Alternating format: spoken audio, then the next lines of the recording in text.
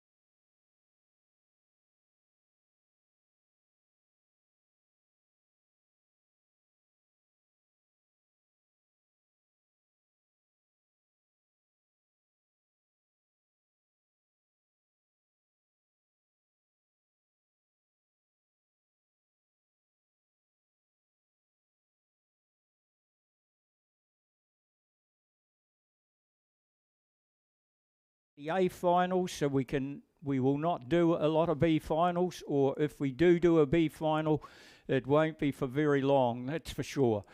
So our top priority is going to be the A final, so immediately we get the A final up on our screen, we take away from the Bs. In some cases we may not be able to do the B finals, we do apologise, but that's just the way it's going to be.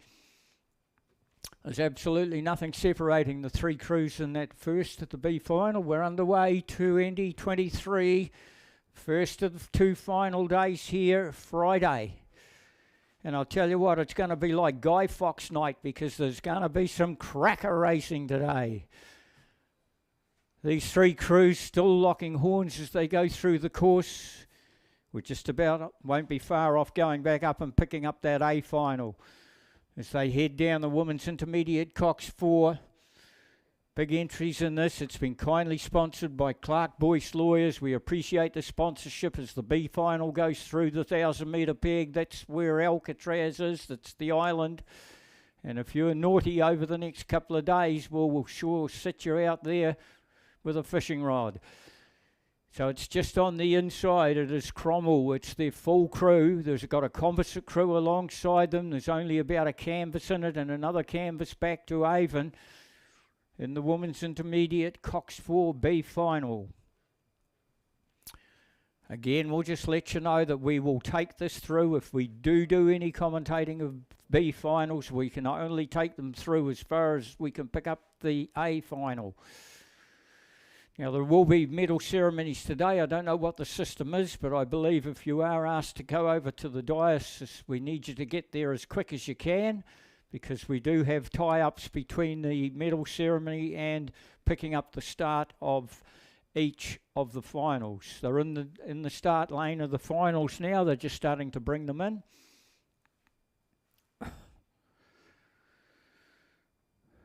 So there'll be PA systems rattling around everywhere this today, guys. It's going to be great fun. Right.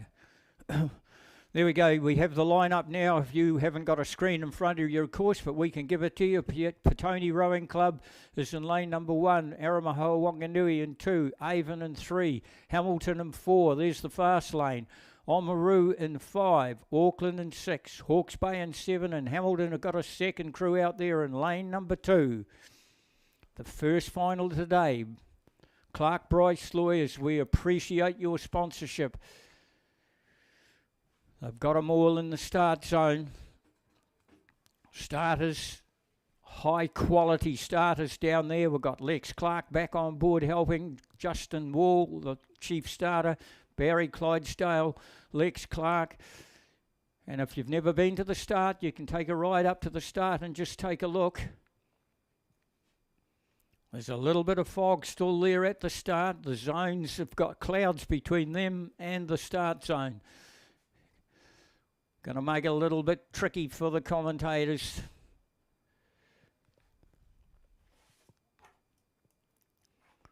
Petone, Hamilton, there's the fast lanes. Look for 3, 4 and 5.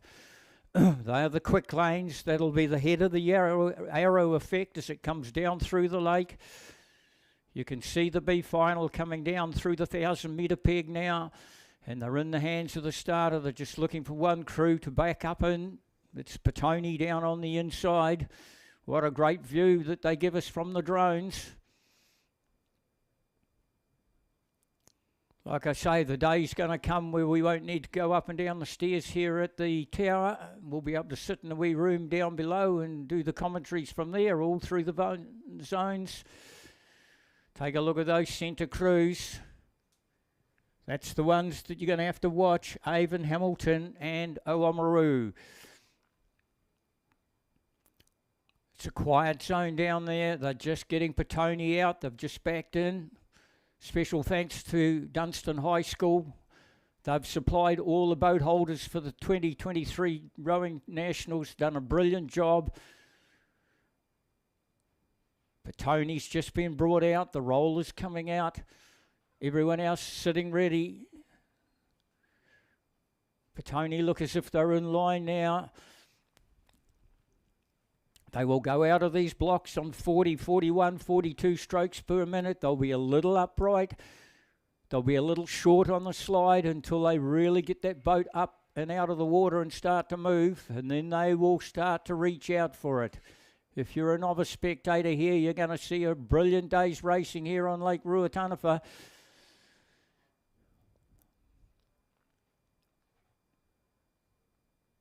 Finals just about ready to go.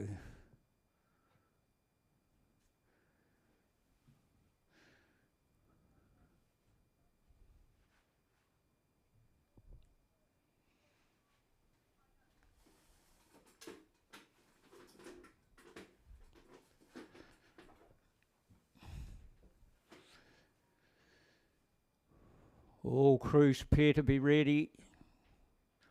Oh, there's one or two crews there that got their blades up out of the water. That's a little bit of a concern. I was always under believe you need your blades under the water for those first squeeze strokes.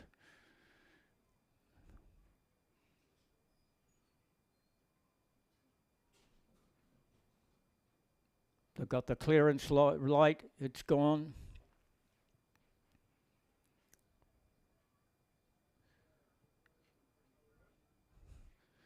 We're getting shots all over our screen. We can let you know who's going to go out of the blocks the quickest. Again, we're looking for those centre lanes.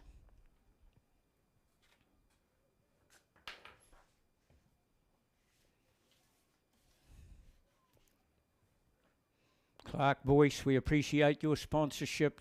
The Women's Intermediate, Cox 4.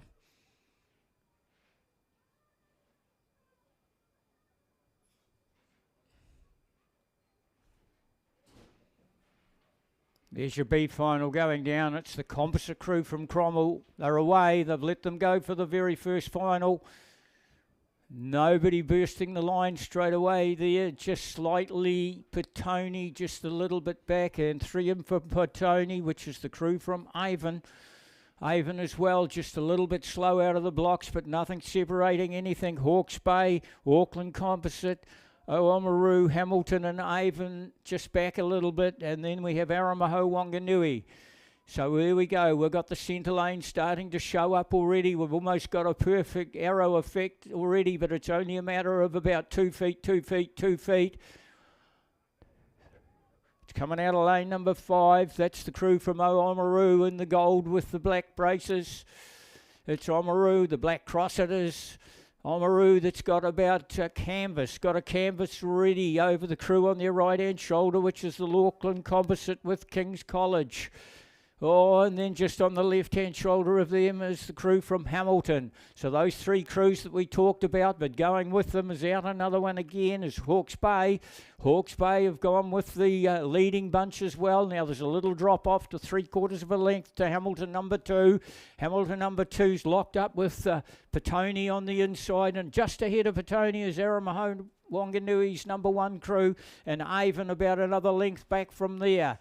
Just starting to move the gap out a little bit now. It's Oamaru. Oamaru been very, very prominent down south here over the championship regattas. Oh, I tell you what, they've only got about 2 feet on their right-hand shoulder. Is Auckland Composite with King's College. They're going through the first 500. Man, that was quick. We're going to see some sizzling times today, and we're going to see what I said, like going to Guy Fawkes night. There's going to be some cracker racing out there. They are locked together, absolutely locked together, those 3 crews from the first, which is the Hamilton, Oamaru and Auckland Composite. Then we go back, Hawke's Bay. Hawke's Bay's now 3/4 of a length away from that leading 3. Then we go back another length to the inside of Hamilton number 2. Across the far side we go to Aramaho Wanganui. These crews, they're only about a length and a half from the leaders. They can come into it. There is plenty of time. They're now in the second 500. Now the slower lane crews, the slower time crews just starting to shift off a little bit. Hamilton 2's about 3 lengths back, and they are locked up with Avon and Petone 1. Back to the leaders, and there's a new lead. There's a new lead, and it's Auckland Composite. Auckland Composite have gone and put a couple of feet on the other 2, which is Oamaru and Hamilton. Hamilton have got 2 feet on Oamaru, and the big improver through the second 500 is coming from Hawke's Bay. Hawke's Bay have just moved up onto the tail end of Oamaru. Has Oamaru gone out far too fast? But Auckland Composite with King's College. We're heading towards, we can't be at the 1,000-metre peg already. I tell you what, we're not far away from it. And it is Auckland. By gosh, they put the burners on in that second 500 now. Have they used up too much energy? Hawke's Bay just starting to lift off now. They've worked hard. And then we still say Oamaru's tucked in the middle between Auckland Composite and Hamilton 1. Auckland, we're with you, all the ones watching on the live stream in Auckland. We feel so sorry for you guys when what we've got down here to what you guys have got to go through up there. We're with you, I can tell you. Through the 1,000-metre peg they go, and it is Auckland Composite with King's College. Let me tell you, they go through now. Hamilton now. Now there's the distance. It's 3/4 back now to Oamaru. Now the inside, Aramaho Wanganui. So they're moving as well, Aramaho Wanganui, and then down the inside we go Hawke's Bay. And then we go back to Hamilton 2 and Petone, that's your field. Now in the third 500, I tell you what, after all the rowing they've done for the last 3 days, the old knees will be starting to shake. You can guarantee it. The coxswains here at the 2023 New Zealand Rowing Championships have been absolutely brilliant, pushing their crews through the heats and getting through to the finals. So a big call out to all coxswains on the course. You've done a brilliant job with your crews, and no more than the coxswain of this crew here. Peter Mills and Peter Manson are doing the coaching, and Charlie Spattle is in the coxswain seat for Auckland Composite, King's College. Down towards the next row of boys they get, and they have got a half a length. They've got a half a length over Hamilton. Oamaru really starting to slip off now, and the pressure's coming right on them from Hawke's Bay, and down up on one of the inside lanes is Aramaho Wanganui. They are putting pressure on Oamaru as well. I think they're ahead of Hawke's Bay. So there's the improver right down the inside. So the coxswain there will give it. It is Riley Dudley right down the inside, really pushing Aramaho Wanganui, trying to get them up into third. Oh, they are locking horns with Oamaru. There's nothing for the bronze medal. Auckland's getting their lead cut out of them now. Auckland's they're only down to about a canvas now. Hamilton really putting the pressures on in the third 500. Hamilton, let's go, Hamilton. Having a go at Auckland. Auckland's still got a canvas on them. Then we go back maybe a length and 3/4 back to Oamaru, and Oamaru's got huge pressure. No, it's not Oamaru, it's the inside. Aramaho Wanganui, where are the supporters for Wanganui? They're up in the bronze biscuit position. Then we come back to Oamaru. Can you come back, Oamaru? They know the shortcuts on this course. They should be able to come back, that's for sure. Hawke's Bay putting pressure on Oamaru. Hawke's Bay want to get up for the bronze medal. Oh, Hamilton have shot to the lead again. Hamilton have gone back to the lead. So Hamilton now by about 1 foot over Auckland Composite. I think they pushed too hard in the second 500 because Hamilton have now going to put 2 feet on them. Oh, and that's Aramaho Wanganui. Aramaho Wanganui definitely in the bronze medal position. Oamaru drifting back. Hawke's Bay have come to the end of their run. It is Hamilton. They've gone and now put a canvas on them. They've gone and put a canvas on Auckland. Auckland Composite can't hang on to them. They pushed too hard through that second 500. What a brilliant race Hamilton has done. By gosh, Abbott, what a great job Rose Abbott has done for Hamilton. She has done a brilliant job out there in the coxswain seat. She has pushed him just at the right time. Auckland had the pressure on through that second 500, and the third 500 is Hamilton. It's Hamilton still with about a canvas only. Canvas only. Auckland trying to come back. Too slow with the hands, Auckland. You've got to go now if you want to pick him up. It is Hamilton. Auckland on the top side of them. In between, Oamaru have drifted off now. Aramaho Wanganui and Hawke's Bay locking horns with Aramaho Wanganui. I think it's about 2 inches to Hawke's Bay. Hawke's Bay are up on about 38 strokes per minute. 39. I got them on 39. Hawke's Bay stroke gorillas are obviously going for it. The gold medal has gone to Hamilton. The silver medal will go to Auckland King's Composite, and I think you'll find Hawke's Bay. Oh, Hawke's Bay, Aramaho Wanganui sticking onto them. Hawke's Bay have gone up into the bronze position as they head down towards the buzzer. And you'll find that Hawke's Bay have gone and taken the bronze. Oh, Aramaho Wanganui, what a big row. Oamaru found it too tough in the last 1,000. And then we go back to Hamilton 2 and Petone. Holy goodness, if we're going to get racing like that, I told you we were going to get fireworks.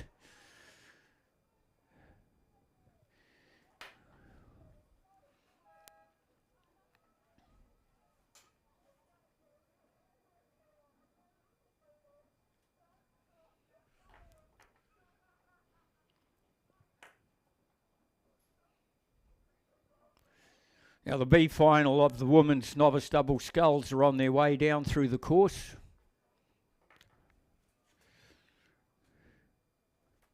There's a couple of minutes before the A final. We'll just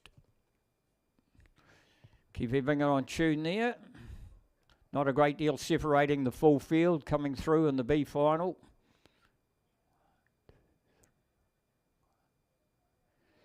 It's coming out of lane number 4.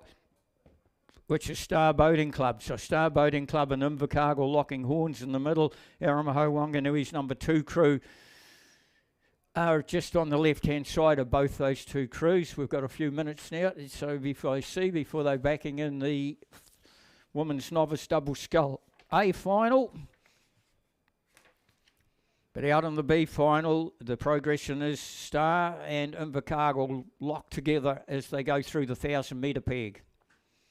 We can now tell you that that first final, the race 256 of the regatta, is the women's intermediate Cox Fours, has gone through in 7:54. Hamilton, 3 seconds back is Auckland King's College Composite, and another 3 seconds back from there is Hawke's Bay, and only 1.07 back to Aramaho Wanganui. I tell you what, guys, the rest of the crews, Oamaru, Hamilton, Avon and Petone, don't put your chin down.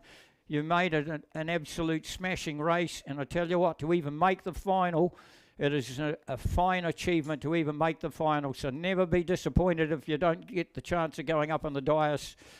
You pick yourself up and you come back again next year and you have a crack at it next year.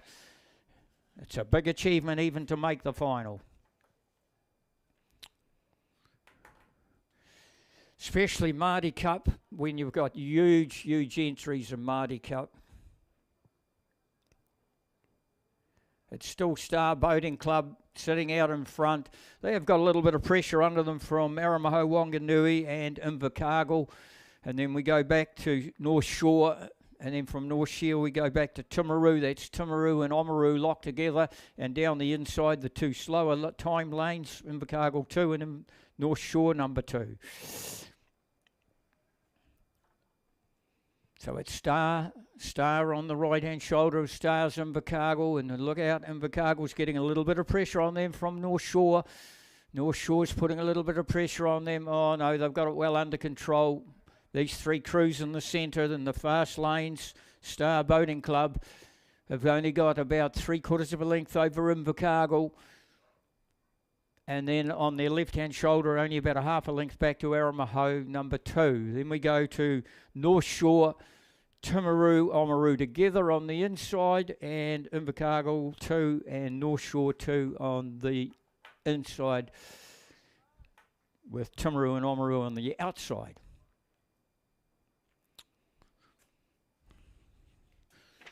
The lineup for the A final women's novice. This is first year rowers. If you were a novice spectator, you were a first year spectator. This is first year rowers. At the start of the season, you see all the mistakes being made and you see capsizes and everything when they're learning the game. But at this time of the year at the Nationals, they've been rowing for something like 6 to 7 months. You'll find that there's no mistakes. And we should see some real fireworks out there. We have Waikato 1 and 1, Cambridge 1 and 2, Twizel, the local club that has gone so well at these championships, in lane number 3, Clifton in lane number 4, Star Boating Club in 5. Otago University had a very good season down in the south here, and they are in lane 6, and Aramaho Wanganui and Avon number 1. There's no 2 crews in the A final. They're all there, the number 1 crews from each club. Twizel, we've got to have, you want to see the support that Twizel's had. They've had a really, really good regatta. So as they head down the B final, we still see Star Boating Club sitting out in front. It was Invercargill, but I think it is the crew from Aramaho Wanganui that's up in second place, and there's pressure put on them from Invercargill's been taken over by North Shore. North Shore across the far side. We're just waiting for that A final. Remember, we are under obligations to take the A final all the time, so we must cut off the B finals. And we will take the B finals where we can, but in some cases we won't be able to because we'll be straight back up for the A final. Star Boating Club, the bowman has a look across. You've got it all under control. Invercargill coming home very, very quickly. It's all that work on the Aridi River for Invercargill, and I think you can see Invercargill will get up for second.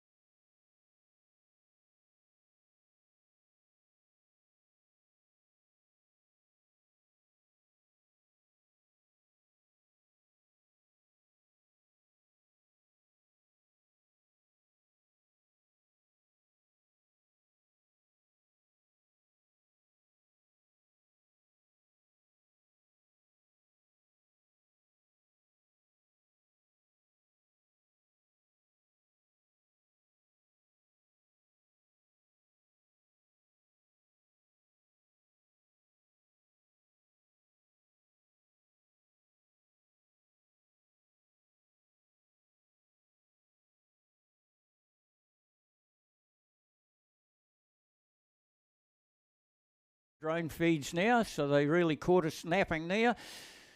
We're too busy sorting things out. So it's Otago University. Then we've got at lane number 3. There's a great Twizel, the local club there in lane number 3, trying to push on. On their right-hand shoulder, they have the crew from Clifton about 2 lengths down. Oh, no, Clifton's only about a length away. Otago University. Then we go back 2 or 3 lengths to the crew from Star Boating Club in the middle of the course. Right out the far side to that is Otago University is really, really getting into it. I've got them going on 34.5.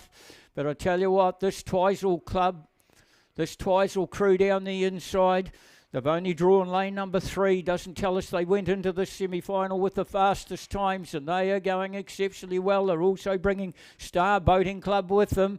So Twizel are bringing Star, so it's Twizel, I think, in front. So I go Twizel over Otago University, and then only Star Boating Club would only be about 3/4 of a length away from Twizel. That's the first 3 or 4. And then sticking their nose down the inside of Otago University, that's Star, that's Clifton.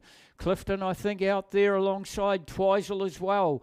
All 3, 4 crews. No, the 3 crews have sorted themselves out now for getting the biscuits around the neck. And it looks like, still could be Otago University. Otago University, I think, still got the lead. It looked like Twizel had come up alongside them, but it's Otago University. out in front. What a great season they have had here down in the south. Otago University over Twizel. Sticking their nose in between them on the top side of Twizel is Clifton. Clifton look as if they're clearly up into third place. Then we go back 2.5 lengths back to Star. Another 2.5 lengths back to Avon on the far side. Aramaho Wanganui are not in the picture. Down on the inside we have got Waikato and Cambridge only 1.5 lengths down there. Oh, they've gone to the lead, Twizel. Twizel have gone to the lead. Where are the Twizel supporters? Oh, just in the last, 50 odd metres, Twizel chucked it down. Kelvin's got them all sorted out. Well done. Here's a title going to go down. A title and a gold medal for Twizel. Twizel supporters, get in behind your siblings. They're right there. They have got 3/4 of a length over Otago University. Right in between them is Clifton, but they're about 2 lengths down, and then we go Star. So it is Twizel. Twizel go down. They have just left Otago University for dead inside the last 300 or 400 metres. And they've gone through and taken out a length. They've gone to a length and a quarter now. And they'll get the buzzer and the title and the gold medal. Calvin Maker's got them through. He's got helpers with him. He's got Vanessa and, of course, Mrs. Henderson. Tracy, I think it is. Otago University's taken the silver. Clifton has taken the bronze. Then we go Star. Down the inside to Waikato, alongside them Cambridge, and locked up with them at the other side is Avon and Aramaho Wanganui. Wowee, that's the first title for Twizel for a long time.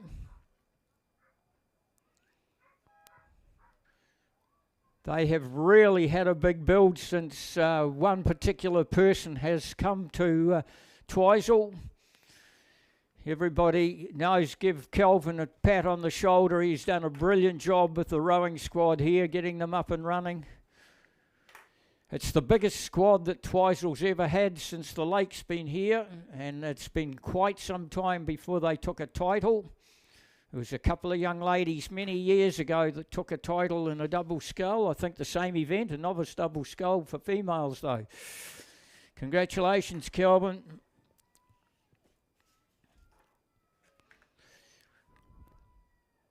The program now moves on to race 259, which is the men's under 22 coxless pair. It'll be a straight final, and this time we'll most likely be able to pick them up as they go out of the starts. We have in lane number 2, Tauranga 1. We have in lane 3, Auckland 11. We have Waikato 2 in lane 4, Waikato 1 and 5, and Cure Boating Club out there in lane 6. Luca Harris and James Hollard for Tauranga. Baxton McGilvray and Oliver Leach is there for Auckland. Toby Robinson and Logan Spence for Waikato 2. Samuel Schotter and Joshua Vandervik for Waikato 1. And Lewis Mates and Will Rattray for Cure.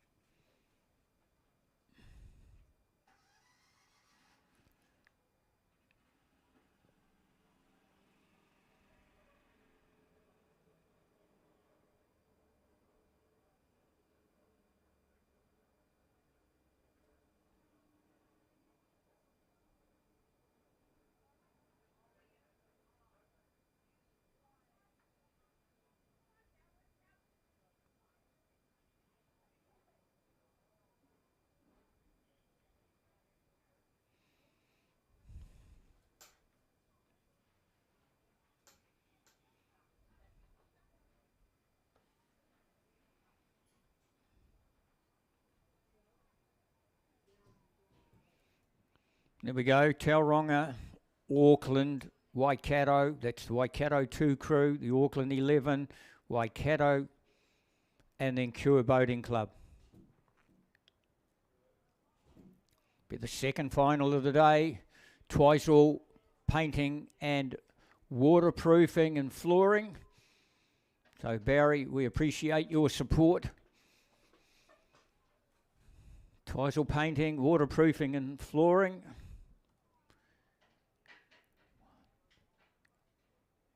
Only the 5 clubs, they're away. They've gone out of the blocks in the second final of the day, and it's the 22, the under-22 Coxless Peers. They will sizzle through this course in 6:30, somewhere around about there. So they've gone out. There's nobody really dropped off, or nobody really gone out to any sort of lead inside the racing start zone, that's for sure.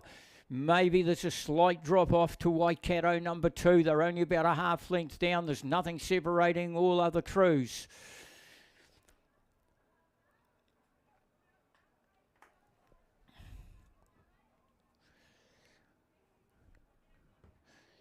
Just a little bit of a drop off from that Waikato number 2 crew. It's the crew alongside them. It's their club mates. It's Waikato number 1 that's gone out to about a canvas lead over Cure Boating Club. Cure Boating Club are locking horns along with the 2 crews on the inside, which is Tauranga and Auckland. Oh, I don't know. I think it's the crew from Auckland. Auckland look as if they've got a very, very slight advantage over the crew from Waikato 1. They've only halfway through that first 500 litres. They've just dropped off Cure Boating Club by about a half a length now. And the crew from Waikato 2 is off by about a length at this stage as they head towards the 500 metre mark. And it is the crew from the second in, which is Auckland. Auckland has the slight advantage over Waikato number 1. This is Auckland, which is Baxter and Oliver, and Waikato 1's got Samuel and Joshua in it. There's nothing separating those 2 crews. Could be Waikato 1 with a slight advantage through that first 500. Bringing with them the crew from Auckland. Oh, they've only got about a length's advantage, Auckland, over Tauranga on their left-hand shoulder. And, oh, I tell you what, that crew from Waikato number 2, they don't want to be out it as well. Now you've got a Clearwater out there, which is the crew out from the outside Waikato. We've just been looking at some shots from the drone, and they've given us overhead shots, and moving away from it made it quite difficult to pick out the leaders. It is Waikato, though. Waikato.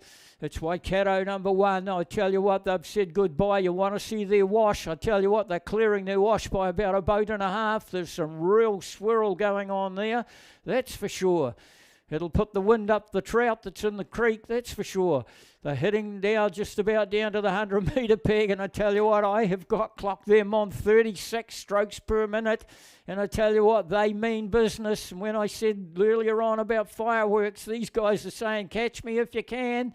So it is Waikato number 1, and they go into the 1,000 metre peg, most likely with about a length and a half's advantage over Auckland.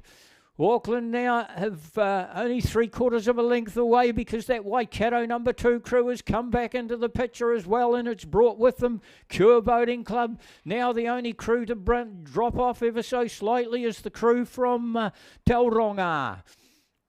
Through the 1,000 metres they go. Now they go. Waikato through. Auckland now through the 1,000. Now right in behind them is Waikato 2 now. And then we go the inside Tauranga, but Cure's gone ahead of them. Gosh, there's been some great racing also so far. We've only had one race, Millsy, so it can't be that great. It was brilliant, the first race. And these guys now, this Waikato crew out wide has really, really said goodbye to the rest of the field. They have put a big margin on them from Auckland. Auckland are about 2.25 lengths back off them, and they're in the third 500. Water conditions here on the lake, absolutely brilliant, like they've been all week. This is a great place to be, right here at the 2023 New Zealand Rowing Championships, and it is Waikato going away further. They have gone and put 3 lengths over the opposition, and that's steamed up by the Auckland crew out of lane number 3. And then from there we go Waikato 2. Waikato 2's now taken the lead off Cure Boating Club. Cure Boating Club has got about a length and a quarter over the crew from Tauranga. They head down now, and it won't be long before they get that 500 metre mark line in Waikato number 1, under the guidance of Nick Barton. Nick Barton's Samuel Schotter and Joshua Vandervik. Nick Barton's got them tuned up right to the minute. Down they go for, can they open it up anymore? I tell you what, they'll need a parachute. They're going so quick to stop when they get the buzzer, otherwise they'll hit the big concrete slab up the top end of the lake. It is Waikato, and I tell you what, their number 2 crew is now up within a half a length of their of the crew from Auckland. So they're going to try and go 1-2 Waikato, because that number 2 crew really started to drift off straight away. And then all of a sudden, Auckland just tiring a little bit, and you'll find that Waikato number 2 is really picking Auckland up. They're in within a half a length of them. Then we have to go back to Kua Boating Club and Tauranga down on the inside. Back to the leaders. It is Waikato number 1 crew out in front. 3.5 lengths now over the crew on the left-hand shoulder, which has always been, it hasn't, it's been Auckland that's always been in second, but Waikato too are going to go 1-2 because they've gone out to the number 2 crew and put a half a length over the Auckland crew that was right there through that first 1,000. And then we go about 3 lengths back to Kua Boating Club and then quite a wee way back to Tauranga. Down towards the line, second final of the day, the men's under 22 coxless pair. And they will go down to the line and get the buzzer. They will take the title back up to the Waikato. That's where the bells ring. And they'll also take the gold medal with them. A big finish coming from Auckland. Back over the top of Waikato number 2. They're not going to go 1-2. Auckland have come home very, very quickly. A lot quicker with the hand speed and gone and pushed out and taken over Waikato number 2 crew. That's a big finish from Auckland because it looked like Waikato number 2 put their nose in front of them. And then we go back to Kua Boating Club and Tauranga.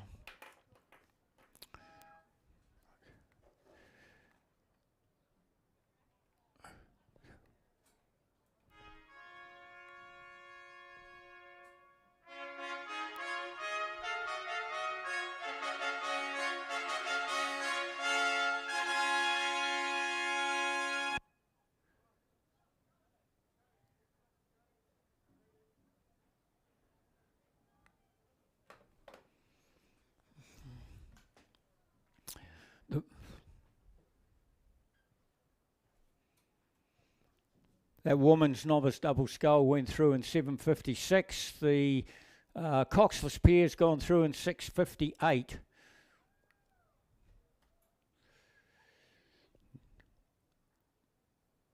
They're just now doing the medal ceremony of the first event.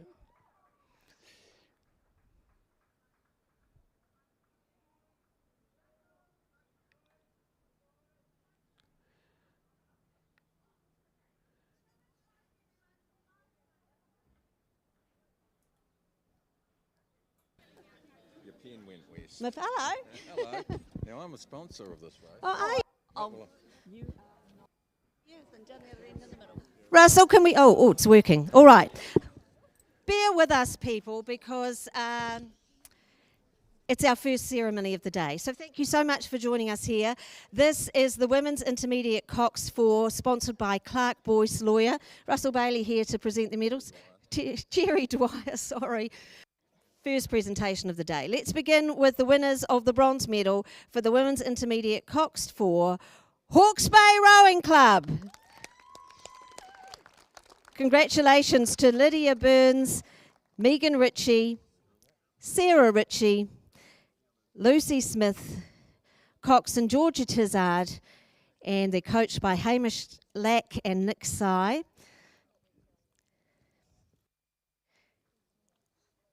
You can make noise.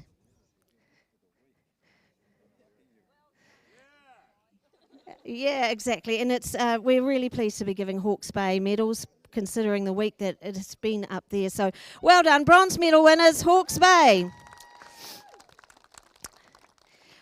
And now the winners of the silver medal for the Women's Intermediate Cox 4, Auckland King's College 1. Well done to Satai Satonga, Cara Lorch Church, Tiaria Jackson, Lara Wesseling, coxswain Charlie Spittle, and coaches Peter Mason and Peter Mills. Their time 7:57.42.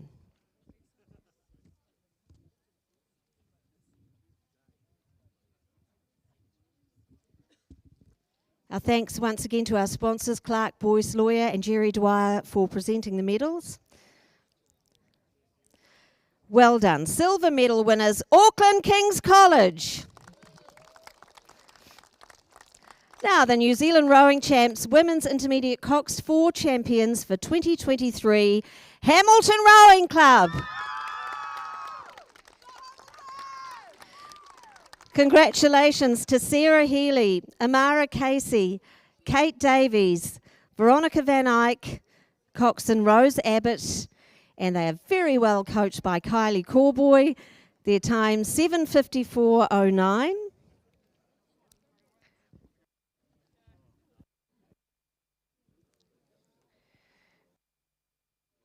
And one for Kylie. So well done. Bronze medal winners Hawke's Bay, silver medalist Auckland King's College, and our champions, Hamilton Rowing Club.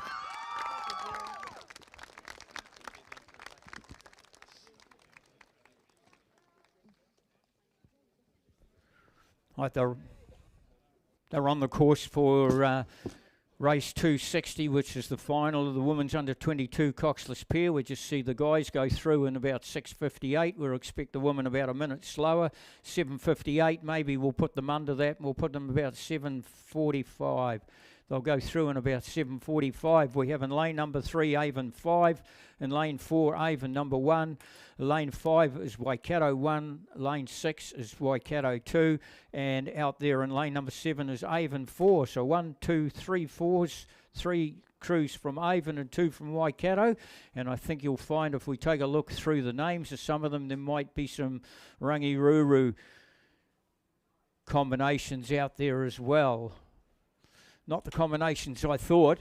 So they're well down through the course now. They're through that first 500, and it looks like the crew, there's 3 in from the outside, is Waikato. So Waikato again showing their colours. They have about, only a canvas on the left-hand shoulder is Avon 1. Now we look back at Avon 5. They're just back off the pace a little bit, and also the Waikato number 2 crew and Avon number 4 just back off the pace. So the 2 crews have gone out to a lead over the rest of the field in the second 500. They head down now and they'll get that 1,000-metre peg, and it is Waikato, Holly Mills and Isabel Aladis Watson. Steve Wills doing the coaching for them through the thigh zone. I think they've taken a couple of feet up on them as the crew from the inside, which is Waikato Avon. It's Avon number 1. They're down to within about a canvas now as they head towards that 1,000-metre peg. That's where there'll be a move done, and we'll just see if there's any urgency come from the crew that's sitting in front, which is the Waikato number 1 crew. We then go back, maybe 3 lengths now to third place, which is Avon's number 5 crew, and they in turn have got 3/4 of a length over the crew from Avon, Waikato 2 it is, and Avon 4. We just back further from that again. Through the 1,000 this time. We'll call them through for you. This time now for Waikato, now for the crew from Avon 1. So these 2 crews still with that 3-length lead.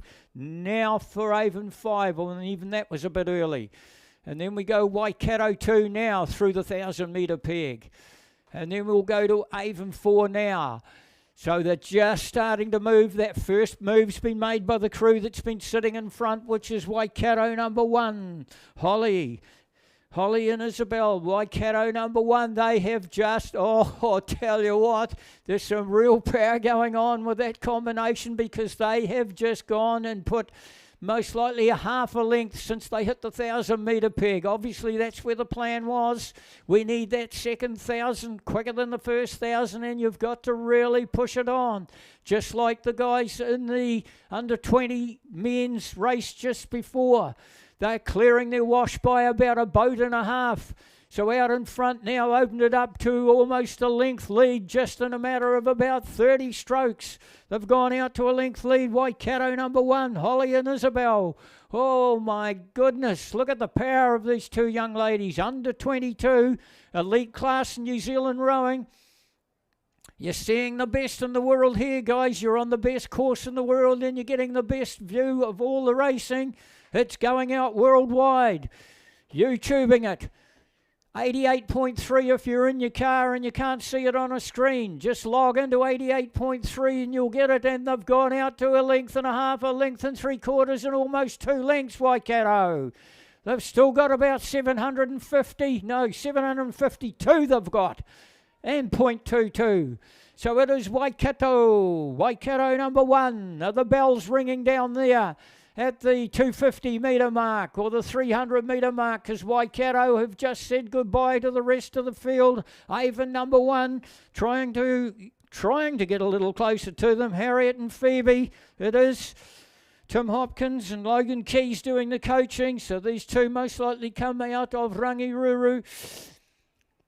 Under 22, Coxless Piers, race 260 of the championship regatta here. And the sponsor, we can tell you, is Twizel Bakery and Cafe. We appreciate your sponsorship with Waikato. They must have been to the bakery and got the energy from their lovely buns there. They have opened it up. I'm going to get a rating on them for you. 34, they're on 34 as they head towards the Gold Boys, which tells you they've got 250 metres to go. We can't see the colour of the boys, and this wee Pakeha boy's colourblind anyway. So they head down towards the line, and Waikato clear of the rest of the field. Avon trying to chase them, but they're a good 3.5 lengths back from them. I think Waikato are going away from them again. Another 3.5 lengths back, the same to the inside crew, which is Avon 5, and then another 2.5 lengths back to the crew from Avon 4. Oh, it's Waikato 2. It's Waikato number 2, and Avon 4 we don't see. We can't have been calling them. Through the 100 metre buoy line they go. Waikato, just look how easy they're doing it down on 34, and look at the beautiful run they've got on their boat as they head down. Another one for Waikato, 2 in a row in the under 22s. The title goes to Waikato, and the gold medal, of course, Avon. The Avon number 1 crew will take the silver medal, and there's a big push from Avon 5 and Waikato number 2, and it's going to go to Waikato number 2, just got up in the last stride to take the bronze medal.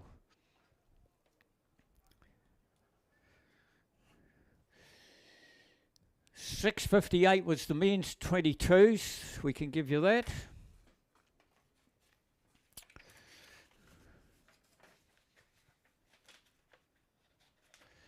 Your next race up is a B final, so we'll just keep an eye on what's going on down below.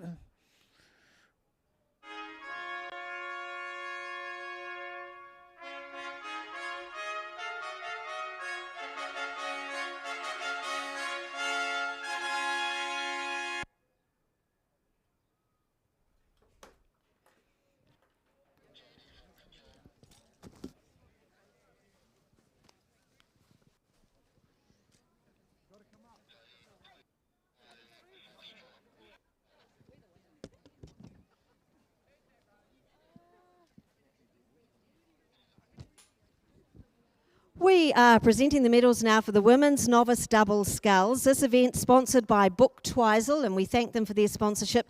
Claire, who's one of our hard-working team down behind the podium, is going to present the medals. So, we begin with the winners of the bronze medal for the Women's Novice Double Sculls, Cliff Club. Well done to Rose Bergen, Jessie Pulford, and coaches Greg Cox and Gus Bergen. Their time 8:05.10. Well done, Clifton Rowing Club. The winners of the silver medal for the novice double sculls Otago University.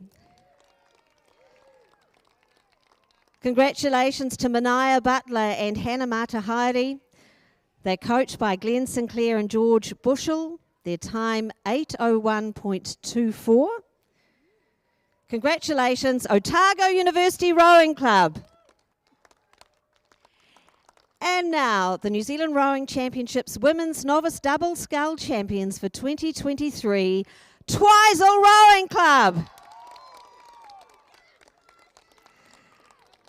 Fantastic start to the day for Twizel.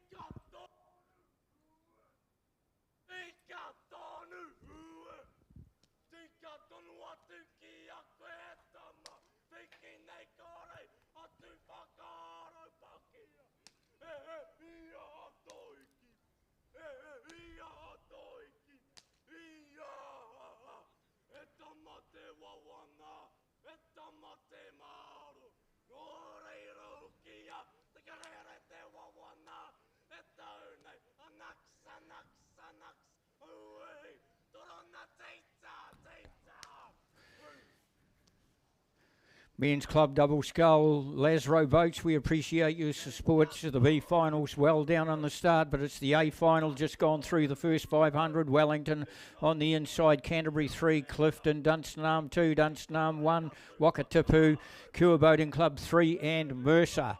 And it looks very much like it's coming off. 5 from lane number 5.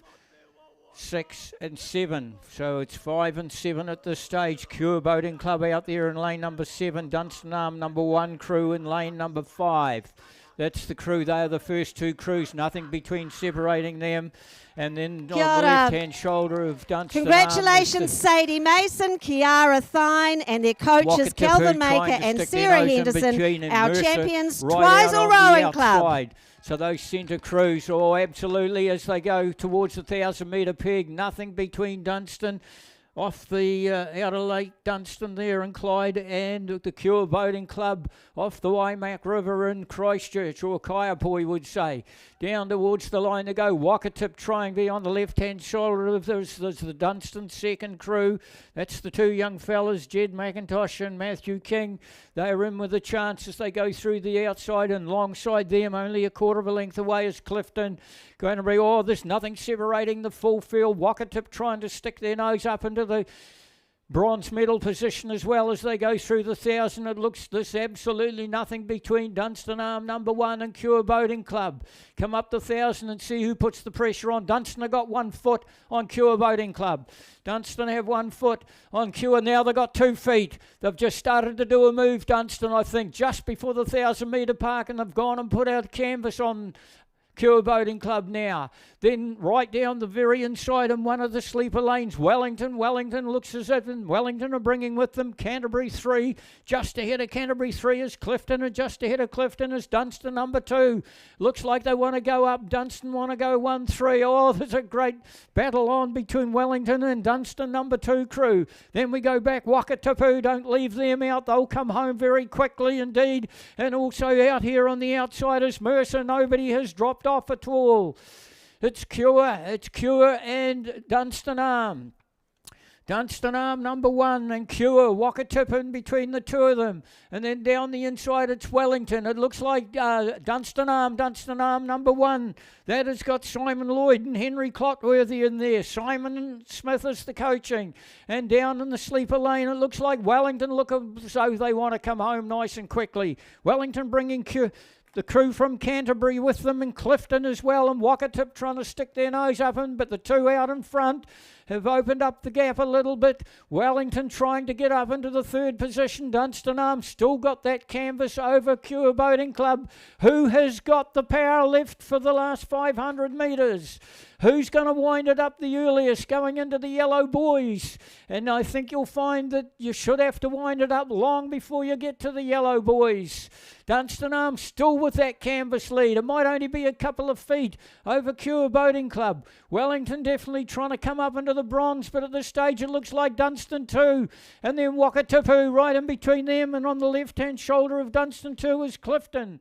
Canterbury 3, I think you'll find's out of it now, and also Mercer on the far side. So we head down to the centre of the course, and it is Dunstanarm. Dunstanarm over Cure Boating Club. Oh, they've gone out to a half-length lead now. Oh, I can just see the pressure coming from the bow boy and Dunstanarm. He's given the call to his stroke man. Simon's gone with him, Jack and Simon, and they've gone and put out now to a half a length. They're shifting it out to 3/4 of a length. Looks like Dunstanarm want to get there first. Oh, here comes Cure Boating Club back at them again. They've picked up a quarter length. They're down to a quarter a length again now. Half a length it is, Millsy. It's a half a length. Dunstanarm got a half a length on Cure Boating Club. Oh, where are the rest of the field? They have really spread open the rest of the field, these two up front. Dunstanarm hanging on, Cure Boating Club coming at them. Who's going to take the bronze medal out of Wellington on the inside? Dunstanarm and Clifton in the middle. And Wakatip trying to stick their nose out to Mercer. Back to Canterbury. Down to the line they go. Dunstanarm have moved it out to 3/4 again. They've gone out to 3/4 over Cure Boating Club. 100 metres to go. Dunstanarm might take the title back to Lake Dunstan and the gold medal. Come on, Jack. Come on, Simon. Down towards the line, it looks like it's going to go to Dunstanarm, the gold medal and the title. 3/4 of a length back to Cure Boating Club. Wellington's going to move up for the bronze over Dunstanarm's number 2 crew. That's the two young fellas. Wellington, yeah, will take the bronze medal. Then we go Dunstanarm, number 2, Clifton alongside them, out the far side to Mercer. Oh, man, we got some real moves going on through that course.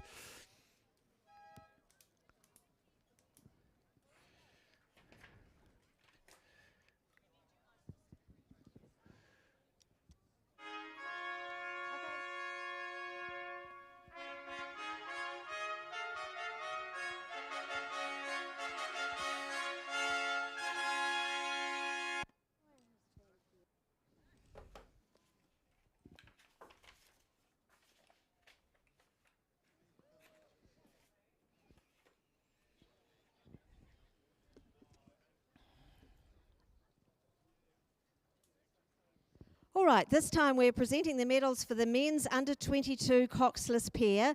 This event sponsored by Mackenzie Supplies. Thank you to Claire, our medal presenter. The winners of the bronze medal for the under-22 coxless pair, Waikato Club 2. Lots of noise, people. Toby Robinson and Logan Spencer. They're coached by Nick Barton. Their time 7:05.78. Silver medal, bronze medal winners, Toby Robinson and Logan Spencer. The winners of the silver medal for the under-22 coxless pair, Auckland Rowing Club 11. Well done to Baxter McGillivray and Oliver Leach, who are coached by Brent Leach. Their time 7:02.97.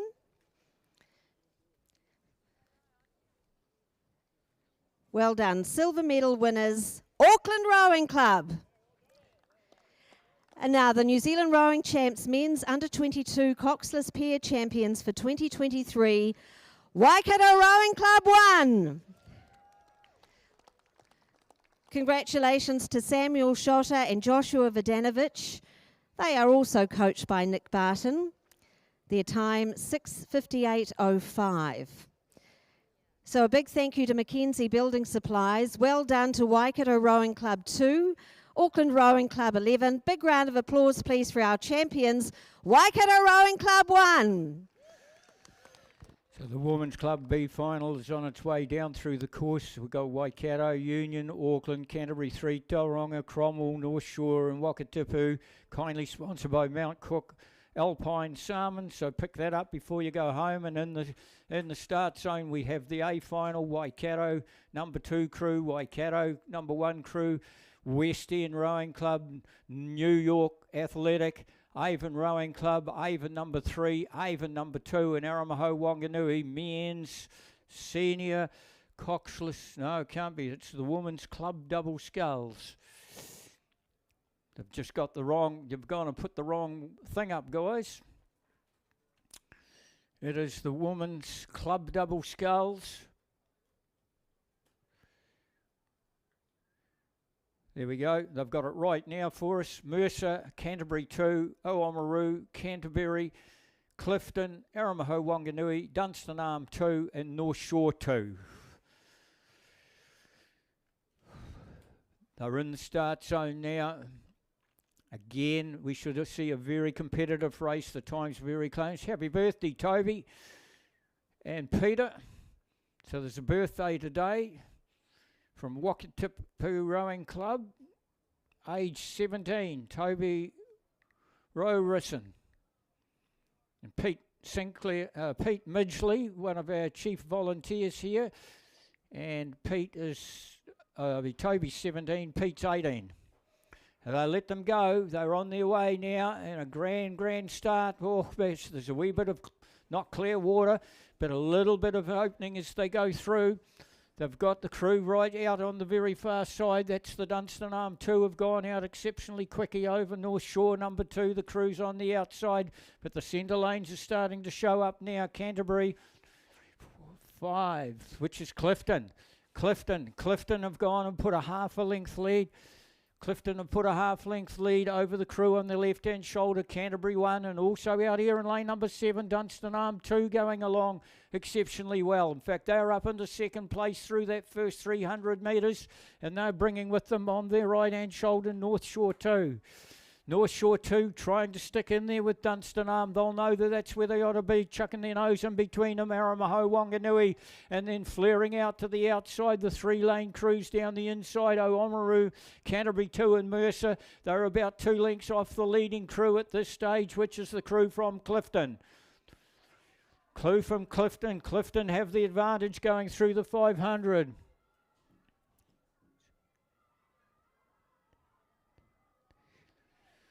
Clifton going through a half a length clear over Dunstan Arm, and then only a half a length back there to the crew from North Shore 2, trying to stick their nose in between the two of them.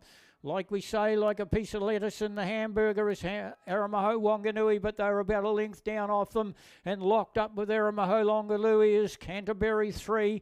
Oamaru is starting to get up towards Canterbury 3 and locking horns with them, and only a half a length back to Canterbury 2 and Mercer.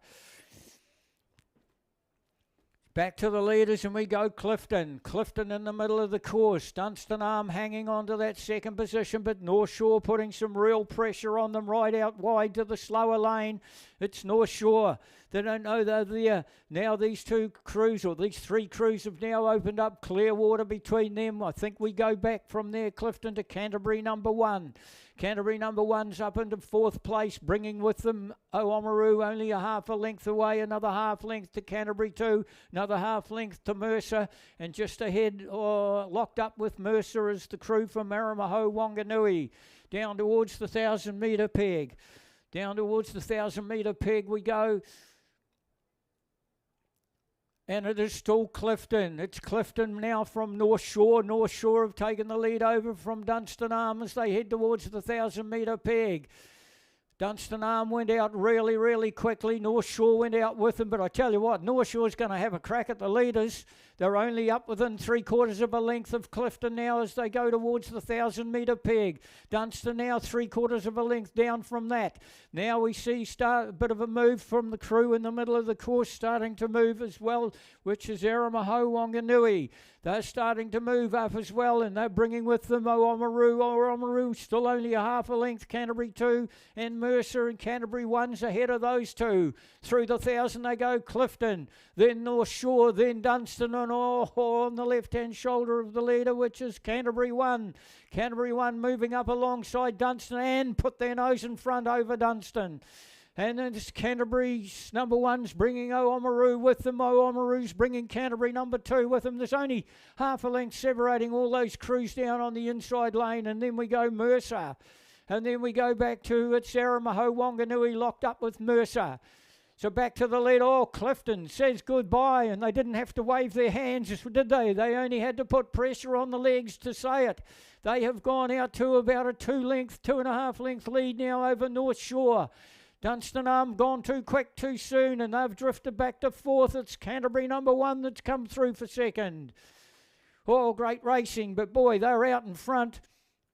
They must have blitzed through the semi-finals. This is the Women's Club Double Sculls, and they're kindly sponsored by Mount Cook Alpine Salmon. And I tell you what, it's race 264 of the program.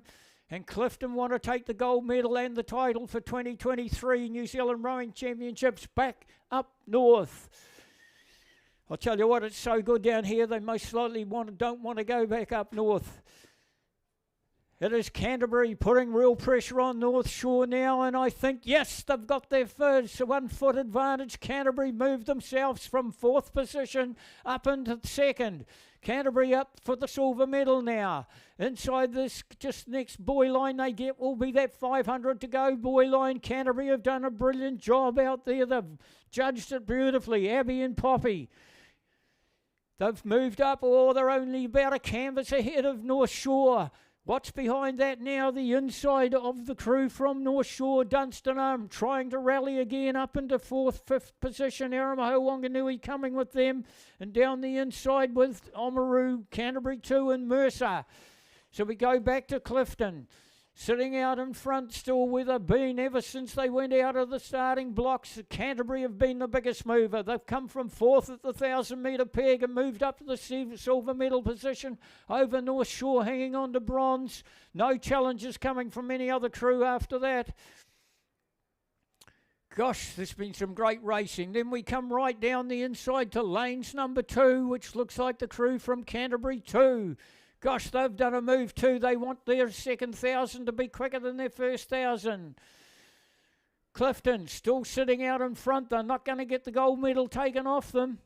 That's for sure. They're going to go down. They get the yellow buoys, and they've only got about 250 metres to go on their left-hand shoulder, but about 3.5 lengths down is Canterbury 1. They're going to get the silver medal, and then right out the far side, North Shore. But I tell you what, Canterbury 2 is coming home very, very quickly indeed, and they are only about a half a length away from North Shore on the far side.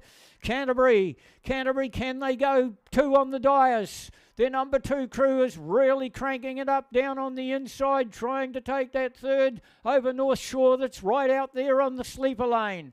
Down towards the line, 100 metres to go. Clifton goes through the 100 metre buoy line. That's where they should be. Canterbury number 1 goes through now. Now North Shore. Yes, North Shore have got their nose in front of Canterbury number 2. Canterbury number 2, hand speed too slow. Canterbury number 2. We've got to go quicker. It is North Shore hanging on to the bronze medal. Clifton gets the gold medal and the title. Canterbury number 1 get it. They're going to take the silver, and I think Canterbury's just pushed through. There's something happened to North Shore. I think they dipped the water. They were in 3rd position, about 10 metres from home, and then all of a sudden they were almost a half a length behind. They caught some bad water, and it's given it to Canterbury. Canterbury's gone through for the bronze. Sorry about that.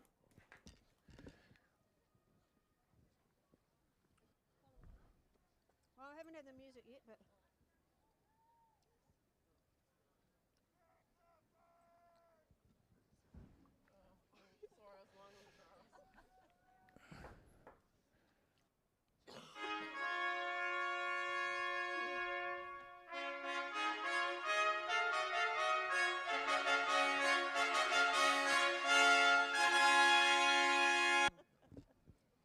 All right, this is the women's under-22 coxless pair, sponsored by Twizel Bakery. Claire once again presenting our medals for us.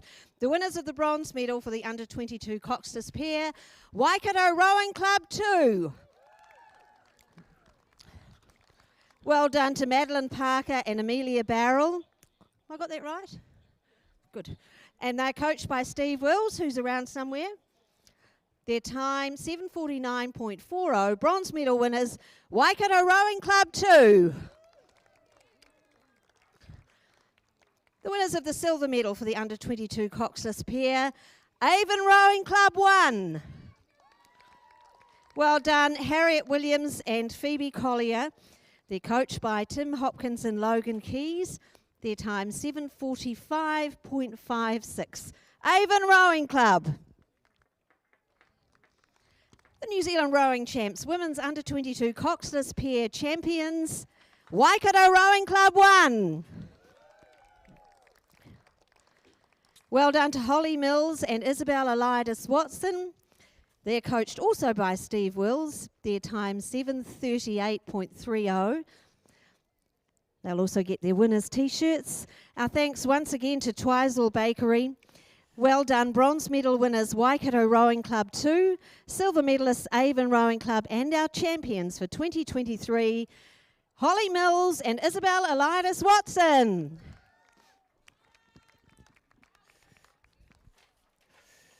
Right, they have let them go straight out of the blocks now. The men's senior coxless fair for one of the feature races, race 266, kindly sponsored by Mr. Whippy. Thanks, Steve. Great stalwart of South Island rowing is Steve with Mr. Whippy. He's a volunteer here as well as a worker, and he does an excellent job, especially at doing dishes. So they have gone out. We've got a field, Waikato 2. Waikato 1, North End 1, New York Athletic. If anyone's wanting to know where this New York comes from, they are from New York.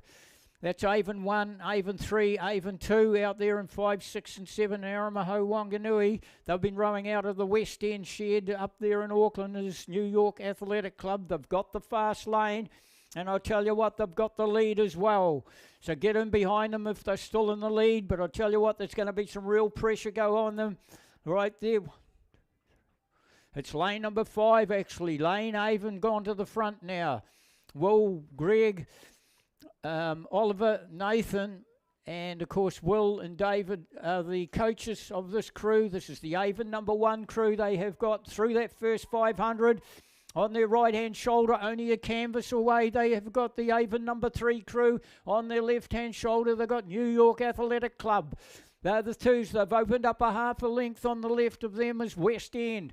West End is in 4th place going through that first 500 metres, and they're locked up with the Gold Blades of Aramaho Wanganui on the far side. Avon's number 2 crew and number 3 crew just back off it. Oh no, not the Avon number 1 crew right in the middle of the course. That's the crew that they've got to try and catch. There's still only a canvas. A canvas, they've got Avon on their right-hand shoulder, and they have got New York Athletic on their left-hand shoulder. Half a length back to West End down the inside in lane number 3. Then we come to Avon number 2, or number 3 it is, out in lane 6 alongside Avon number 2. Back there, a couple of lengths back now, Waikato 1 and Waikato 2. West End trying to get into the picture. 3 crews have sorted themselves out going in the second 500. It's still Avon. It's Avon 1, Avon 3, and there's nothing between Avon 3 and New York Athletic.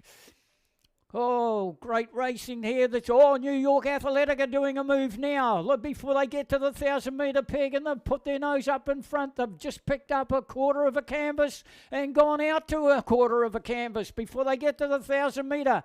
We'll call them through. New York Athletic. Now, Avon now, Avon now. West End now. That's how close it is. They go through the 1,000-metre peg, and the New Yorkers have gone and put a half a length over Avon. They've done a move before the 1,000 metres, and they've done a move after the 1,000 metres. Oh, that's just breaking. The tandem rig boat for Avon can't keep up the pace. They'll come back into it again, and if you're a novice spectator and you want to know what Millsy's talking about, a tandem rig boat, you'll see it when it comes down the course. The number 3 seat and the number 2 seat are locked together in the middle of the boat on stroke side, and you'll see the big gap between 1 and 3. And I can tell you why they do it, but we've got to go to the race. I've got no time to do it, and it's New York Athletics still with a half a length over Avon number 1. Avon number 1 has got a half a length over Avon number 3, and Avon number 3's got a half a length over West End. Where's the rest of the crews? They've gone and opened up a huge gap over the rest of the crews. We can see Waikato 1, Waikato 2 down the inside, and Avon 2 and Aramaho Wanganui on the outside. Oh, that's good. So I tell you what, this Avon number 3 crew's having a crack at them. They're up within a half a length of their number 1 crew, but New York Athletic and West End is only a half a length away from Avon 3. Can you follow me? There's so many Avon crews out there, and the schoolboy crews too. Some of them are, that's for sure.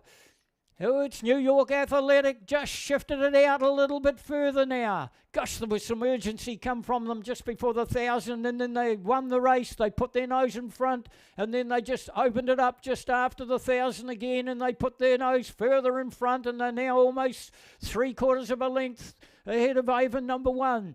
Avon number 1 still got that half length over their number 3 crew, and West End are only a half a length over Avon number 3. And then we go back down the inside. We've got Waikato 1, Waikato 2. Nothing between these two crews on the inside. We go right out to Aramaho Wanganui and just back off them a wee bit as Avon's number 2. Look at them in the centre of the course. You'll see that tandem rig boat of Avon's. They're just starting to crank it up. They've pulled back about 2 feet, Avon 1. Avon 1 have pulled back about 2 feet. New York Athletics by... It's a pleasure to have you down here, guys, and you're going exceptionally well. They've got a half a length. They've gone back out to a half a length. Somebody's given a call in that boat. They've gone out to a half a length. Avon tried to come at them. New York Athletic, a half a length clear of Avon number 1. Then Avon number 3, another 3/4 of a length back and a length back to West End. Then we go out the far side to Aramaho Wanganui. Down the inside here we Waikato 1, Waikato 2 doing seat racing. Down towards the line they go. Welcome down here to Ruataniwha, the South Island of New Zealand, you guys. They're going to go take the gold medal, and whether they take the title, I'm not too sure. Being an international crew, one of 3 international crews here. Gold medal, half a length clear, Avon 1, Avon 2, length clear, 2 feet back to West End. Waikato doing seat racing down on the inside, back out to Aramaho Wanganui, and then we go to the Avon number 2 crew. Mr. Whippy, that's your race.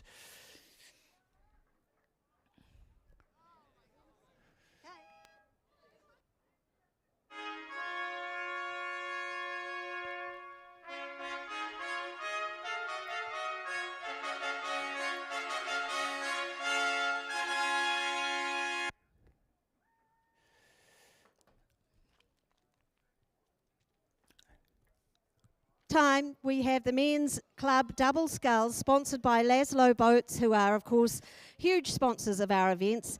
Claire once again presenting our medals. The winners of the bronze medal for the club double sculls, Wellington.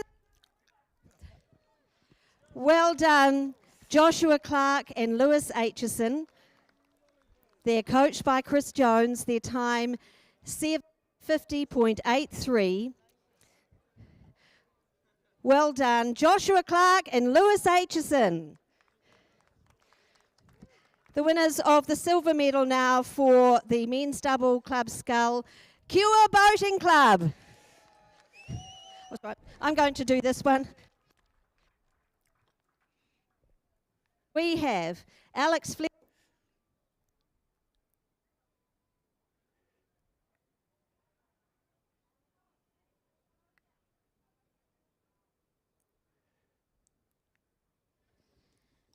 Over. I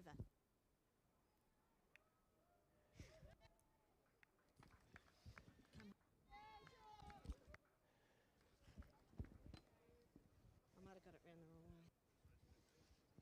Lean over, please.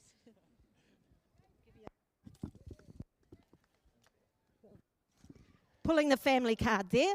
Well done. Silver medal winners, Cure Boating Club. And now, the New Zealand Rowing Champs Men's Club Double Scull Champions for 2023, Dunstan Arm Rowing Club. Well done to Simon Lloyd and Henry Clatworthy. They're coached by Simon Smith. Their time 6:43.94. A big thank you to Laszlo Boats, our sponsors. Well done to bronze medal winners Joshua Clark and Lewis Aitchison, silver medalists Alex Fletcher and George Johnson, and our champions from Dunstan Arm Rowing Club, Simon Lloyd and Henry Clatworthy.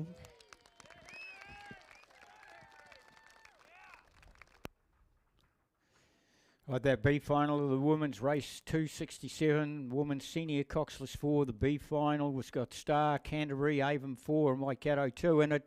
They're halfway down the course. Poppy's Calf, we appreciate your sponsorships for Poppy's Calf. As they come down through the course, the lineup for the A final is right on our screen, so we can give you that. North Shore 2 down on the inside.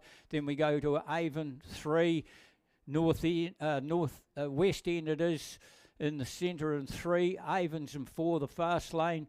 North Shore out there in 5, Avon's number 5 crew in 6, Waikato in lane 7, and Avon's number 2 crew in lane number 8.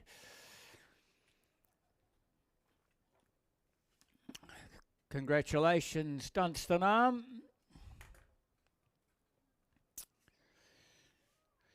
Poppy's Calf. There's only one more chance to get along for a meal at Poppy's Calf, guys. That's here in Twizel. Make sure that you get along there and support them. They're big supporters of South Island Rowing. Again, another call out to Toby Roe-Rosson from Wakatipu Rowing Club. He's 17 years of age. And Peter Midgey, one of our umpires, he's 18 years of age.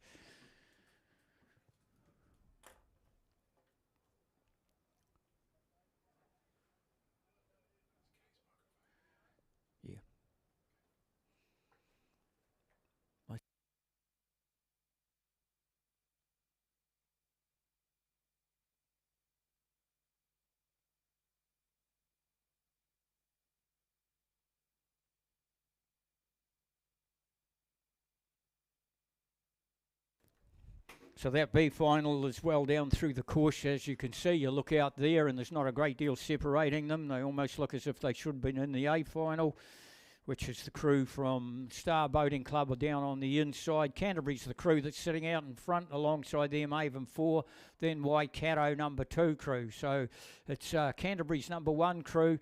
A lot of school kids, they are away with the A final, so we go to the A final. You've got the field, and as they go through that 1,000 metre peg,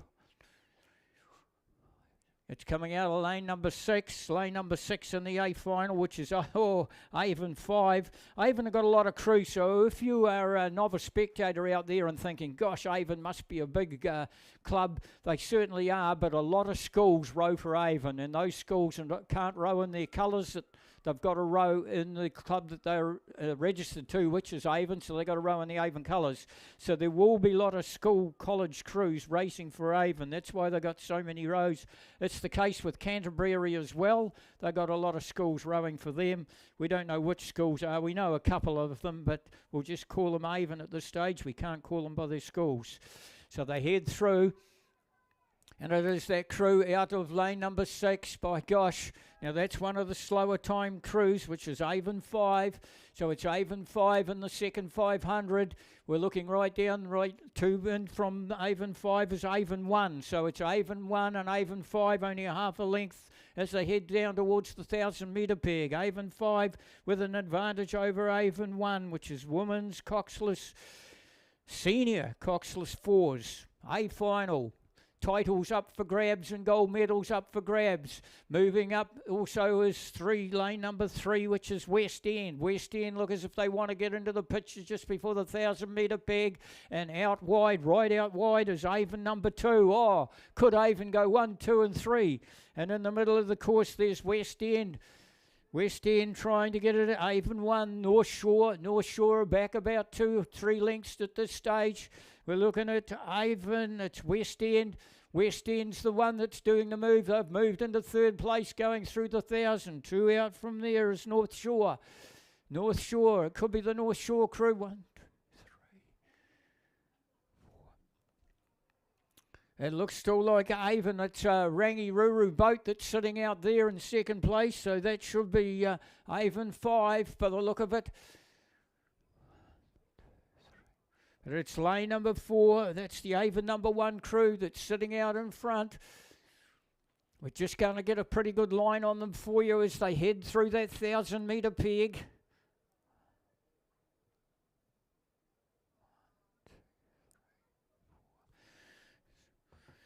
Avon 1 trying to put some pressure on the crew. 2 out from them, which is the Avon number 5 crew, and I'm picking that's a Rangi Ruru crew. And then now the North Shore crew in the middle between the two of them has drifted off a little bit, and that's been taken over by West End. Out of lane number 3. West End looks like it's moved clearly up into the bronze medal position, well through that 1,000-metre peg. Avon, their number 1 crew, sitting out in front. Tim and Leon are the coaches for this Avon crew. Then we've got the 5 crew, Logan Keys and Adam Ling. Of course, they are out of Rangi Ruru, if that's the case. So that Rangi crew in this women's senior Coxless 4 is swinging along very nicely. They were within about a half a length of their Avon number 1 crew. They have opened up a huge gap now. It looked like West End was moving up into 3rd place, but right out on that very outside, that crew looks as if it may have moved into 3rd place as well. We get a better look at it now, and there's nothing between West End. No, it's definitely West End in 3rd. West End in 3rd, then right out wide, and then some pressure in the middle from North Shore to try and get up for the bronze medal as well. And just inside the outside lane is Waikato number 1, but they'll just back off it a little bit as well. So down to the leaders, right in that fast lane. Right in the middle of the course goes the crew from Avon number 1. Do all their training on the little Avon estuary there in Christchurch. Like I say, huge entries from this club in this 2023 New Zealand Rowing Nationals here on the Lake of the Two Monsters. As they head down towards the Yellow Boys, it's Avon 1. Avon 1 over Avon number 5 it is. Avon number 5, one of the school crews, the Rangi Ruru boat. Avon 5. Where do we go there for the bronze medal? It was West End. There was a battle going on between West End and also the crew right out wide, which is the Avon number 2 crew. So Avon down towards the 100-metre buoy line they go. It's Avon number 1. Avon number 1 over Avon number 5. Avon out wide, number 2. They're going to have a crack at going 1, 2 and 3, Avon. Avon out wide are up into the bronze medal position over West End down here in lane number 3. Oh, well, can they go 1, 2 and 3 on the dais? We think they can. Down towards the line, it's Avon number 1. Look how well balanced this crew is. You can put a spirit level across their head and nobody's looked out of the boat. Thank you. Title, gold medal going to Avon. The school crew, the Rangi Ruru crew, will go across and take the silver medal, and Avon and West End are locked together. Avon and West End locked together. Oh, Avon going to go 1, 2, 3. West End's got them. West End, oh, they're both locked together. I don't know. They're going to get one buzzer. I don't know whether Raven's gone 1, 2, 3. We'll have to wait for the results there, and they're coming up very slowly. I may not get a chance to see them. I haven't even got time to tell you times, guys. Women's Senior Coxless 4, 7:22. That was the B final. I tell you what, she's a busy wee day for the commentators today. Oh, hello. How are you? Nice to see you. When is Erin? Oh, she just raced, but she's got a senior 8 at the last race of the day. Okay, good. And she's in the Your next race up is a final. It's the men's novice cox 8 with only 2 entrants. But thank you anyway. So it looks like the medals, Petone Composite with Clifton out of lane 4 and Avon out of lane 5. There's only the 2, and it's race 269 of your program. Right, that A final's gone through in 6:51. 6:51 for the A final. Avon 1 was first. Avon, oh, they've gone 1, 2, 3. Avon's number 2 got the 3rd position. And I'll tell you what, guys, listen to this. They got 3rd by 0.10 of a second. So Avon have gone 1, 2 and 3. 0.01 of a second.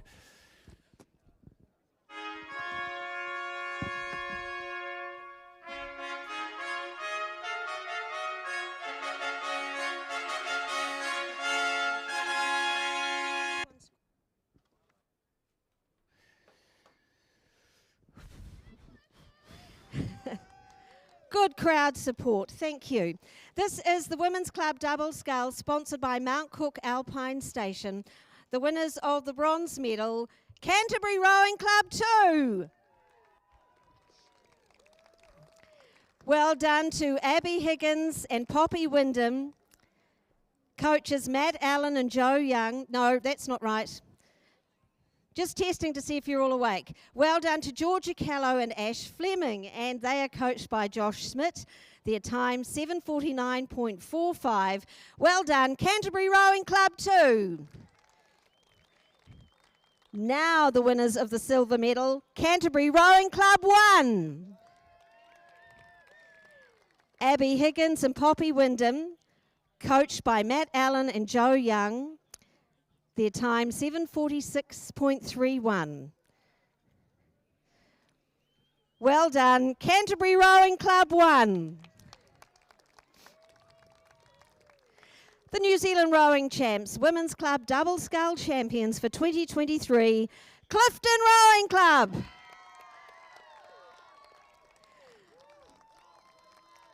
Congratulations to Jill Svort and Madison Neal, coached by Jason Williams and Greg Cox. They rowed this race in a time of 7:40.84. So well done, bronze medal winners Canterbury Rowing Club 2, silver medalist Canterbury Rowing Club 1, and our champions for 2023, Clifton Rowing Club.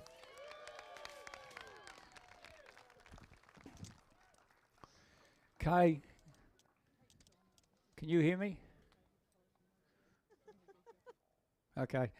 Righto, that I'm just giving you that time. West End missed out on the bronze medal by 0.10 of a second in that last race. So we've got Petone Composite with Clifton, and we have also the Avon #1 combination as they come down, and this is the men's novice cock stakes, and it's been kindly sponsored by Meridian Energy. And it looks like very much like it is Avon on the top side. Now that will be a St. Bede's crew, you can guarantee it, out of Avon.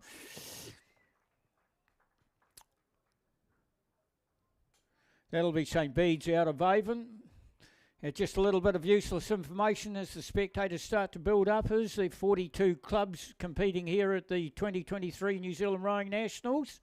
868 entries, 852 competitors, and 3 international clubs. Hereford from the UK, I think they're training out of Aramaho Wanganui, and we have Club Di Romoso, and that's Uruguay, and they're training out of Hamilton, and New York Athletic, which we've already seen take a title, and they're training out of West End. So we welcome those clubs along. We also feel very sorry for what's happening up in the North Island, guys, when we are down here basking in the sun and brilliant water conditions. We do feel very sorry for everybody out of the North Island. Just too good. Avon just too strong for the Petone Composite combination. Thank you, Meridian Energy, who is big stalwarts of South Island rowing.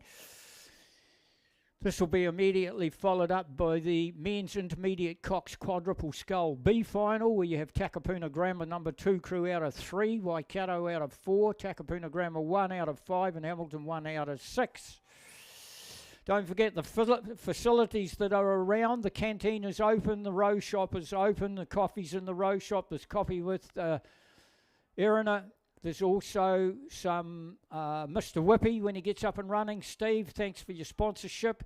We've got the 2 gift shops over the back. We've got Lazaro Oars over there, Hudson's over there. Have a walk around if you're a spectator, a novice spectator, and wanting to know how good this facility is. You've also got, you cannot go over to the boat park. You can go down to the 1,000-metre park, go down there and have a look, walk down the road and go to the 1,000-metre park and watch all the action there. You can drive up to the 2,000-metre start zone, silent. If you're here and having lunch, we don't want any rubbish dropped around in the area. It's pack it in and pack it out, put it in the yellow, the recycling goes into the yellow bins. And if you have a dog, it must be on a lead. So Avon have gone through and got the buzzer. and there's the composite crew that go through now. The B final will be on its way very shortly for the men's intermediate Cox quadruple sculls, which is kindly sponsored by Cox Orb. Men's intermediate Cox quadruple sculls. The B final, race 170, sponsored by Cox Orb.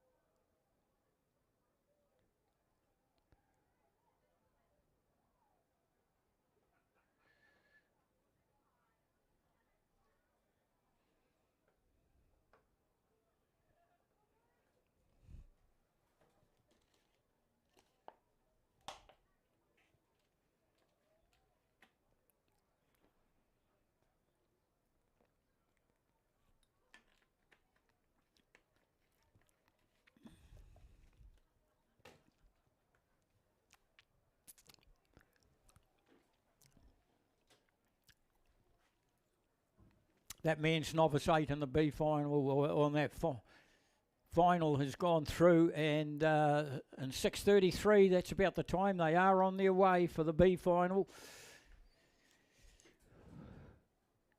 It's down on the inside, Takapuna Grammar. We're just, if we get halfway through this and we switch over to the A final, we do apologise, but our obligations are to make sure that we're getting the A finals from the start where possible. We have to keep crossing over from the commentary and also the medal ceremony, so sometimes we're not getting them out of the start, but we'll certainly get them as close as we can. YouTube, subscribe. You'll see the racing on brilliant water conditions here, and also if you haven't got your computer or your screen, you can pick the commentaries up on 88.3. Takapuna Grammar went out very quickly from the start in the B final, the men's intermediate Cox quadruple sculls.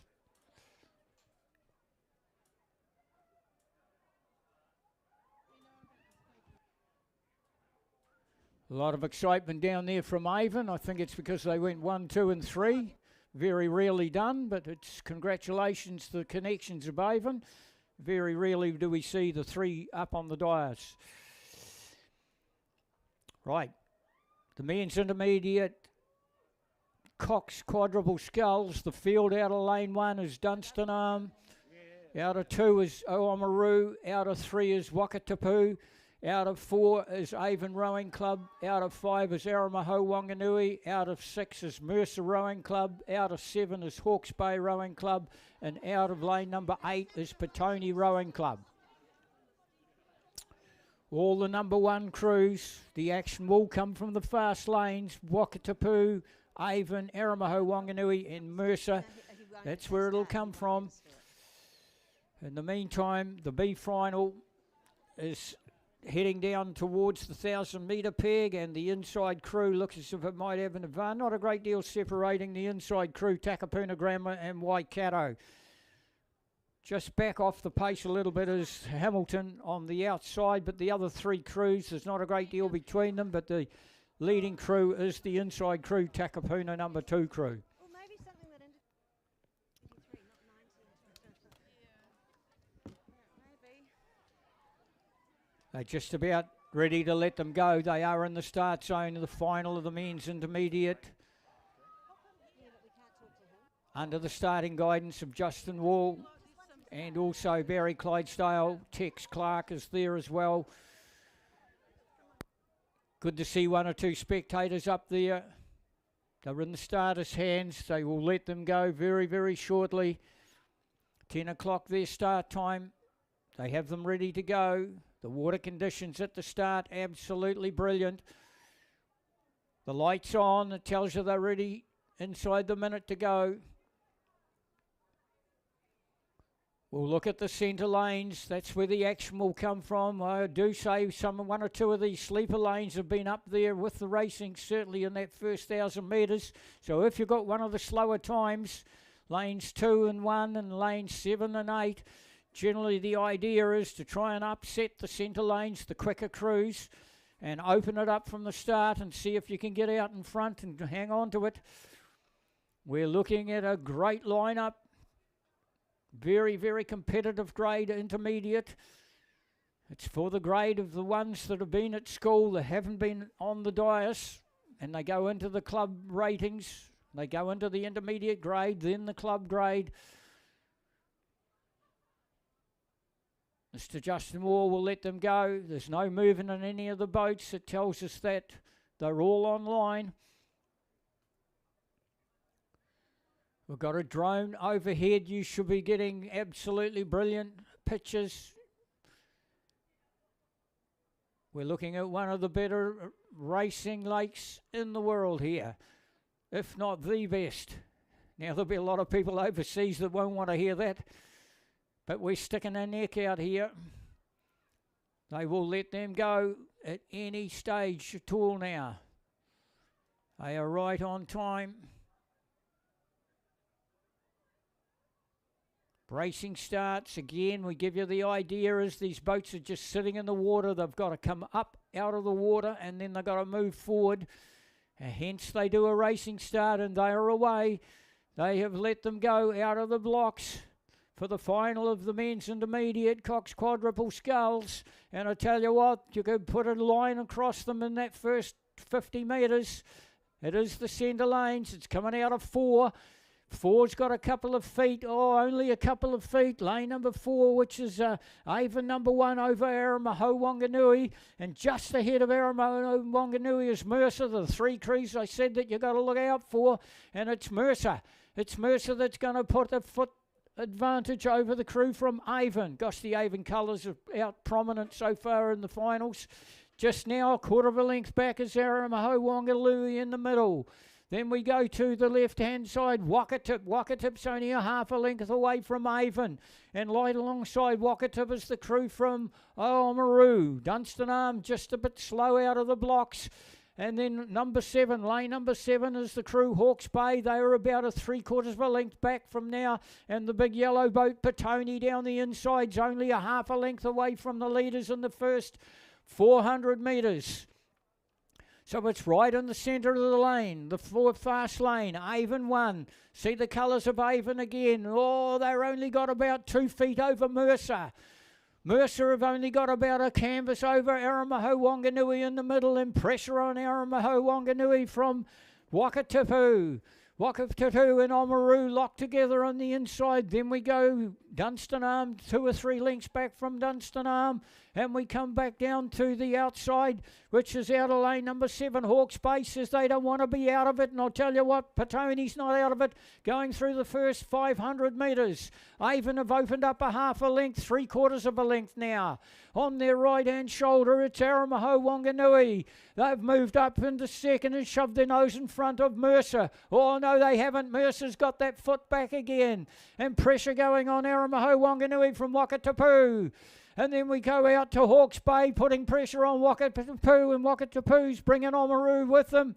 Dunstanarm's the only crew that's out of the picture at this stage. All the rest of them are there. Avon have gone out to 3/4 of a lead before the 1,000-metre peg. We're in the second 500. Avon gone out. Urgent or not?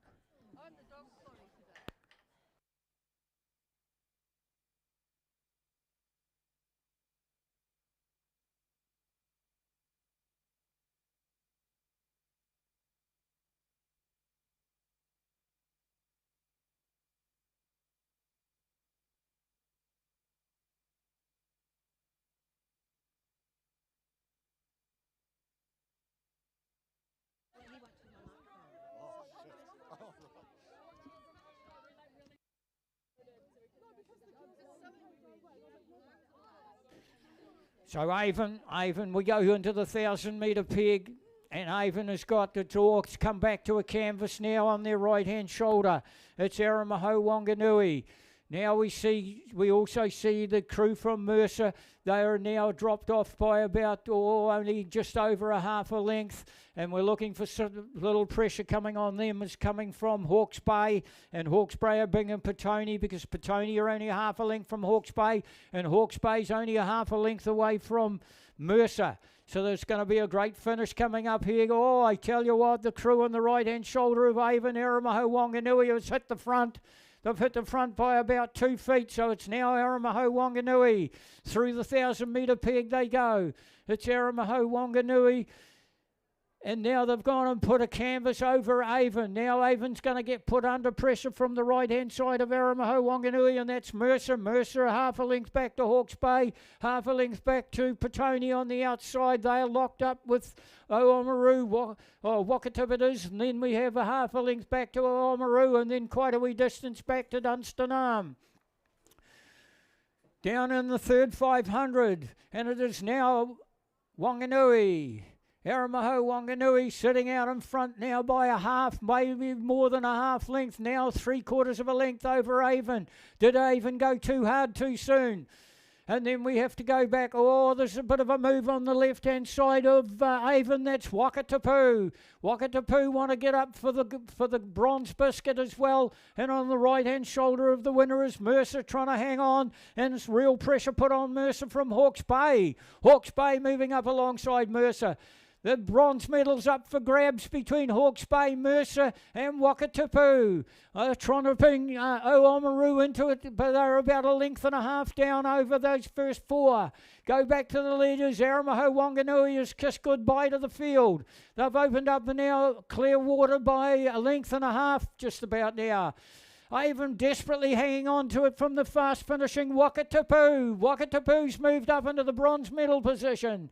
And then we've still got down the inside with the great chances. Hawke's Bay has taken over from Mercer. They've gone past Mercer. There's changes everywhere. Oh, right out in front, Aramaho Wanganui. It's Aramaho Wanganui. Wakatipu's been the thing. They have been the big movers. Wakatipu's moving up alongside the crew from Avon. Wakatipu's put their foot in front of Avon. Wakatipu's moved from 4th or 5th back up into about 2nd position now. Avon still with a foot. Wakatipu, they are really winding it up off Lake Hayes there in the Lakes District. They've got their nose in front, Wakatipu. They're up into the silver medal position. Avon trying to come back at them again, and right out on the far side is the crew from Hawke's Bay. Hawke's Bay coming home quickly too. The gold medal's going to go to Aramaho Wanganui. Where's the rest going to go? It's Wakatipu, and right across the far side, Hawke's Bay. Mercer's out of it. Avon's out of it.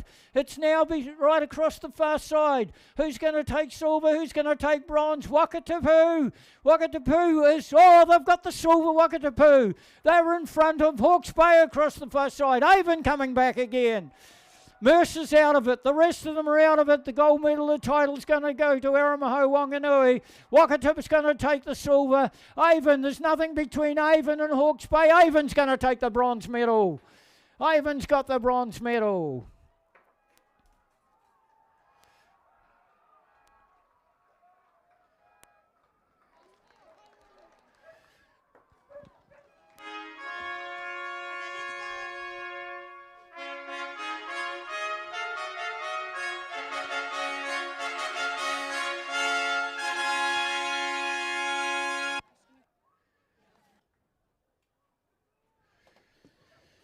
Okay, we apologise for the hold-up.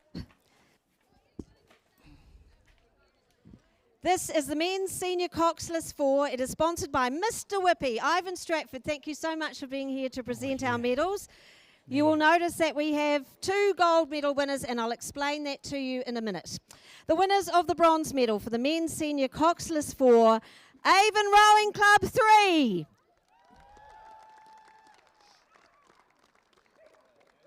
No, that's not right. It's very complicated at this point in time. This actually, for the sharp amongst you, is West End, who are winning bronze. And in this crew, we have... That's the New York crew. Cameron McGillivray, Edward Barry, Waldo Singleton and Sam Jones. They are coached by Nick Dorr. Entitled to take the medals or the title. They must, no, New York. Great won. race there for West End. So the crew that got 619.66. second No, will that's go probably on the not top, right, but guys. And the crew sounds about right. that got third will go in the second place, and the crew that got fourth, West End. Yeah, the West End, because they got beaten. So by let's give them a big 0.10 round of over the applause. second. Bronze medal So that's winners, the way it is. West The title End. doesn't go to New York.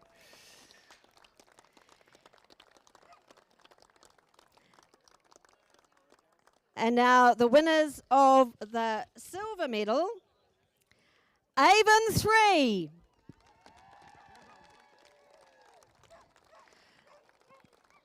Congratulations to Samuel Wilson, Ollie Taylor, Henry Kirk, Connor Backus. They're coached by the Avon coaching crew. Their time 6:19.22. Our thanks once again to our sponsor for this event, Mr. Whippy.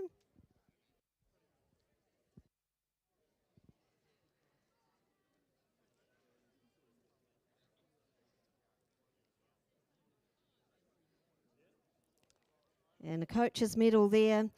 Congratulations, Avon 3.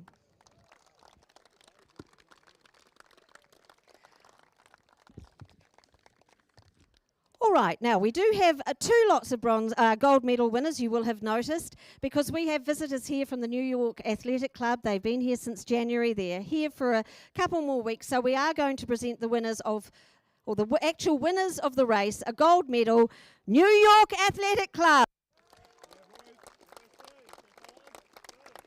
Fantastic to have you here. Colin Glue, Felix Rawlinson, let's present their medals. Theodore Danziger, Paul Jacko, and they're coached by Nick Dorr.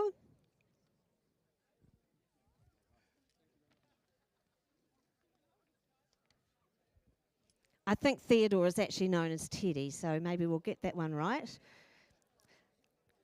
Great to have you here in Ruataniwha, and I hope you're having a fabulous time, and taking home a gold medal will help. So well done to our international champions, New York Athletic Club.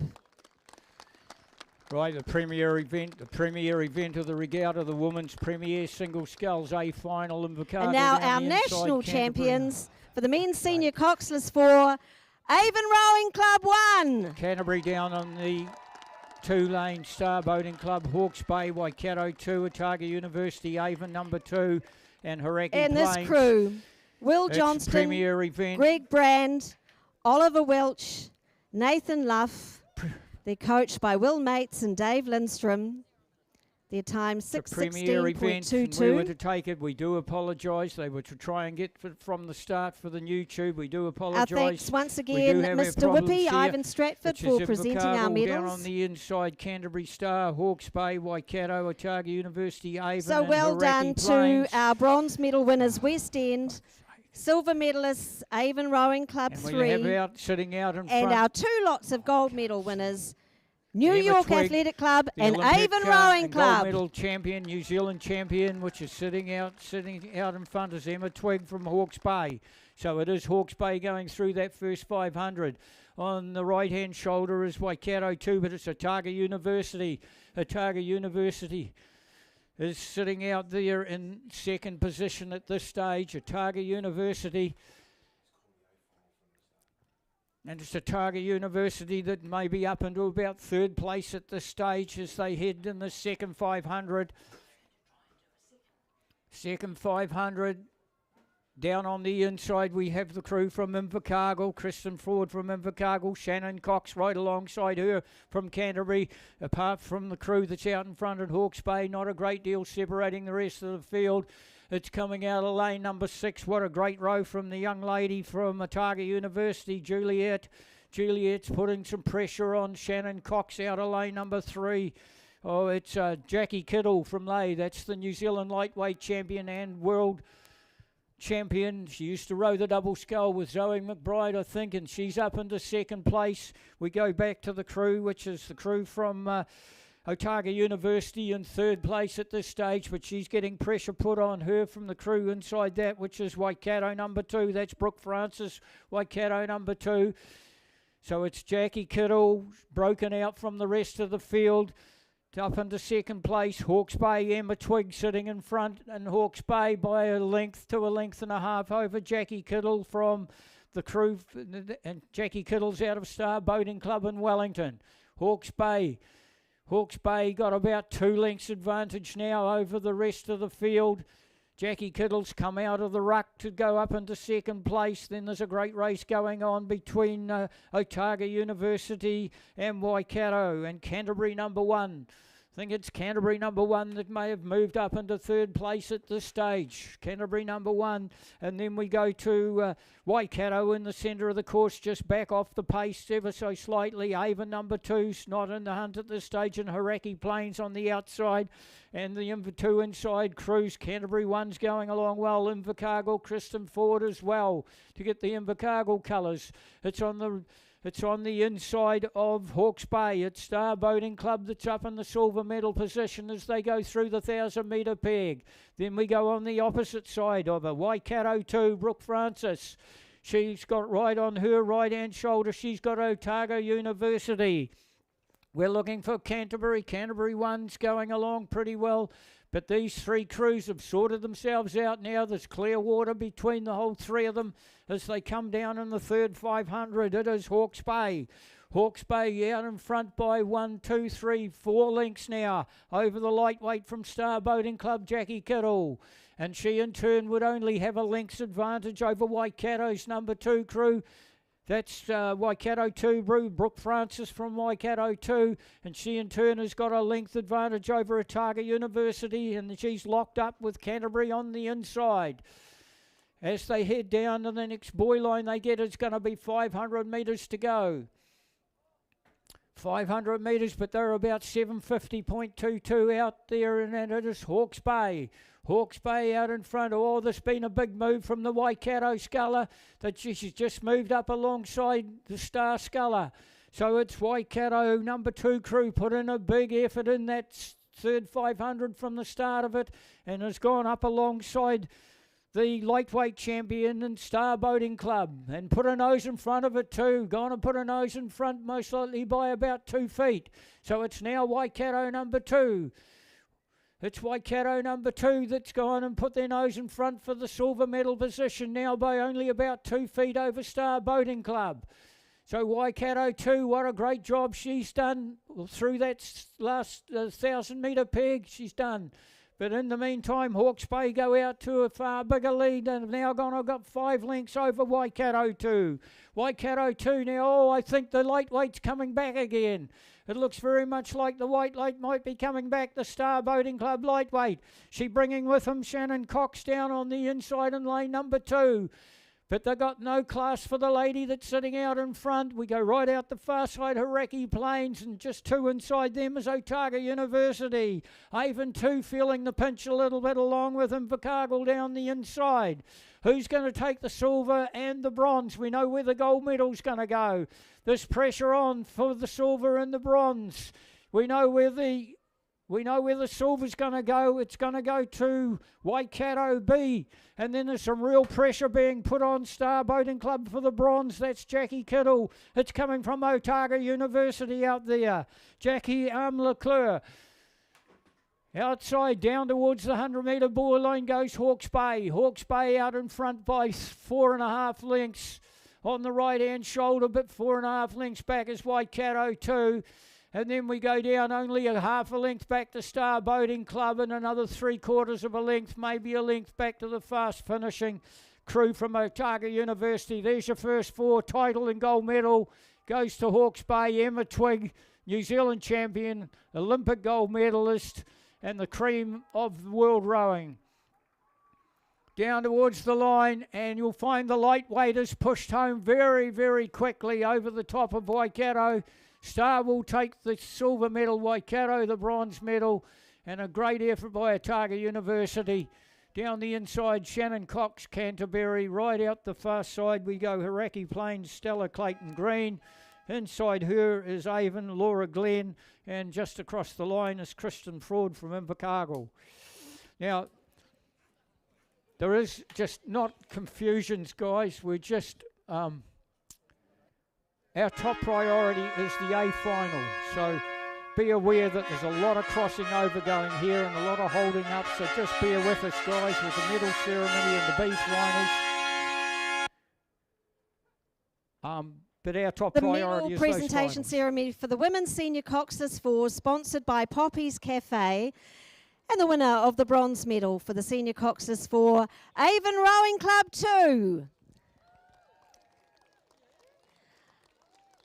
Congratulations to Holly Lill, Jamie Breen, Grace Farrell, Daisy Forsyth. They're coached by Tim Hopkins and Leon Barrowcliffe. The time for this crew, 7:10.64. Congratulations, Avon Rowing Club 2.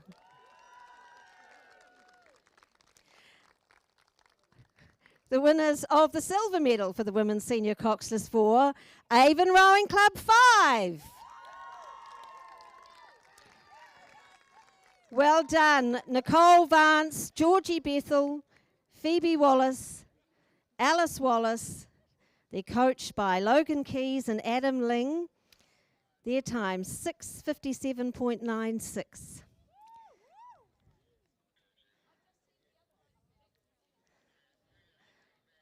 Our thanks to Poppy's Cafe, the sponsor for this event.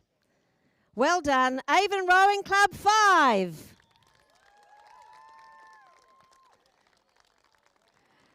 The New Zealand Rowing Champs, Women's Senior Coxless 4 champions for 2023, Avon Rowing Club 1. Well done to Orla Fitzgerald, Gemma Burrows, Jane Shallikins and Charlotte Darry. They're coached by Tim Hopkins and Leon Barrowcliffe. Their time, 6:51.43.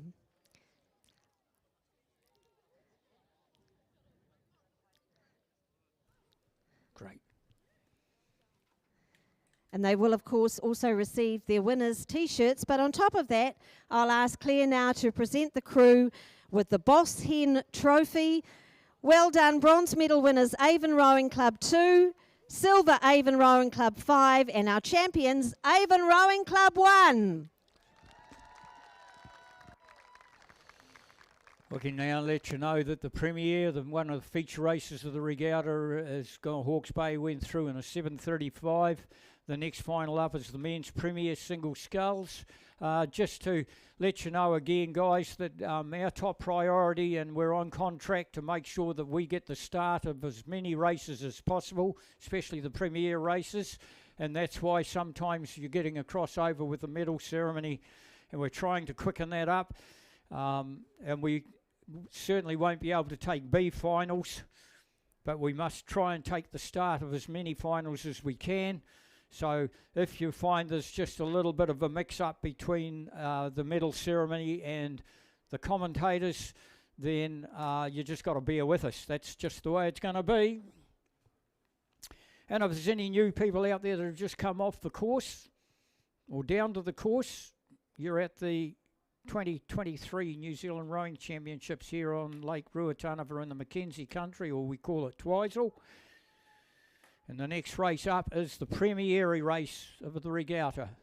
The premier race of the regatta, it's the men's premier single sculls A final. And in lane number 1, we have West End 1. Lane number 2, we've got Waikato 5. Then we have Waikato 2, Blenheim 1, Waikato 1, Petone 1, and Cambridge 1. We've got Chris Stockley for West End. We've got Jack O'Leary for Waikato. We've got Finn Hamill for Waikato 2. We've got Tom Murray for Blenheim. We've got Robbie Manson for Waikato, Philip Wilson for Petone, and Matthew Dunham for Cambridge.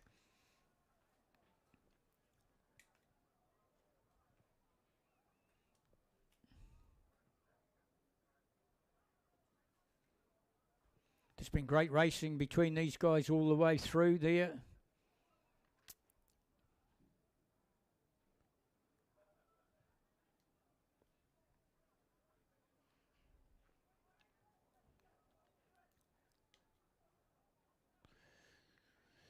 $7.11 as the women's premier single sculls went through in. The guys will go through in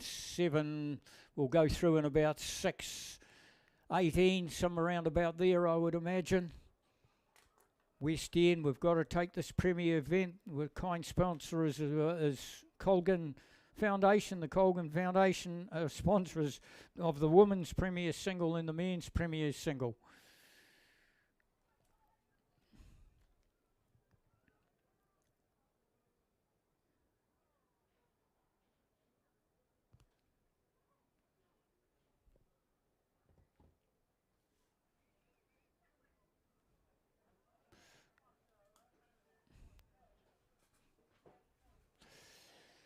A special shout out to Dunstan High School. They have been here all week doing the boat holding. They're just waiting for the TV barge to get up to the start. They're in the hands. They're in the hands of the Premier. There's the final field for us. If you're watching on your screen, it's West End. It's Waikato 5. It is Waikato 2. It is Blenheim Rowing Club. I think it's the only rower here for Blenheim, the single sculler. It's Waikato Rowing Club. It's Petone Rowing Club. And it is Cambridge Rowing Club and Auckland Grammar Rowing Club on the outside. They'll be in the starters' hands and they'll let them away for one of the premier events of the program, the men's Premier Single Sculls A Final Race 275. There'll be a break coming up shortly, so don't forget all the rules around the campus. Don't leave any rubbish lying around the campus. Keep your dogs on a lead. Pop over and get yourself an ice cream or Mr. Whippy. Pop in and see what the row shop's got to offer. And if you get really thirsty, don't forget that heat was quite hot yesterday, and it's certainly going to be hotter again today. So make sure that you've got some slip, slop and slap on. You're taking on water and you're wearing a cap. They should be in position now to go away with the single scull.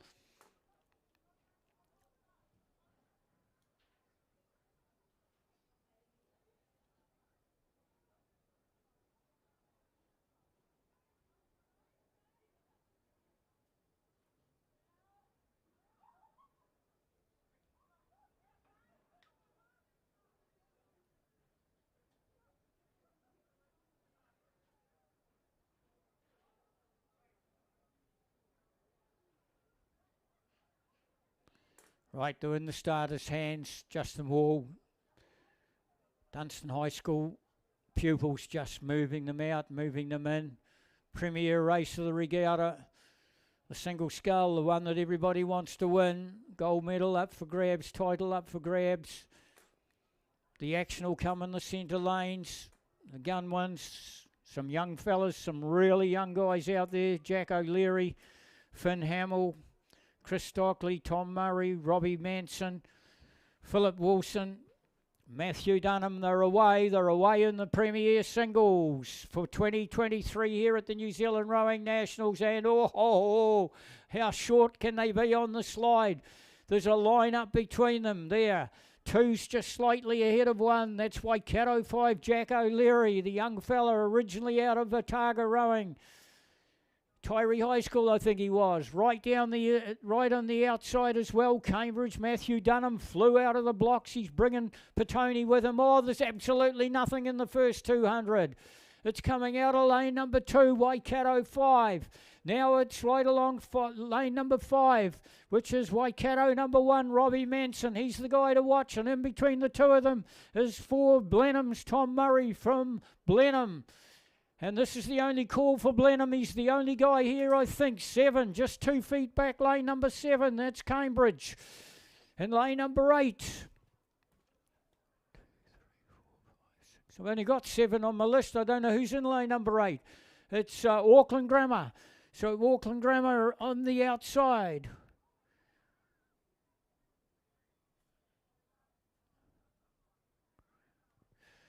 Going through that towards that first 500, it's lane number 4 over lane number 5, which is Blenheim over Waikato. Blenheim over Waikato 1, Tom Murray over Robbie Manson. There's only about 2 feet in it. We go back a canvas now to lane number 5 it is. It's Waikato number 1. And then we go lane 6. It's lane 6 as well. Lane 6, which is Petone. Philip Wilson for Petone. Oh, take it the line up there. It's in the middle. It's Blenheim in the middle. 1, 2, 3, 4. Lane number 4, the Black Boat of Blenheim's. All the way from the top of the South Island. He's most likely got about 3 feet advantage to the crew on the right-hand shoulder of him, which is Waikato number 1. Waikato number 1. Then we go back a half a length. Just outside him is Petone. Philip Wilson for Petone. Down the inside, the 3 crews on the inside of Blenheim. That's Waikato 2, Waikato 3, and West End just shifted off by about 3/4 of a length. Lane number 6, only a half a length away, Petone. So there's your first 3. It is Blenheim, Waikato 1 and Petone, which is Tom Murray sitting out in front over Robbie Manson and Philip Wilson. Then we go, only a half a length back to Petone, which is Philip Wilson for Petone. It's Robbie Manson for Waikato. Looks as if he wants to get a little bit closer. He's always been there. He's closed it up another couple of feet. We're just wondering about the Blenheim guy, whether he's gone too hard too quickly. So Robbie Manson has moved up only about 2 feet away from. You can see his cheeks bobbling. Robbie Manson's putting in some big ones. Waikato 5. He's putting in some real big ones. I could just see his cheeks puffing up as we go to the 1,000-metre peg already. Lane 6, there's only, I can tell you, there's 3 feet between 5 and 6, and there's 3 feet between 5 and 6, and there's 3 feet between 5 and 4. Through the 1,000-metre peg they go. And there's a line up in behind that as well. Petone's right there. He's only about a canvas away, and then Cambridge a canvas away, and from there, and also which is Auckland Grammar right out on the far side as well. The yellow boat of Petone, Cambridge. It's Auckland Grammar that's gone into the final over Cambridge, I think. So we go back to the leader, and it's still Blenheim. He's in the third 500. Men's Premier Singles feature race of the regatta. It's race 275. And he's gone out to a half-length lead as Blenheim's Tom Murray. Gary Roberts is his coach, and he's going to put a half a length lead over Waikato 1, Robbie Manson, with Nick Barton doing the coaching. And then we have lane number 6 is only within 2 feet now of Waikato 1. That's Philip Wilson. Gary Roberts is his coach as well. And he's only 2 feet away, and he's only 1 feet away. 5 and 6. Next minute, 5 goes across the buoy line. Next minute, it's 6. And they're only half a length away now from Blenheim. So it's Blenheim a half a length. Waikato and Petone only locking their horns together. There's only a foot in it. And it's still Waikato number 1 with 2 feet. It's 2 feet over Petone. Gosh, great racing in the seniors. Then from there, there's not much back then to Cambridge and Auckland Grammar on the top side of them. Auckland Grammar just back off the pace a little bit. It's the crew from Cambridge, which is there. Matthew Dunham from Cambridge. He's moved up and he's about 3/4 away, but the 3 medals have sorted themselves out as they come down through that we're into the last 500, and they have sorted themselves out, and they've almost picked up Blenheim. I think the Waikato, I think that's Robbie Manson, I think, for Waikato. He's gone and put his nose in front over Blenheim. Has he gone too hard too soon? He's bringing with him on his right-hand shoulder, which is Petone's Philip Wilson from Petone. Waikato, he's putting in some big ones again. Go, Robbie. He's putting in some real big ones, and he's now opened it up to a half a length. Look at the power of this guy. He really just sat him behind only a couple of feet all through the course. When he went through the last 500-metre mark, you could see his cheeks puff up again, and he just ripped into it. Look at the power, the arms, the legs, and he's gone out to 3/4 now. 3/4 over lane number 6, which is Petone's Philip Wilson. Blenheim's Tom Murray. He's only about 2 or 3 feet away from Petone. Waikato number 2. Man, he put some big ones in. Petone, Philip Wilson is right there. And he's now taken the lead off Blenheim. So Blenheim's now dropped back to 3rd, and there's pressure going him from the Cambridge sculler, Matt Dunham. So down and towards the last 100 metres and it is still Waikato. He's trying to come back at it. It's lane 6. It's Petone. Petone's come back. Oh, Blenheim's gone. Now lane 7's coming. Cambridge. Blenheim's gone back to 4th. It's Cambridge trying to pick up. Oh, look at the finish come from Petone. Petone's coming through. Petone's come through and taken the lead off Robbie Manson. Robbie Manson's gone. Philip Wilson's gone. A half a length out in front just in the last 10 strokes, and he's going to go down and take them. Oh, Manson's back to 3rd. Cambridge has got up and got the silver medal. Oh, she changed. It changed. What great racing, and it changed so much inside the last 100 metres. Cambridge got up for 3rd. He was always there, but he was only a half a length back from the leaders all through the race. He's got up. Petone, a big finish. Waikato had nothing left. He pushed too hard inside the first last 500, and Blenheim led him all the way, and he run out of steam.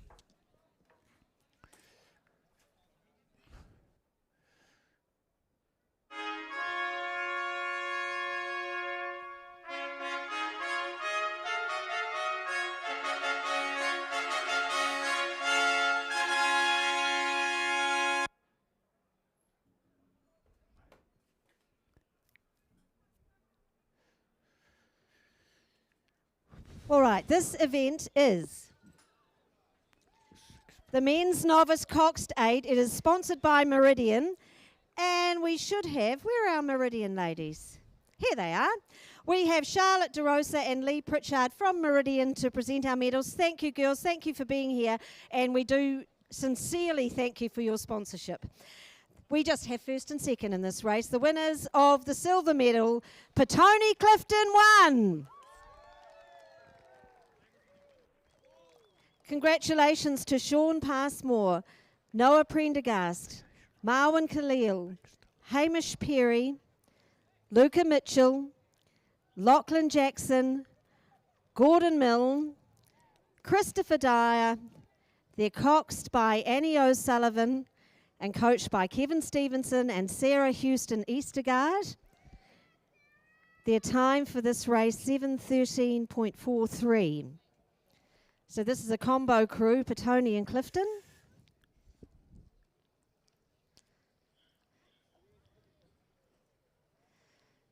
Our thank you once again to Meridian, our sponsors for this event. Well done. Is that one of the mums saying stand up straight? You've got to love it. Stand up straight, boys. Well done, Petone Clifton. And now the New Zealand Rowing Champs, Men's Novice Coxed 8 Champions for 2023, Avon Rowing Club. Well done, Blake Earl, Jonty Coburn, Christopher Guiney, Alex Cowan, George Kinder, Lucas Corcoran, Jake O'Sullivan, Andy Peterson. They're coxed by Dara Lynch, and their coach is Scott Rogers. Their time, 6:33.04. They, of course, have their gold medals and their winners' T-shirts.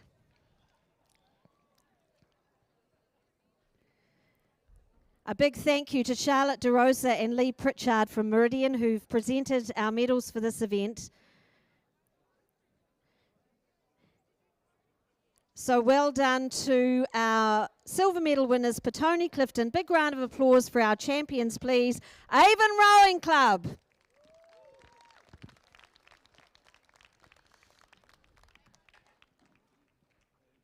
We now can give you that time of the feature race of the regatta, or one of the feature races of the regatta, race 275 of the regatta, the men's premier single sculls. Petone's Philip Wilson went through in 6:58.45. Cambridge's Matthew Dunham got up in the last stride 0.97 of a seconds away, and Waikato's number 1, Robbie Manson, 0.65 of a second away in third place over Blenheim, Waikato 2, Auckland Grammar, West End and Waikato. Congratulations, guys. Your program now moves on to a mixed love double sculls invitation. It's an invitation sprint over 500. I don't know what they mean by mixed love double sculls. But we've got Canterbury in lane 2, Waikato in 3, North Shore in 4, Starboating Club in 5, because there is a rest after this, so we can put as many on the dais as possible in the half hour. West End Composite with North Shore and Twizel, and it's going to be a free start.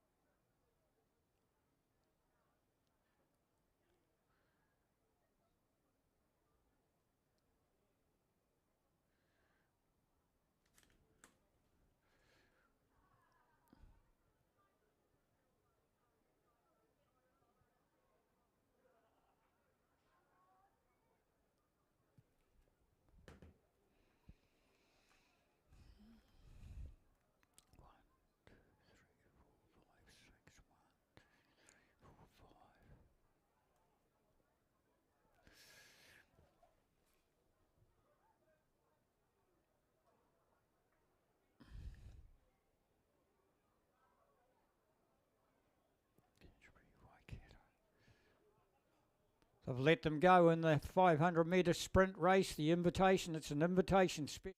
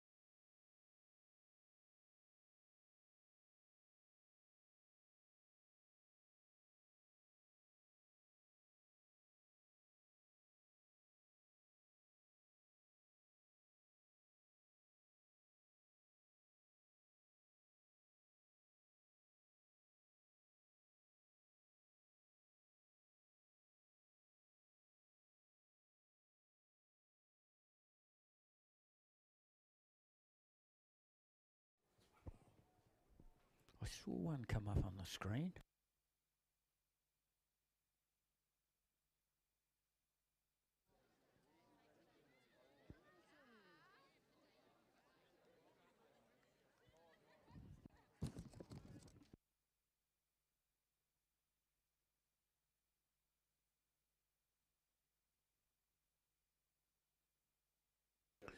Okay, there is nobody up at the 500 metre peg, but I believe they are going to row that race, which is 277, the men's Masters A&L double scull. So that break will still be there though, but it'll be after this race. We'll sit up here and come on here, but we'll get as many ceremonies through as possible because we've got a half an hour's break. I think we've only got one to go. We've only got the single sculler.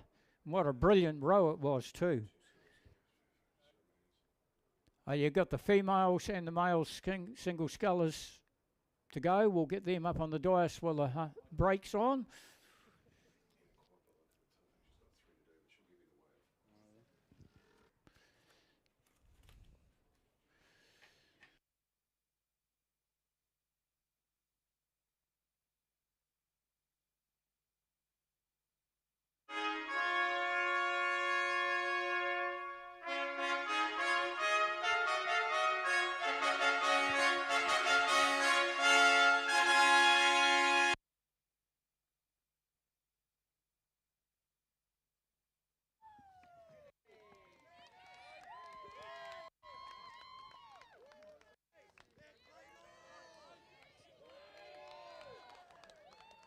Great crowd support. Thank you. This is the Men's Intermediate Cox Quad. It is sponsored by Cox Orb. We have Tim Babbage here to present our medals. Thank you, Tim, for being with us to do this. We appreciate it. The winners of the bronze medal for the Intermediate Cox Quad, Avon Rowing Club won. Well done, Alex Meyer-Gant, Corbin Newlands, Benny Chu, Joshua Larson. They're coached by Lydia Pye, and their coaches are coxed by Lydia Pye. Sure, you had a hand in the coaching too, Lydia. And their coaches, Gareth Arnold and Sarah Smith. One for Cox and Lydia, and one for the coaches. Congratulations, Avon Rowing Club won.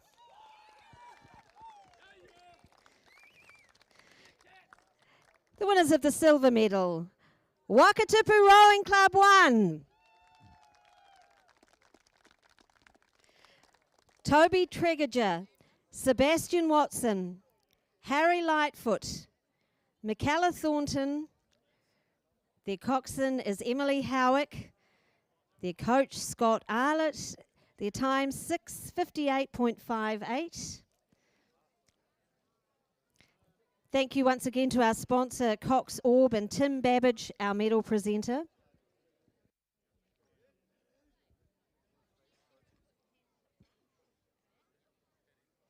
Well done. Silver medal winners, Wakatipu Rowing Club.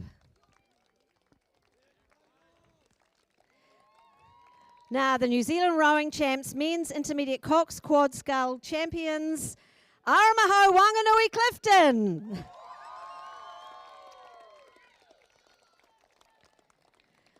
Well done to Nikki Maxim, William Hurd, Clayton Potts, Jake Newton, coxswain Patrick Hearn Powers. They're coached by Dave Dudley and Jason Williams. Good on you, Dave. Time 6:52.44. Once again to Cox Orb and Tim Babbage, our medal presenter. Winners' T-shirts there. Well done to bronze medal winners, Avon Rowing Club. Silver medalists, Wakatipu. Big round of applause, please, for our champions, Aramaho Wanganui Clifton.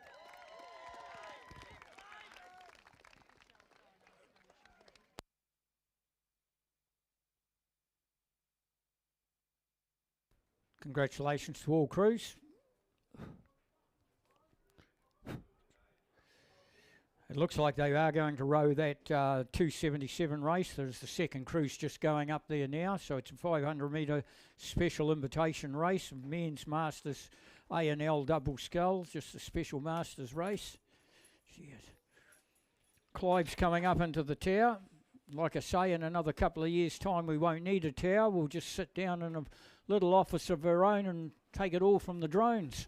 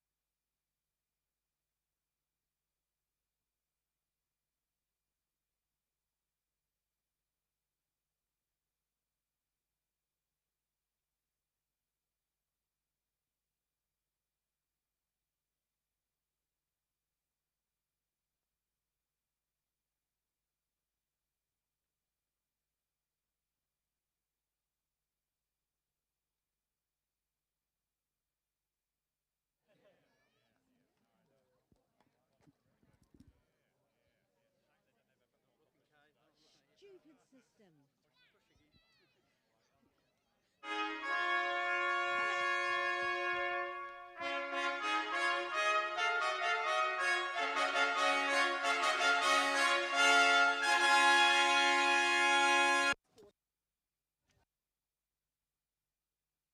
How cute is this?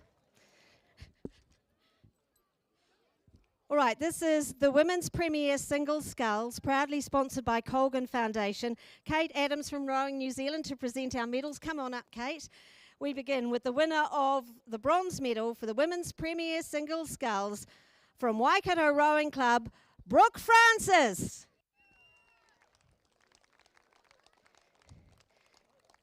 And Kira. Brooke is coached by James Coote, her time 7:44.84. Good girl. She likes that. Well done, Brooke Francis. The winner of the silver medal for the Women's Premier Single Sculls from Star Boating Club, Jackie Kittle.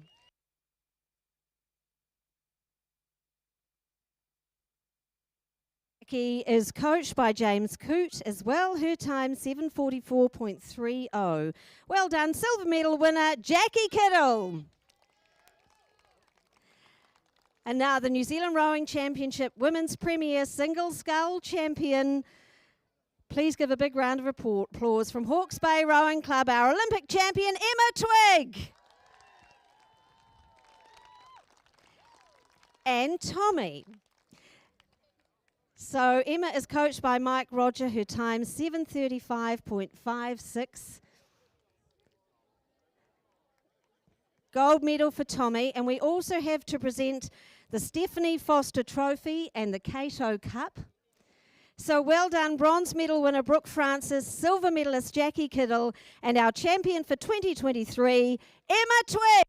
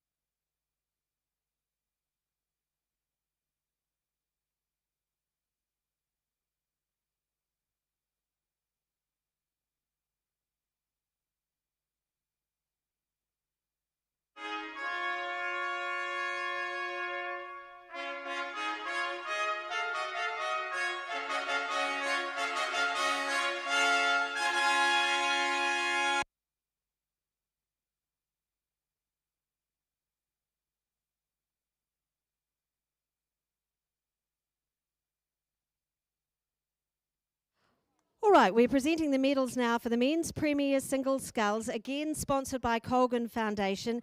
Kate Adams, once again from Rowland, to present our medals. The winner of the bronze medal for the men's premier single sculls from Waikato Rowing Club, Robbie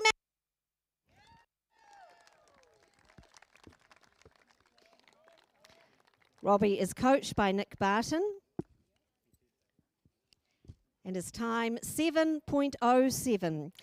The winner now of the silver medal for the men's premier single sculls from Cambridge Rowing Club, Matt Dunham.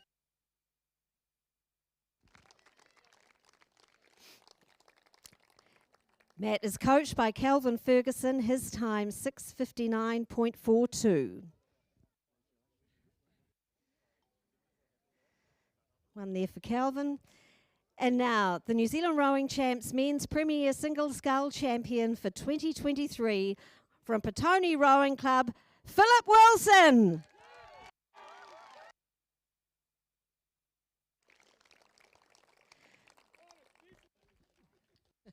Philip is coached by Gary Roberts, his time 6:58.45. We will also present him with the Sir Bernard Freiberg Cup and the James R. Hill Trophy, both very long-standing trophies here. Our thanks once again to the Colgan Foundation and to Kate Adam from Rowing New Zealand for presenting the medals.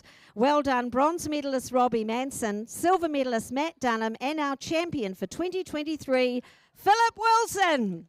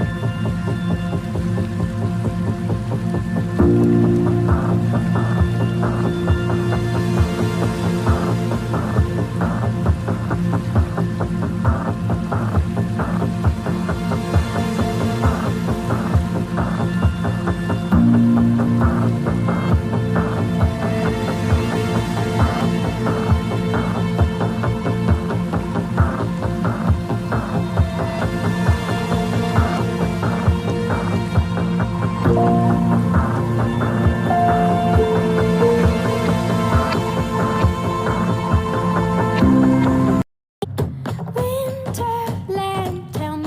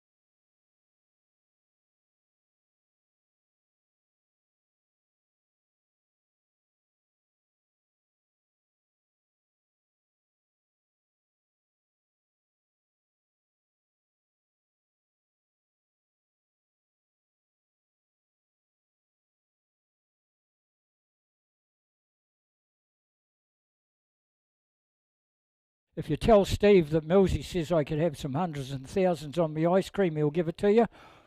And we've got the 2 gift shops over the back. You can have a yarn to Lasro. I think Vera is here. You can have a yarn to Yaslo. Hudson's there if you've got any problem with your oars, your boats.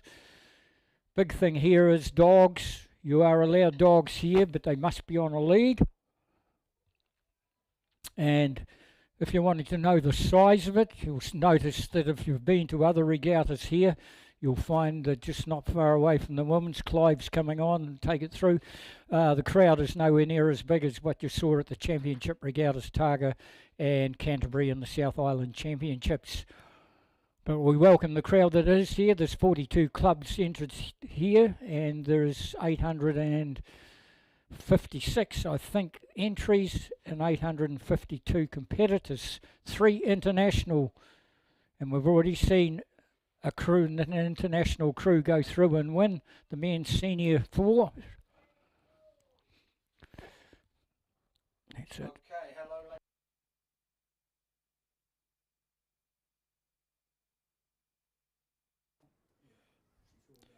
Hello, ladies and gentlemen, and great to be here.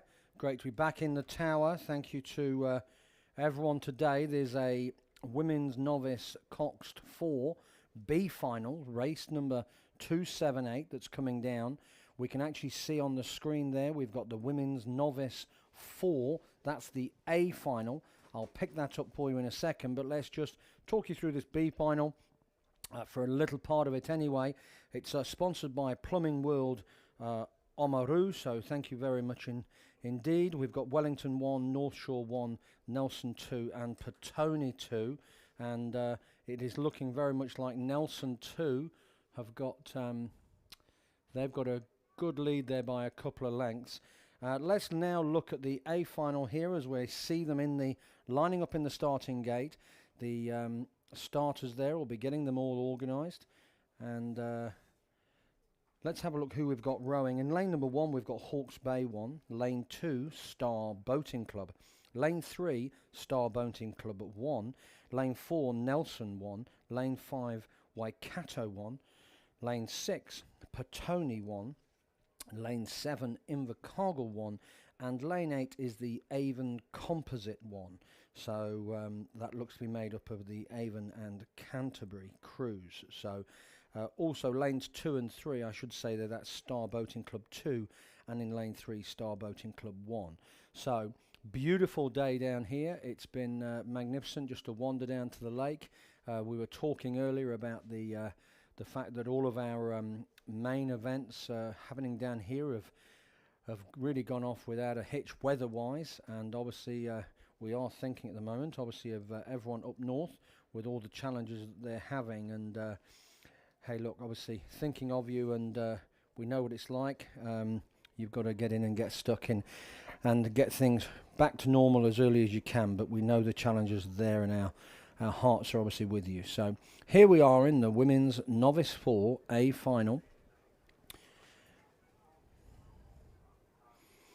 I think they'll just be holding them there to make sure that we start back on time. The race was due to start at 11:25, so we're probably just a minute behind there.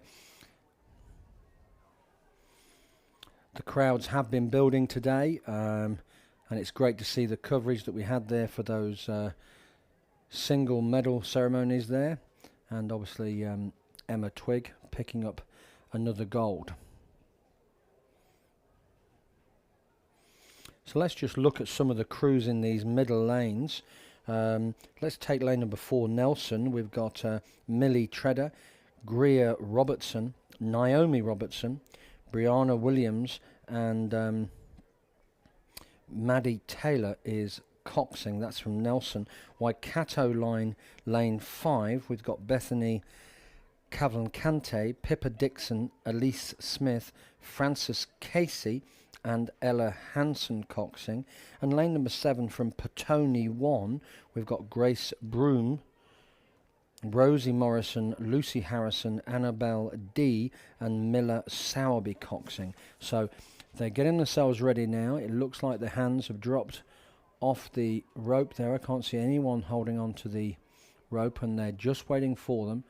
As we see them there, if we're just catching the bow of lane 8, looking across, there's the bright yellow there, the bright yellow, or greeny yellow we'd say, high-vis yellow for Petone, and just inside of them is the Waikato crew. Then we come to Nelson and then Star Boating Club. So this is a wonderful event for these novice rowers. I'm sure for many of them, obviously they're in the Nationals down here, possibly for the first time, as in first time down in Nelson. So let's see if we're picking it up. It's been great to have the coverage by the drones as well. Thoroughly enjoyed that. We've obviously got the boat on the water today and also the drones. Just coming back there on the B final, it was indeed Nelson who took out the victory, followed by North Shore, and then Petone coming over the line in 4th place.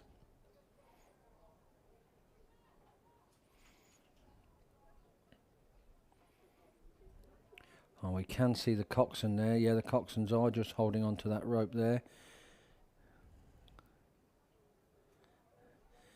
We'll pan across and we'll potentially see the tower soon. It sounds like they're getting them ready.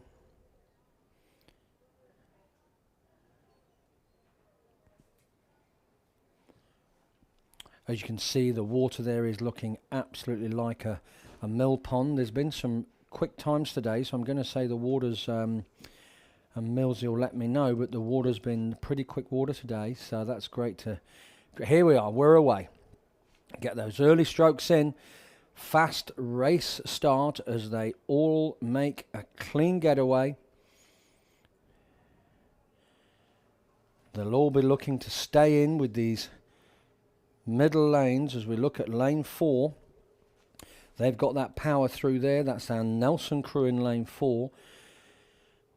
Lane 5 have just dropped back slightly, but lane 6 and 7 are staying up with them. So it's this Nelson crew of Millie, Greer, Naomi, Brianna and Maddie Taylor coxing.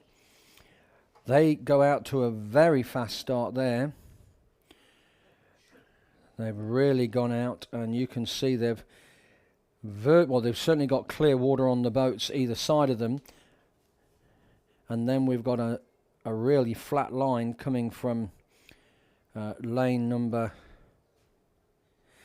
7, 6 and 5 have all gone with them, but just a length back. So it's Invercargill, Petone and Waikato as they make the way down.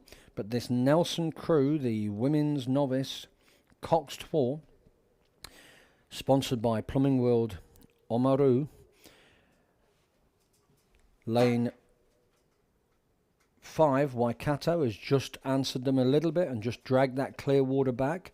They've got half a boat length over the crew outside them, Petone, which is Grace, Rosie, Lucy, Annabelle, and coxed by Miller Sowerby.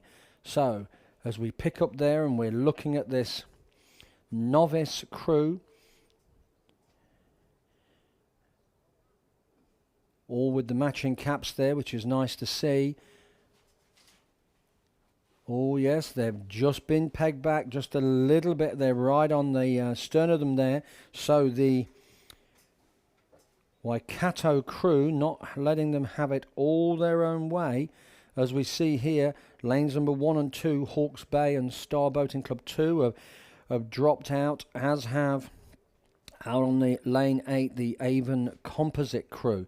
But still in the mix here for our first, second and third. There's 4 boats there, and we can certainly see just inside them there Star Boating Club 1, which is Alana, Grace, Gracie and Poppy, along with Marima Wallace, who's coxing. They'll be looking to stay in the mix here and come back in. And in fact, look at that move that's gone on there from the Waikato crew.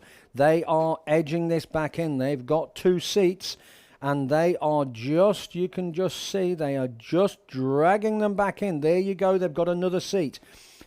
The coxswain there will be talking them through this, and this is developing into a lovely race, as we see here from the boat, looking across. There's the bay area where everyone heads to do those last little race practice starts and just the last warm-ups while they're waiting for their race. So here we see, as we come up, one of the safety boats in the background there, and they're always doing a sterling job to keep an eye on all these rowers and keep them safe. As we head to the 1,000-metre mark, they have pulled this back in, and Waikato, Bethany, Pippa, Elise, Frances and Ella Hansen coxing.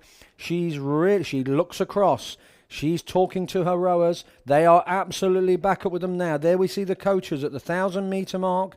The always a nice shady spot there, and this is going to be a great race. Second and third, first and second there, but for third and fourth, we've obviously got that Petone crew with the Star boating crew, but Petone have got just about no clear water, but a length. But it's the right at the front where we're looking in this Women's Novice Cox 4 A final.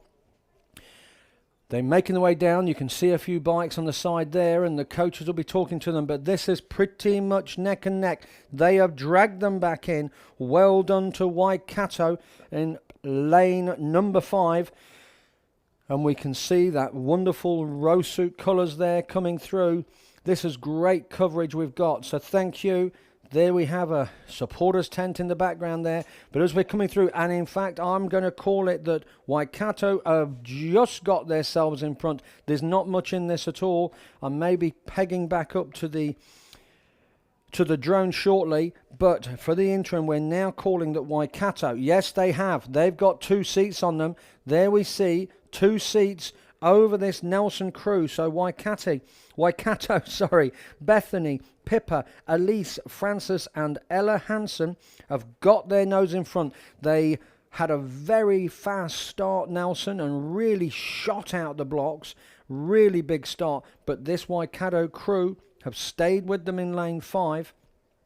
Coming back into third place, it is the Petone crew who have got a good solid third there, and really from that shouldn't give that up, but we never know as we make our way down. And they've got coming down into they're within the last 500. So Nelson trying to answer, but they are not dragging it back and just looking out on here and switching between the TV cover or the drone footage and barge footage. We can see here this Waikato crew are moving very nicely. There they go. Yes, it is indeed. Petone have got a solid third there. They've actually gone away from Star Boating Club. In second place is still Nelson. Second place in Nelson, and Waikato have just taken a little bit of clear water as they make their way down. We're about to hit the 1750. We're hitting the 1750, and Twizel is just a picture today. Absolute wonderful. Weather's amazing. Not at really barely a breath of wind as we come down. They're about to hit the yellow buoys as I pick up the binoculars to see them coming through. They're swinging along nicely on those oars. They're just in the last of the red buoys, and they hit the yellow buoys now. Let's look back across at Nelson. Young crew there. They've got a very good second place with clear water over the Petone crew, but it is the Waikato crew of Bethany, Pippa, Elise, Frances and ably coxed by Ella Hansen who are making their way down. Down they come now. Nelson trying to close it up, putting it all in, but I think there's not going to be enough time left, but they're coming through for that silver. But gold is going the way of Waikato. Back up to that North Island. Well done these rowers. That's a great row. They clawed them back after a wonderful start from Nelson. Some big shouting there from down from the crowd. Petone have got their third. Star Boating Club have just dropped back, but as we come down to the line, it is the Waikato 1 crew in lane number 5 who are going to take the women's novice Cockspur Gold. They're over the line. They've taken it. Nelson. They take the silver. Well done, Nelson. And coming along now for third in bronze place, Petone 1. Well done, Petone. There's the buzzer, and they go over the line. So Waikato take the gold. Bethany, Pippa, Elise and Francis with Ella Hansen coxing. Nelson take the silver. That's Millie, Greer, Naomi, Brianna and Maddie Taylor coxing for Nelson. And Petone, a very fine bronze there. That's Grace, Rosie, Lucy and Annabelle and Miller Sowerby coxing. So well done to all of those. That's the women's novice Cox 4 as the rest of the crews make their way over the line now. Fantastic race, and that's the women's novice Cox 4 sponsored by Plumbing World Oamaru.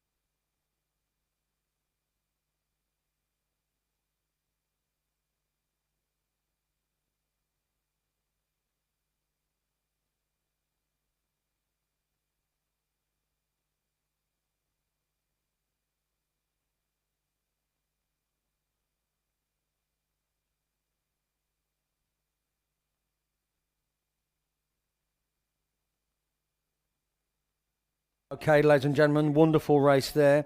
This is the B final. Let me just make sure I've got that right. Oh yeah, there's a B final coming down now. Just starting there, we have the A final. This is the women's intermediate double sculls. They're all away clean, as you can see, and there's lovely wash there. Again, we've got a fast start from the middle lanes. Let's pick up who that is now in lane number 5. That's Hawke's Bay. Let me go through the crews here from lane 1. We've got Auckland 1, lane 2 is Dunstan Arm 1, lane 3 Tauranga 1, lane 4 Twizel 1, lane 5 Hawke's Bay 1, who've gone out with the fast start, lane 6 is Wanaka, lane 7 is Otago Uni, and lane 8 is Cure Boating Club. So as we pick it up here, we can see in lane number 5, that's the Hawke's Bay 1 crew of Libby Windhagger and Angala Carney, coached by Hamish Lack and Nick Sy.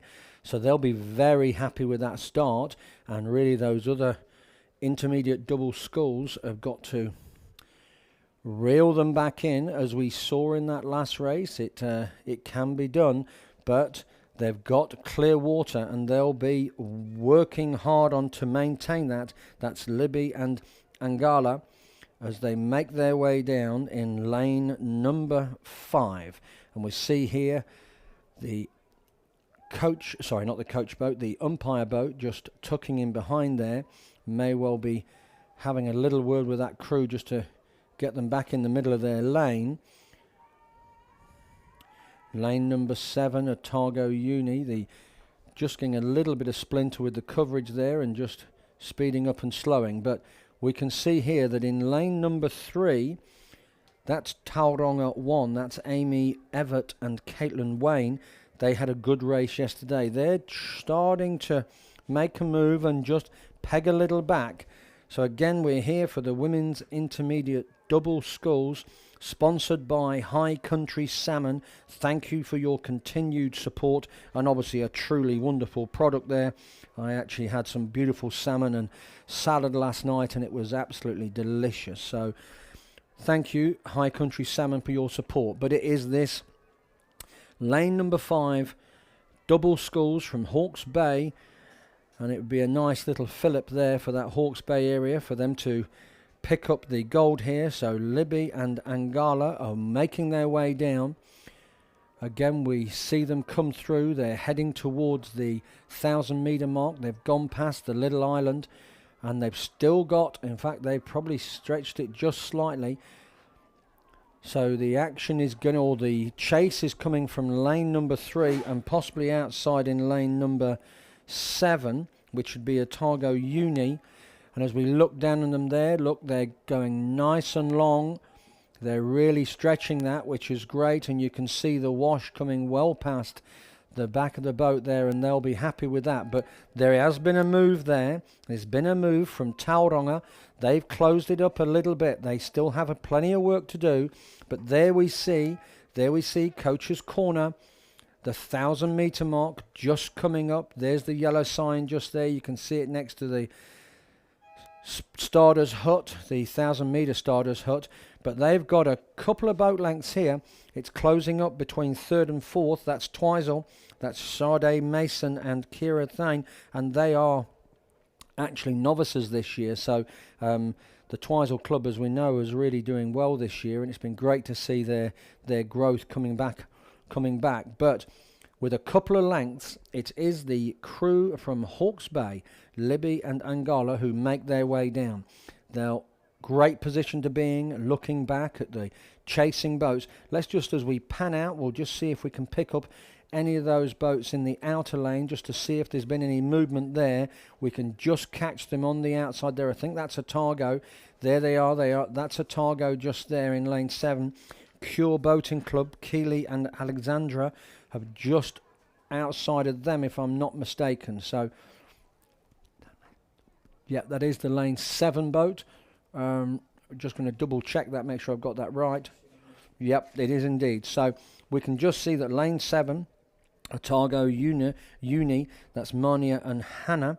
They've just got in front of that Wanaka crew, just inside them there. That's Anika Macy and Annie Wells. So, no doubt at all here that the Women's Intermediate Double Sculls A final is well and truly in the hands of Libby and Angala, but we can see that the race for 2nd and 3rd is closed up.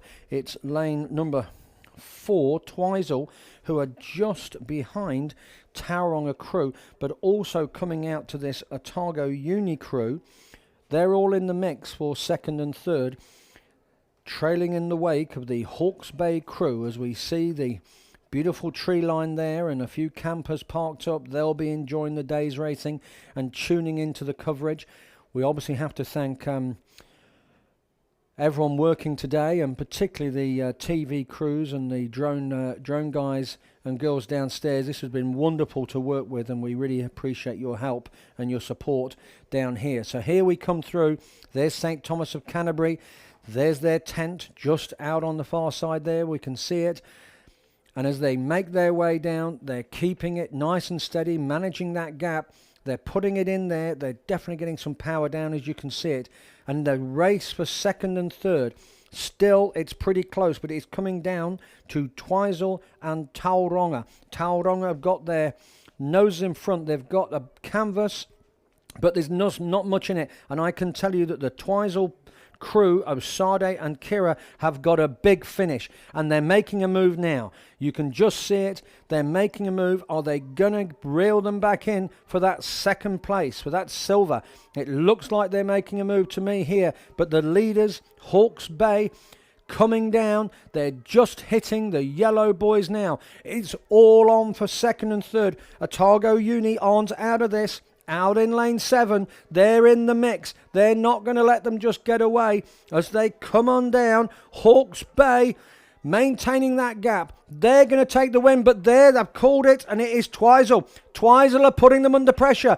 Twizel are coming down. This young crew, coached by Kelvin Maker, Sade Mason and Kira Tyne. They're in the mix here. It's going to come down to the wire. Hawke's Bay are going to take the win, but there's 3 boats in this for 2nd, 3rd, 4th. Twizel have got their noses in front. Just looking out the window here, it's close. There's nothing much in it. It's changing. Second, third.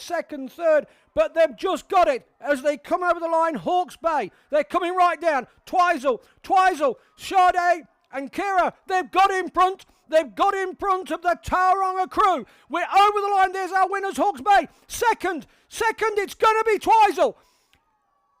Twizel take it over Tauranga. Fantastic racing. Down on the inside here we see, we see who's down on the inside. That's Auckland.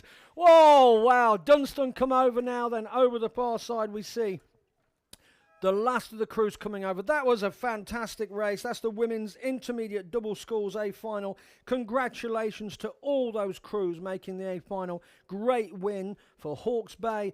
Twizel, big shout out to Twizel. That's a fantastic result in the women's intermediate double schools. And then also obviously Tauranga coming third. Great race. Thank you very much.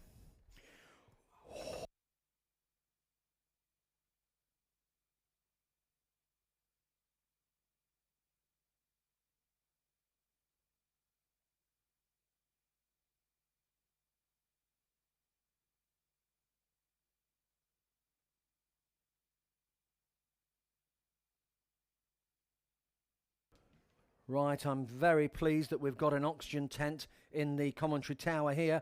I just had to have a couple of breaths. Thank you to BOC Gases for providing that. Race 282 is the men's under 22 single sculls. We've got the B final going. The fact the B final is already underway and coming down. Let's have a look at the A final. I'll just read this through. It's a Wairau Rowing Club in lane number 1. Waikato Rowing Club in lane 2, Waikato in lane 3, Waikato lane 4, Wairo in lane 5, Waikato in lane 6, lane 7 is Dunstan Arm, and lane 8 is Waikato. So it's 1, 2, 3, 4, 5, 5 from Waikato in this race, so they're certainly only in this. Let's have a quick look at the B final just first, see who I can see who's in here. We've got Star Boating Club, Dunstan Arm, Aramahoa, Wanganui, Nelson and Auckland 2, and they're making their way down. Oh, and I'll pick up the A final now because they have made a start. This is sponsored by High Country Lodge in Twizel, so thank you High Country Lodge. They're all away. As we go straight to the drone footage there looking across, you can see the umpire boat tucking in behind. Absolutely gorgeous there. You can see just a little bit of cloud in the sky as we look over these magnificent trees and the blue waters of Lake Ruataniwha. And as Millsy always say, the Lake of Two Monsters. And it's all pretty close here. So we're seeing lane number 4. But 7 and 8 are also in here this as well. So everyone's still in it. Be very competitive racing. Let's look at who the rowers are. This is the A final. From Wairau, we've got Logan Doherty. Waikato 5 is Oscar Ruston. Waikato 2 is Evan Williams. That's in lane 3. In lane 4, Waikato 1 is Ben Olifers. Wairau is Fred Vavassor. Waikato 3 is Edward Lopas. In lane 7, Dunstan Arm is Gerard Wall, and in lane 8 is Waikato Callum Tutbury. And as we see them coming through, lane number 4, that's Ben from Waikato. Lane number 4, that's Ben. Ben's right up there, but out here in lane 7 is Gerard Wall. He's up there with him, as is just outside of him is from Waikato 4, Callum Tutbury. So this is the men's under 22 single schools making their way down past the island there. Everyone's still in this. Everyone is very much still in it. So Gerard Wall or Jed Wall has gone out strong. He's looking to make sure that the Ben in lane number 4 didn't have any clear water or really let him get away. So as they make their way down, they're getting into the work. The legs will be starting to burn as I just see the B final just coming over the line, and that's going to be won by Dunstan Arm. But sticking with the A final. Lane 5. That's Fred. Fred Vavasseur is just a length back. But outside of him in lane 6, Waikato, Ed Lopez is very much coming into this race. Strong rower. He's pulled back on lane 7 from Dunstan Arm, Gerard Wall. There's all to play for here. As we make our way to the 1,000-metre mark, again we see the safety boat tucked away there just in the bay, making sure that all those other boats are just heading into the bay and don't stray onto the course at all. As we pick up where the coach's corner is, and it's all closing up here. Lane number 3, that's Evan Williams from Waikato. That's Waikato 2. He's made a move there. But if we look, it is Ed Lopez in lane number 6. As we look across there, he's got ahead of lane 7, Gerard Wall, and he is reeling him in. He's a strong rower. If I'm not mistaken, Ed was based over in the USA for a period of time, if I'm not mistaken, or that might have been his brother. But also lane 3 is coming into the mix. That's Waikato 2, Evan Williams. So Waikato, as we know, they had 5 boats in this. There we have our 3 who've gone away. Lane number 4, Waikato, Ben Olifers has still got the lead, but outside here, Ed Lopez, coached by Nick Barton from Waikato 3, is reeling him in. He's still just got less than a boat length, and we can see here he's got half a boat only now. And it is indeed, it's the Waikato rower in lane number 3, Evan Williams. Evan Williams is getting in the mix here. He's sitting, he's going to be battling for second and third. As we come down, we're making our way down to the 1,500 metre mark. It's all quite close. Gerard has just dropped away in the middle. Fred is in the mix, as in lane number 2. Lane number 2 is trying to get involved, and that's Oscar Ruston, as we look across there. But have they left it too late? As we make our way, they've gone through that 1,000. They're down to the 1,250. And now they're coming through, and it is closing up, and it is indeed Waikato, lane 3, Evan Williams. Evan Williams is definitely battling. He's dragging it back in, but Waikato 1, Ben also coached by Nick Barton. He's maintaining that. He's just holding them at bay. As there's the 1,500 metre mark. You can see it with the start of the speakers there for the facility, for the commentary. And as they come down, he's still got it. He's still got that lead as he wakes his way down. Absolutely burning now. There's no doubt at all this. But when there's a gold at stake, you'll put it in. It's all there. Absolutely fantastic work from all these rowers. It looks like Fred has just dropped back a little bit off Ed Lopez. But Ed Lopez is sitting in third now. And it is indeed the Waikato 2 rower, Evan Williams, who is in a good second.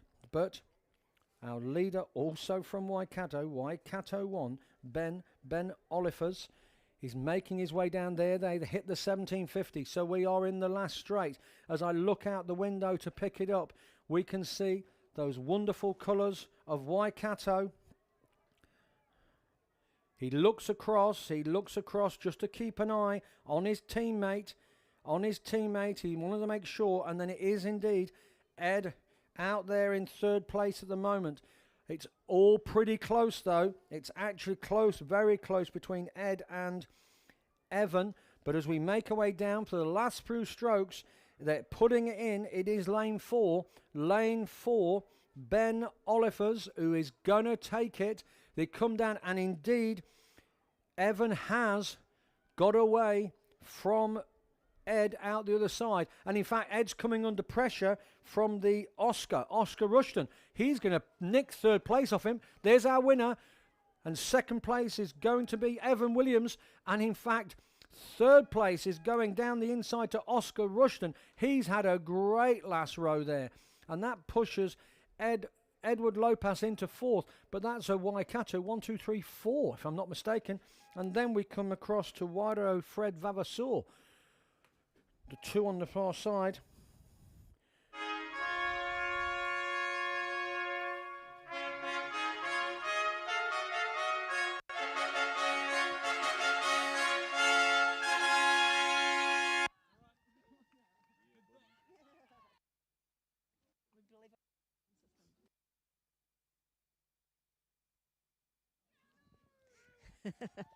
Thank you for that support. This is the Women's Novice Cox 4. It is sponsored by Plumbing World Oamaru, and we thank them for that. Tim Babbage from the Rowing New Zealand Board and Chairman of South Island Rowing to present our medals. The winners of the bronze medal for the Women's Novice Cox 4, Petone Rowing Club.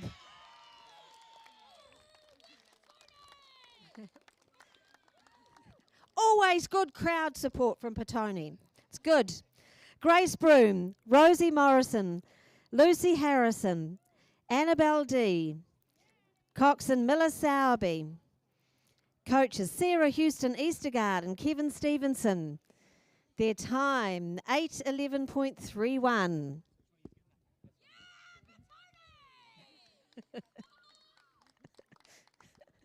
Well done, Petone Rowing Club. The winners of the silver medal for the Women's Novice Cox 4, Nelson Rowing Club. And of course, Tim, who's presenting the medals, is a Nelson coach himself. He is presenting medals to Millie Treader, Greer Robertson, Naomi Robertson, Brianna Williams. Maddie Taylor is the coxswain, and coaches Kylie Johnson and Claire Van Eden. Their time for this race was 8:02.28. Thank you once again to Plumbing World Oamaru, our sponsor for this event. Well done, Nelson Rowing Club. Now, the New Zealand Rowing Champs, Women's Novice Cox 4 champions for 2023, Waikato Rowing Club. Well done to Bethany Cavalcanti, Pippa Dixon, Elise Smith, Francis Casey and coxswain Ella Hansen. Their coach is Kelly McCann and their time 7:57.49. Thank you to our presenter Tim Babbage from Rowing New Zealand, from the Rowing New Zealand Board. We have winners' t-shirts, of course, as well for the crew there. So congratulations to our bronze medal winners, Petone Rowing Club, silver medalist Nelson, and our champions for 2023, Waikato Rowing Club. Okay, ladies and gentlemen, picking up the next race. They've already started and they're making their way down. We have here race number 284. It's the women's under-22 single schools final. This is sponsored by Laszlo Boats. Thank you again, Laszlo Boats, for your continued support. So just having a look at the crews here. Lane number 1 from Avon, Sally Weilers. Lane 2, Timaru 1, Elsie Talbot. Lane 3, Tauranga 1, Madison Shanks. Lane 4, Otago Uni 1, Phoebe Trolov. Lane 5, Otago Uni 2, Eva Hoffmans. Lane 6, from Club de Rameros Macid, that's Chloe Calorda out of Uruguay. Lane 7, Avon 2, is Freddie Todd Hunter. Hi there, Freddie. She's from Stack, coached by Dave Lundstrom.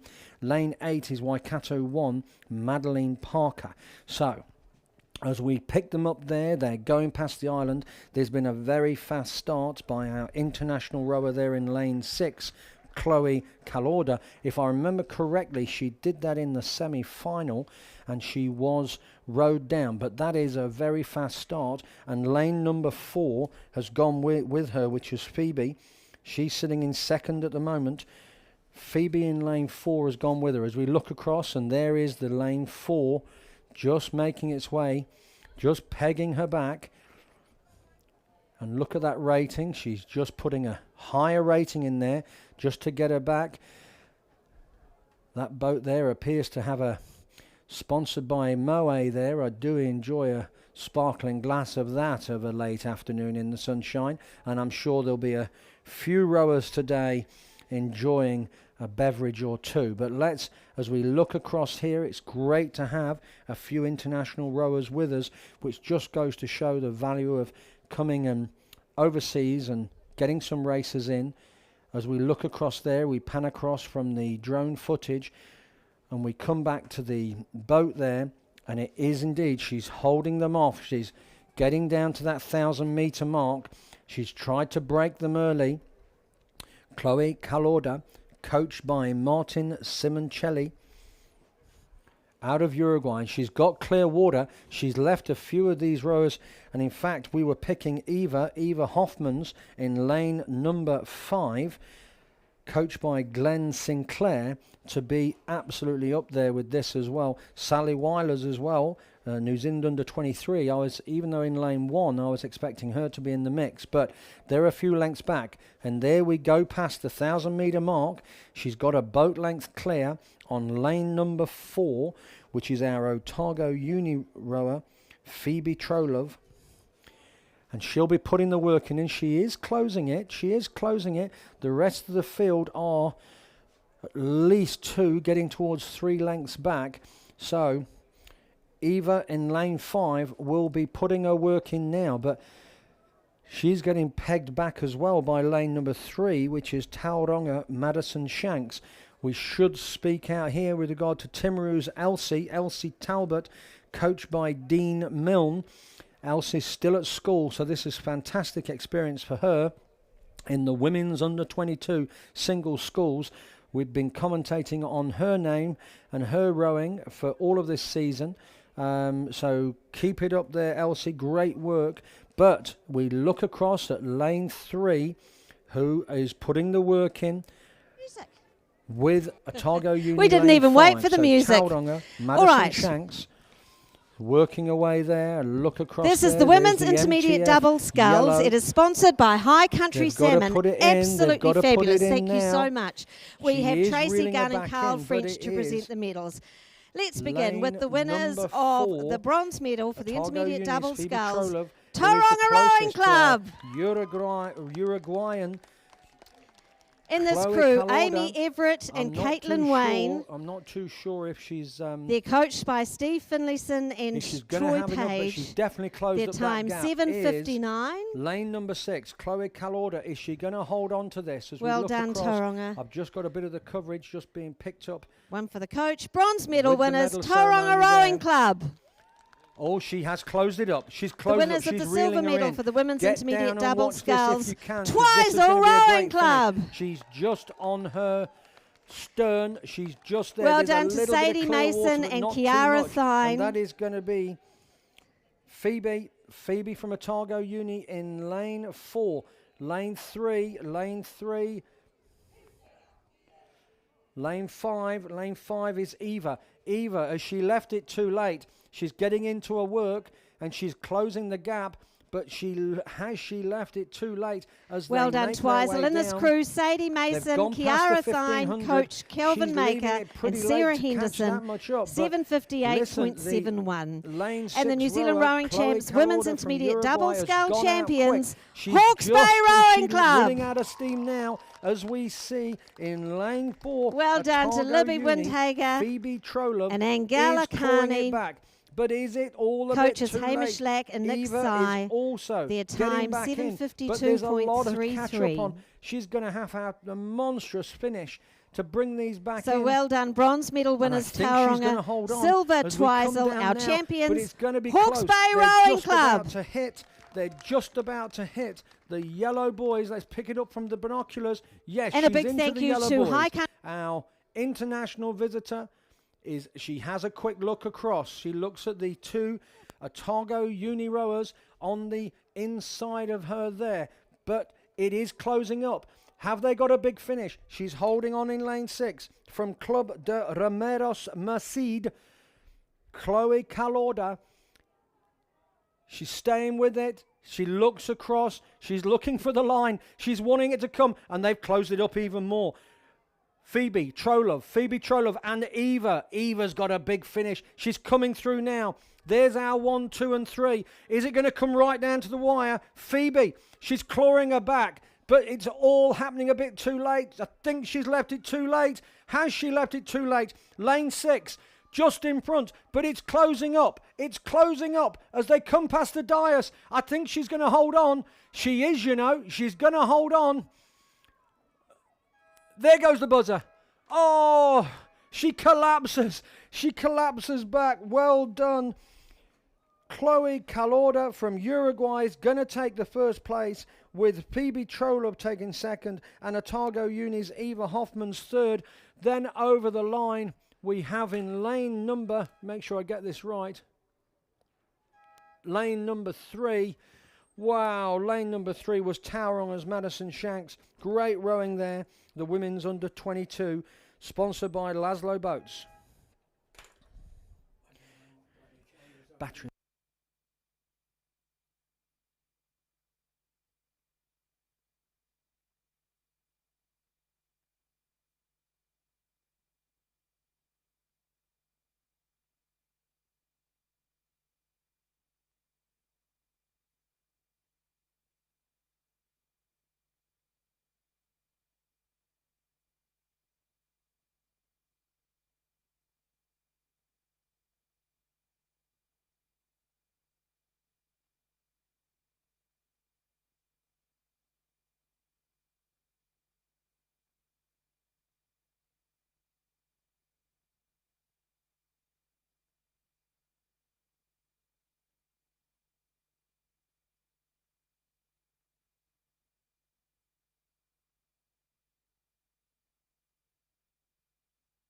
One, two, we're just back on now, just back on. We've got a B race coming down, if I'm not mistaken here. Let me just make sure I've got the right one here. It's the...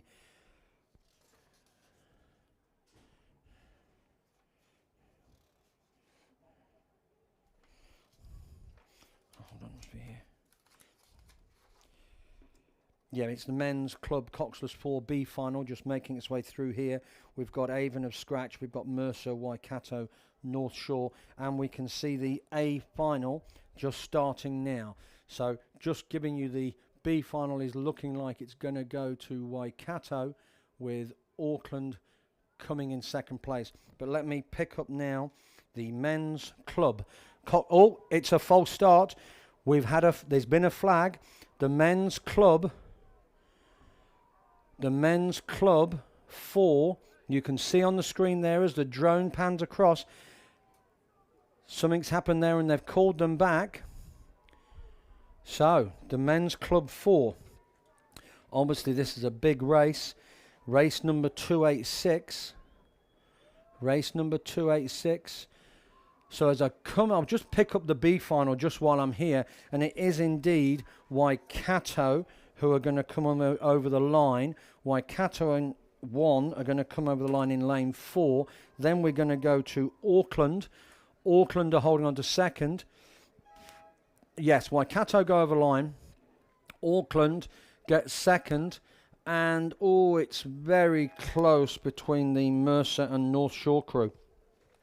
But you can see these Club 4s turning themselves around, getting themselves back in to the starting place. So I didn't see what happened there. I'll just ask Millsy if he didn't see. He just saw, he was watching down on the dais there, just down on the end. This is sponsored by Top Hut Twizel. So thank you, Top Hut, for your support. We really appreciate that, as I get rid of a couple of set of batteries there. So let's have a look at who we've got rowing in this today. Lane number 1, we've got Hawke's Bay 1, which is Sam Bright, Ethan Bilo, Adam Vanderpeet and Edward West. Lane 2, Wellington 1, we've got Angus Wilson, Lachlan Rose, Jared Barbalich and Sam Wilkins. Avon 1, we've got George Higgins, William Anderson, Jack Bell, John T. Thompson.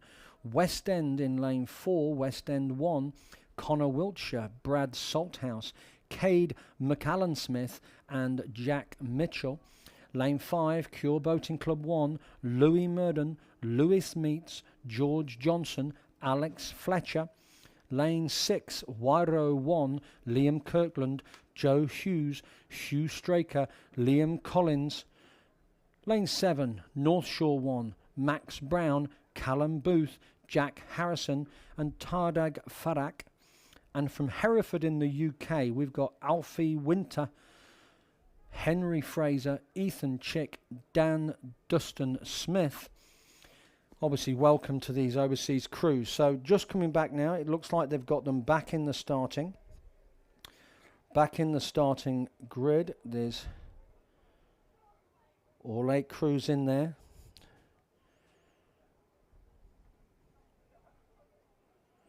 We can see a few hands up in that number 4 seat.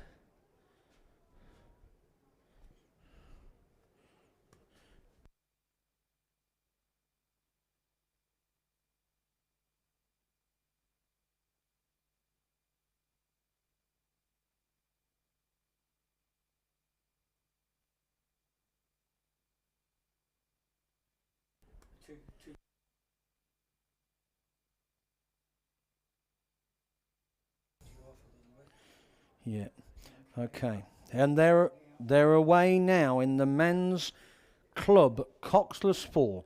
They're all away. They're all going. No flags this time as we wait for the umpire boat to just tag in behind. This is going to be a close race. We can see the lane number 4 crew. Lane number 4 crew. That's West End. West End have gone away along with Cure, and a couple of boats outside them is North Shore. So it's all happening here. We can see there, looking back across at lane number 1, that's Hawke's Bay. They've just dropped back a length, but it's all happening here, all to play for. Looking at lane number 3, lane 3 is Avon. Avon are in the mix. Just in front of them is West End. West End are in the mix, as are Cure. Cure Boating Club in lane 5. Couple outside of them is North Shore 1. So it's all happening here as we make our way down to the 500 metre. There we see it there. There's the island. Everyone's still in this. Good work coming through here.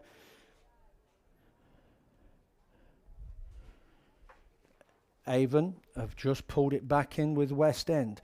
They're taking Cure with them. Cure are just a couple of seats back. A couple of boats outside them. North Shore 1. Wyro are still with them as well. Everyone's in this. Probably only lane 1, Hawke's Bay, and I can't see Hereford at the moment. So all to play for as they come down.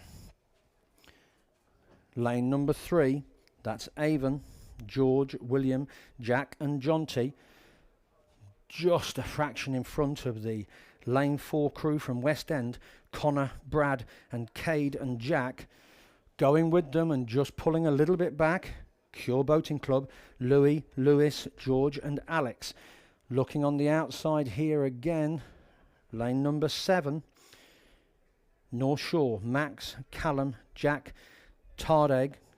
They're all coming through, all to play for. They're making the way down. There's the umpire boat tucking in. Lane number 1 has just dropped away. Lane 7 is North Shore. I can't see the Hereford crew. But as we come down, 1,000 metre mark, all to play for. There's our safety boat.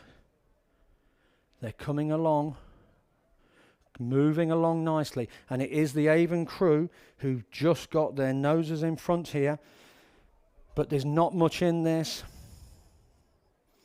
Avon just in front of the West End crew, who are just in front but not much in it.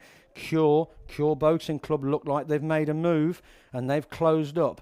Cure coming in, they're pretty close here into a third, but there's not much in this. They're getting into their work now. Avon have just stretched on the West End crew. They've maybe got 4 seats. Looking outside as well, North Shore are in this. Lane 7, North Shore. They're all in this, and it's coming down as they make their way. They've gone past the 1,000 metre. They come past. There's that yellow marquee. And Avon are moving nicely. They're getting into a dominant position. They've got to go with them. Cure and West End. Cure and West End have got to go with this Avon crew. As they come down now on the outside, North Shore are in the mix as well. As they're in the mix, they come through. Come on, all these boys making their way down. They'll be looking forward to being in the top hut. Cure have just put a little bit on there.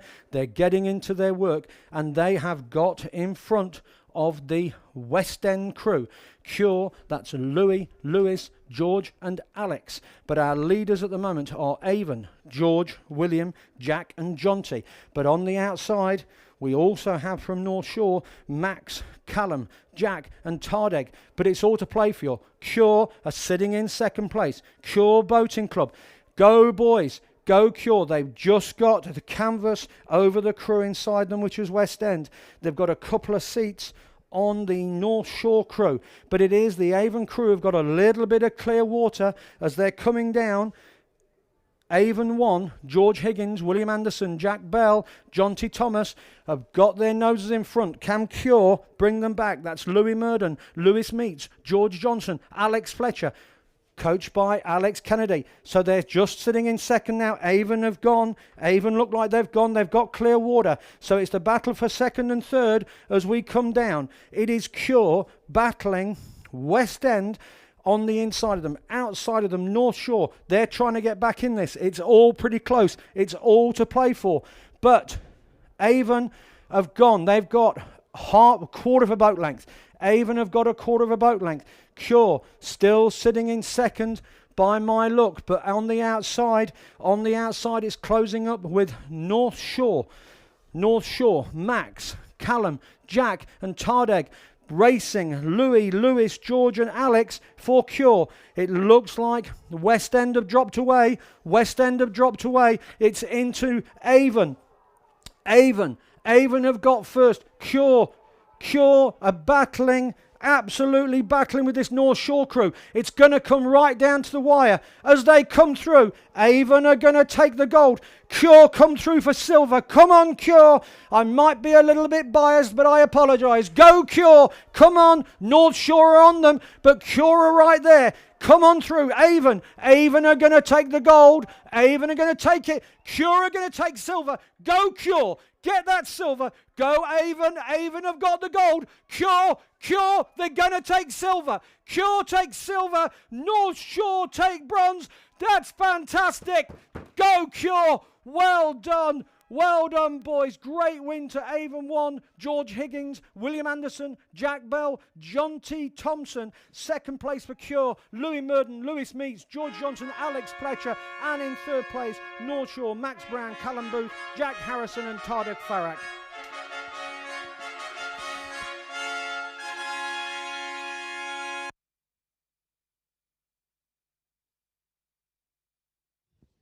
All right, this time it's the men's under 22 single sculls, sponsored by High Country Lodge here in Twizel. And we have our presenter, Jared Cummings from Rowing New Zealand, I want to say Radio New Zealand, Force of Habit. Jared Cummings, Coach Development Officer for Rowing New Zealand. All right, the winner of the bronze medal for the under 22 single sculls from Waikato Rowing Club, Oscar Rustin. Oscar's time, 7:20.94. All of these crews are coached by Nick Barton, who's gone off to put crews on the water. But we congratulate Nick. Congratulations, bronze medal winner, Oscar Rustin. The winner now of the silver medal for the under 22 single sculls, also from Waikato Rowing Club, Evan Williams. Evan's time, 7:18.07. Coach again, Nick Barton. Well done. Silver medal winner, Evan Williams. And now, the New Zealand Rowing Championships men's under 22 single scull champion From Waikato Rowing Club, Ben Olifers. Ben's time 7:13.83. So a clean sweep for Waikato Rowing Club here, again coached by Nick Barton. Well done, bronze medal winner Oscar Ruston, silver medal winner Evan Williams, and our champion for 2023, Ben Olifers. And a big thank you to High Country Lodge and Jared Cummings for presenting the medals.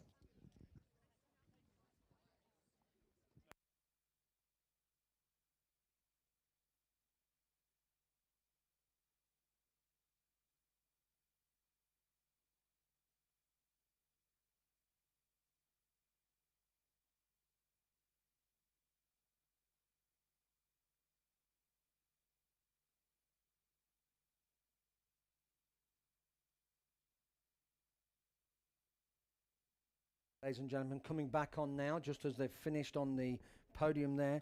That was a fantastic race, and now we're picking up the race 288, the men's senior double sculls. This is sponsored by Ministry of Works, Eatery and Bar, so thank you for your support. Quickly catching up on the crews is West End in lane 1, lane 2, Whakatane, lane 3, Wakatipu, lane 4, Dunstan Arm, lane 5, Avon 1, lane 6, Auckland 1, lane 7, Waikato 1, and lane 8 is Canterbury. So as I'm picking up here, it is lane number 4. It's the Dunstan Arm crew of Jack Pearson and Angus Kenny. Angus, I'm pretty sure, has recently made a New Zealand under 21, or yeah, I'm pretty sure under 21 trial. So that double there has got nice clear water as we pick them up at the 1,000-metre mark. So looking across at lane number 1, West End, that's Thomas and Xavier. They're in the mix with his second and third, and just outside of Dunstan Arm is Avon 1, that's Connor Backus and Sam Wilson. They're sitting in second at the moment, and just outside of Avon is Auckland 1, that's Jack McDonald and Ryan Gass. So great work here.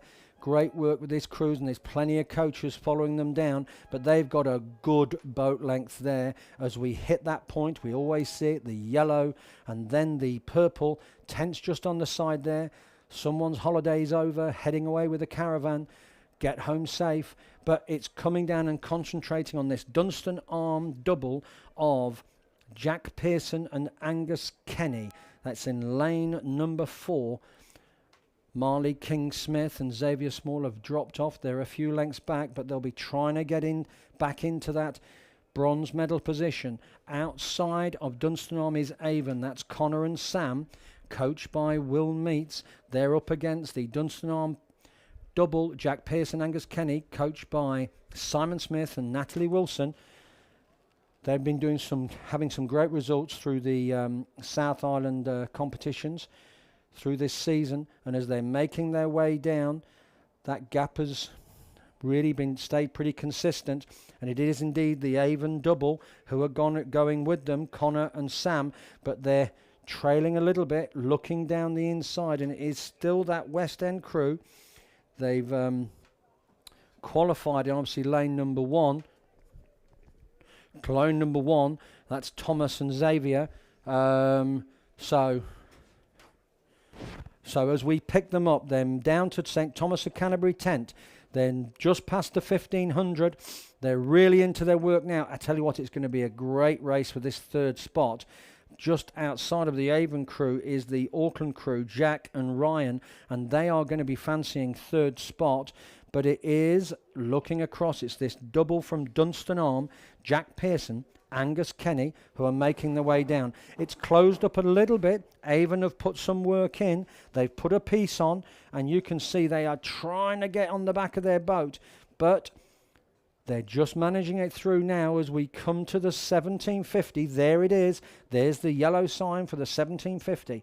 As we come in, Avon, they're dragging them back in. Outside of Avon is the Auckland crew, who are trying to get involved, and it is going to be between the Auckland Crew, West End and Wakatipu for that third spot, and it's all a bit close. But as we come down now, and I pick them up on the binoculars, this crew is moving really well. They're not going to give it up from there. In lane 4, they have got good clear water over the Avon Crew. It's going to be very tight for third. But what I can tell you, and let's concentrate on this for now, our winners in the men's senior double sculls A final from Dunstan Arm, Jack Pearson and Angus Kenny. Second place is going to be Avon, Connor Bacchus and Sam Wilson. And down on the inside here in lane number 1, it is indeed the West End Crew, Thomas Hughes and Xavier Simpkins. They're going over third. Fourth place, the young pairing from Wakatipu. Well done. Then it's over to Auckland, and then down on the inside here, Whakatane, and then over onto Canterbury, and then coming across the line is Waikato.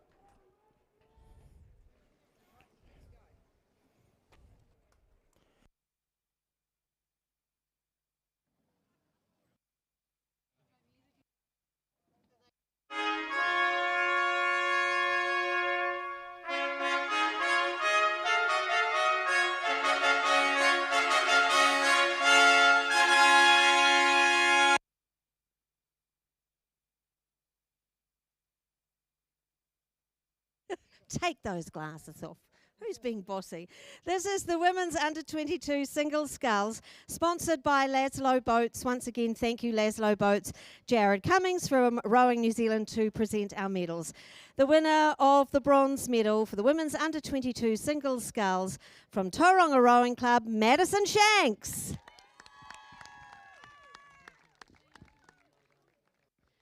Maddie's time, 8:21.81.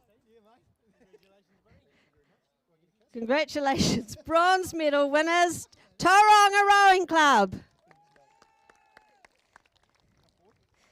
The winner of the silver medal for the women's under-22 single sculls from Otago Uni, Eva Hoffmans. Eva's time, 8:09.63.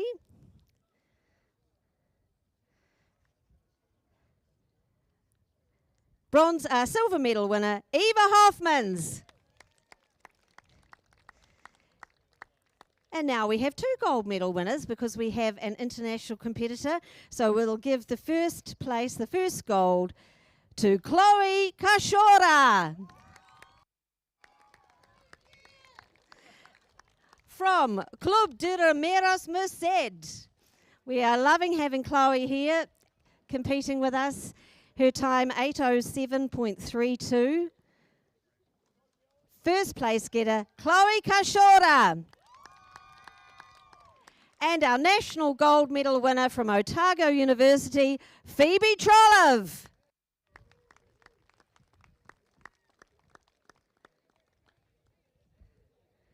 So congratulations, bronze medal winner Madison Shanks, silver medalist Eva Hoffmans, our gold medal winners Phoebe Trollive and Chloe Kashora.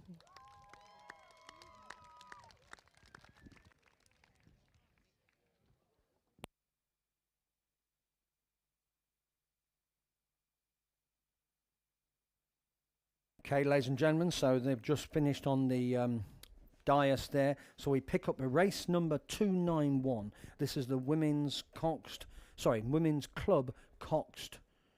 Sorry, the women's senior double sculls A final. Women's senior double sculls A final. We look through who's rowing here. We've got in lane 1, Avon 2, Katie Bell and Claudia Kinder. Lane 2, Waikato 1, Emily Gordon and Emma Averill. Lane 3, Star Boating Club, Kate Barham and Ava Johnston. Lane 4, North Shore 1 is Annabelle Knowles and Scarlett Billingham. Lane 5, Dunstan on 1, Charlotte Lightfoot and Celia Runge. Lane 6, Clifton 1, Sophie Hodson and Madison Neal. Lane 7, Wakatipu 1, Oliver Key and Neve Bates. And Lane 8, Waikato 3, which is Jenna Lee Margraf and Anna Gallagher. And as we pick them up now, they've just gone past the 500 metre mark, the island there. As we look across from the barge boat, we see the beautiful bay area, heading down to Lake Ruataniwha Holiday Park, who are the kind sponsors of this event, and we thank them for their support. Great place to stay. I'm in there at the moment, and it is absolutely wonderful. So really quintessentially New Zealand, and a very eclectic, interesting campground. So definitely one to visit if you get chance. Just trying to look who it is, and I'm calling, it is the Star Boating Club.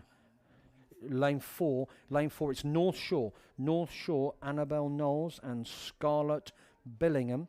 As we brilliant, that's helped me a lot there. Lane number 4, but going with them in lane 5 is Dunstan Arms, Charlotte Lightfoot and Celia Runge, coached by Simon Smith.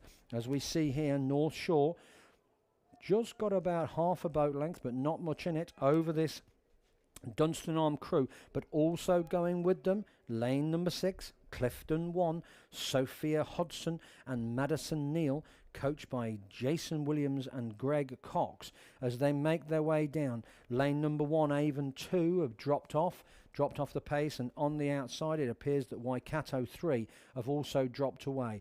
But Wakatipu 1, Olivia Key and Neve Bates, who I'm pretty sure are still at school because I've coached them, commentated on them earlier in the year, as we come up to the 1,000-metre mark, and it is lane number 4, North Shore 1.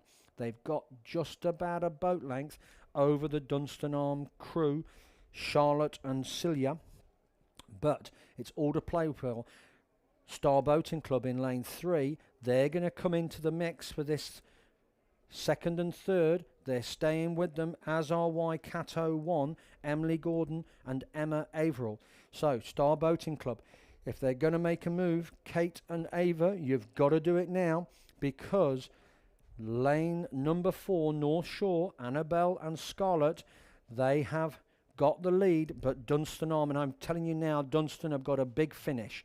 All their Dunstan crews, they just seem to have this monstrous finish, and outside of Dunstan is the Clifton crew, Sophia Hodson and Madison Neal.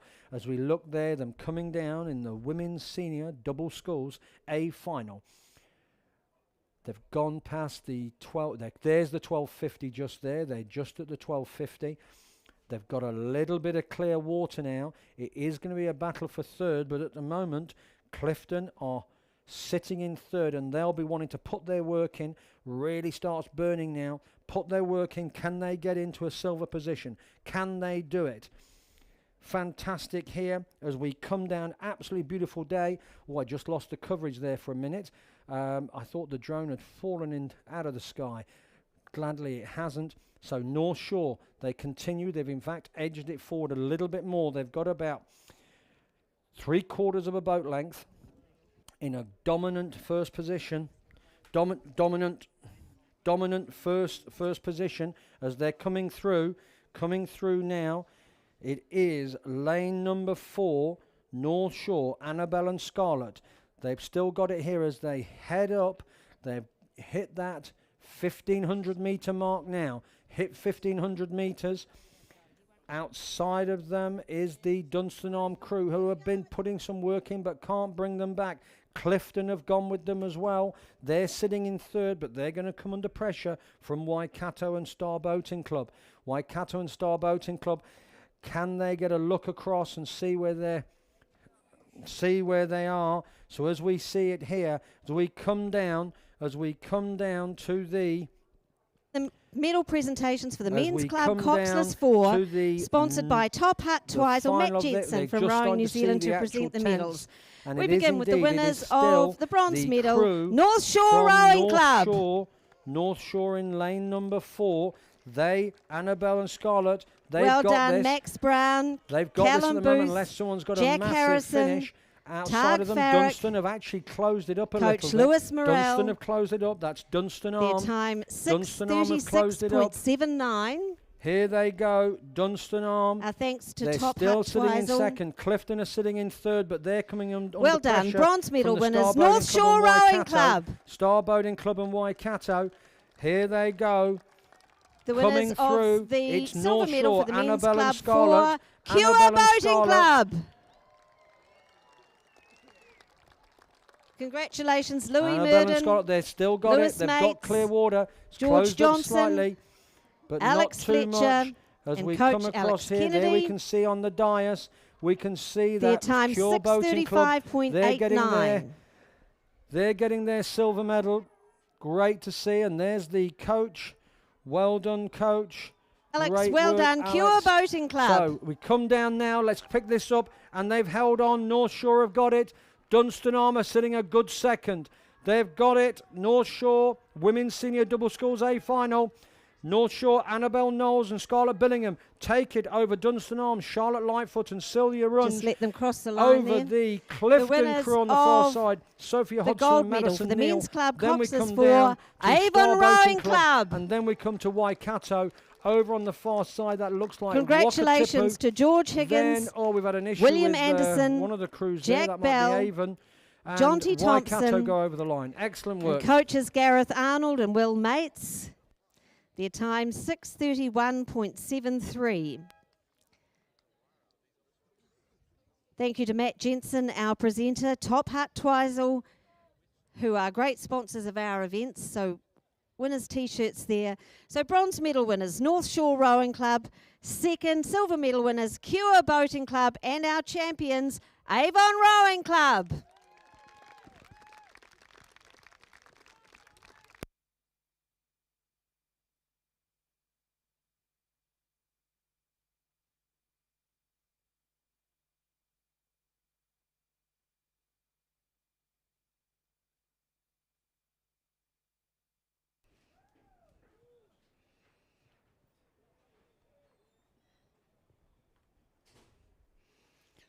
$291 women's Coxed Eights. The women's Coxed Eights first for the big 8-packers this morning. Mercer in 2, Auckland Composite with North Shore and King's College in lane number 3. Canterbury Composite with Dunstan Armour and Nelson in 4.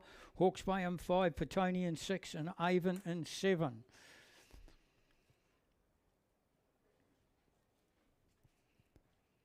They're in the starters' hands. It's a straight final. It's event number 20. It's race 1 to 291. Again, we're just getting that crossover, guys. We've just got to try and get some communication between the commentary and the dais. Things are not working. We do apologise. But our top priority is the A finals, not the medals. So if you're out there, Ian, So Ian Cartwright, if you're out there, can you pop down and see Kay and get some sort of signalling system so she doesn't put crews up on the dais while we're commentating the A finals? You there, Ian? Can you see Kay and get some sort of signalling system because she's putting crews on the dais while we're commentating A finals?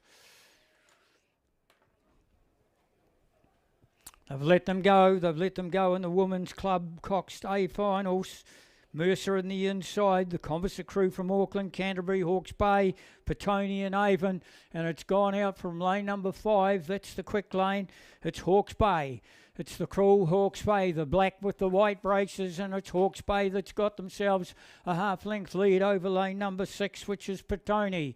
Petone's only got 2 feet over 7 Avon, and Avon is locked up with the inside crews, which is the crew from Auckland Composite and also Mercer.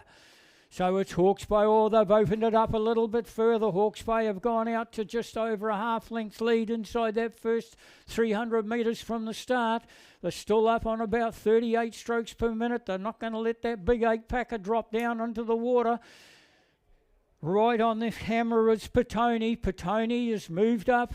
Now just taken about a quarter length out of them while we're taking a look at the leaders and gone up only a half length behind, and only 2 feet behind that is the Avon crew down on the outside. Then we have to go, there's the first 500 through already, nothing between Auckland Composite and Mercer. Where's Canterbury? Canterbury's nose is sticking in there too. Only about a length and a quarter separating the whole full field as they go through into the second 500. And they've just gone out another seat goes Hawke's Bay.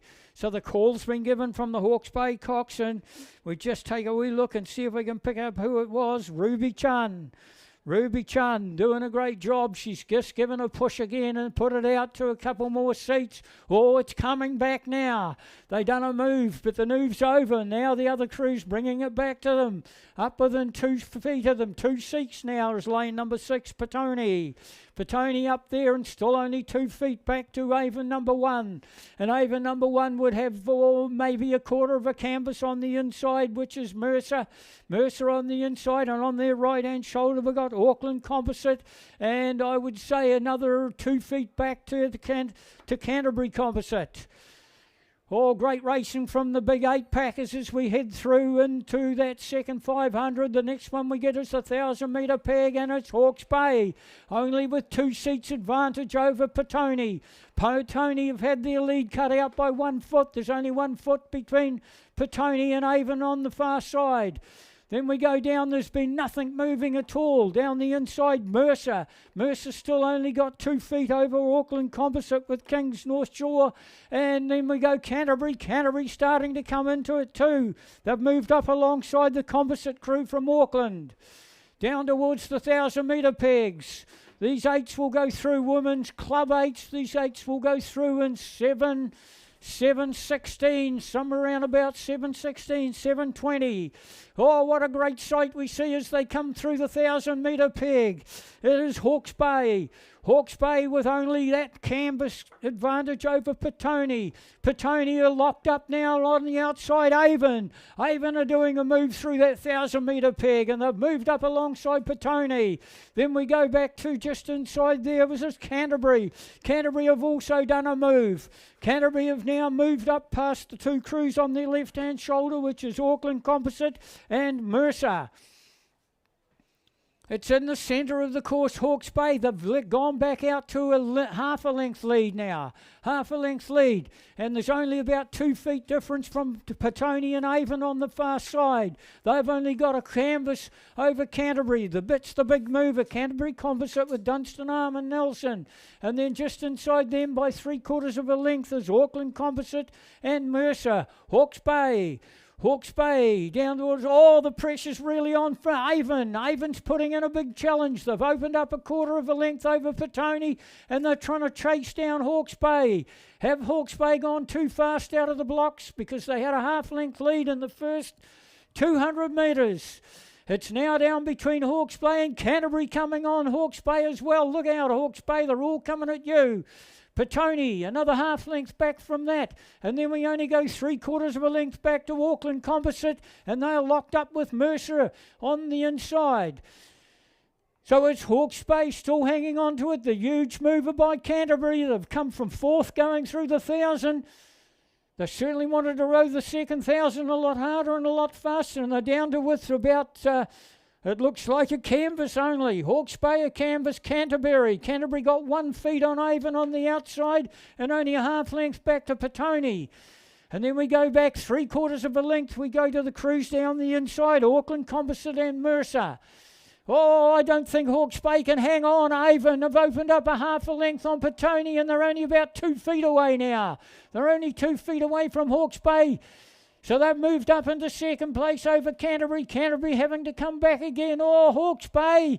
Oh, they're all chasing you, Hawke's Bay. It's down to feet now. Avon's got 1 foot on them. Canterbury's only 3 feet away. Petone slipped back now by a half a length from the 2 on the inside, Auckland and Mercer. Look at the line-up if you've got a camera, guys. Get it clicking. So it's Avon's hit the front. Avon on the top side have hit the front. They've gone out to 2 feet, 3 feet over the leaders. Hawke's Bay. Canterbury's coming at Hawke's Bay. There's only 2 feet and Petone's still only a half length behind them. Avon, can they hang on? They have worked so hard to get up to Hawke's Bay. Hawke's Bay have worked so hard to keep the lead. Oh, Canterbury are going up to Hawke's Bay. Oh, there's only 2 feet. Avon have only got 2 feet on. Hawke's Bay are coming back. Canterbury are coming at Hawke's Bay. Look at them lined up. Avon still with 2 feet. Avon with 2 feet. Canterbury have hit second. Canterbury are in second by 1 foot. Only 1 foot from Canterbury. Hawke's Bay back into third place. Petone only 3/4 of a length away. Auckland and then Mercer. Avon hanging on to it. Canterbury's coming at Avon. They are locked in that set of Royal Joyce. They go down to the line. I can't. Oh, I think Avon have taken the title. I think. When I say I think. Canterbury. Hawke's Bay have got the bronze, I can tell you that, and that's all I can tell you. Wowee.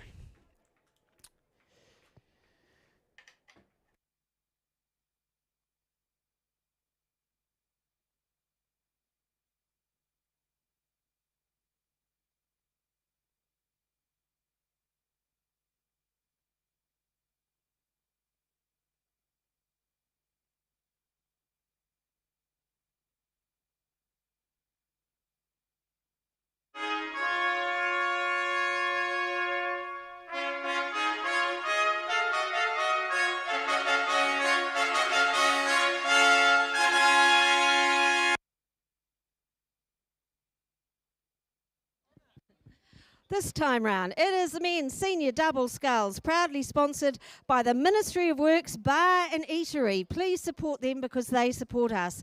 We have David Mates from Rowing New Zealand to present our medals. Thank you, David. The winner of the bronze medal for the men's senior double sculls, West End Rowing Club. Congratulations to Thomas Hughes and Xavier Simpkins. Their coaches, Nick Dorr and Hugo Verdonk. Can't tell you your times because it's not on the page.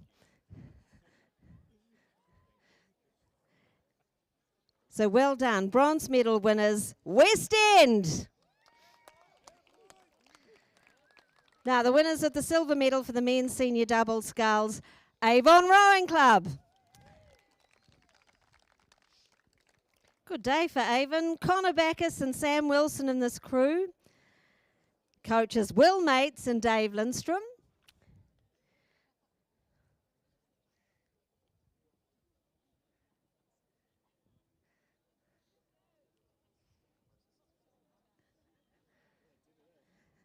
So congratulations, Connor Backus and Sam Wilson from Avon Rowing Club. Now, the men's senior double scull champions for 2023, Dunstan Arm Rowing Club. In this crew, we have Jack Pearson and Angus Kenny. They're coached by Natalie Wilson and Simon Smith. Simon there to get his coach's medal. And there are winners' T-shirts, of course. Our thanks to the Ministry of Works Bar and Eatery, to David Mates for presenting the medals. Well done, bronze medal winners West End, silver Avon Rowing Club, and our champions for 2023, Dunstan Arm Rowing Club.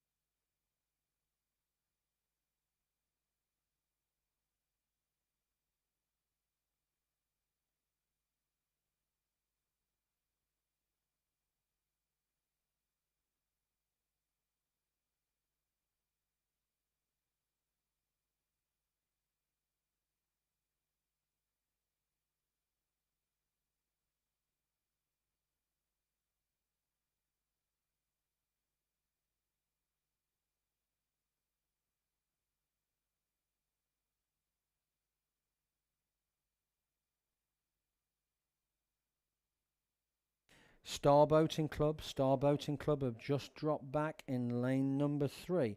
So as we see them go past the 500 metre mark and the island there that just separates the bay, it is in lane number 2 the Oamaru 1 crew who have made a nice start. Oh, we've just got a small hold up in our coverage there. We'll come back. We can see the dais there just as the medal presentations have been made. As I look down through the binoculars, let's go old school. Let's go old school on the binoculars and see. And it is indeed down in the inside, well, I say inside lane, it's lane number 2. As you can see, we're back on now, which is great to see. They've got themselves a little bit of clear water, but there's going to be a great battle between Avon, Takapuna and Ruataniwha for these top 4 places. And it isn't all over yet. They can go, they may well have gone out really, really strong. Can they, are they going to get reeled in? I know that the Avon crew have been rowing through the championships, as have these Takapuna Grammar and Petone. So no one's going to be giving anything up. And these 3 here are absolutely in the mix for medals. It's really, can they get back in onto this Oamaru crew?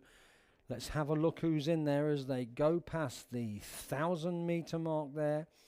We see the little bit of shade available. The coaches have been making their down. They've actually got good clear water there.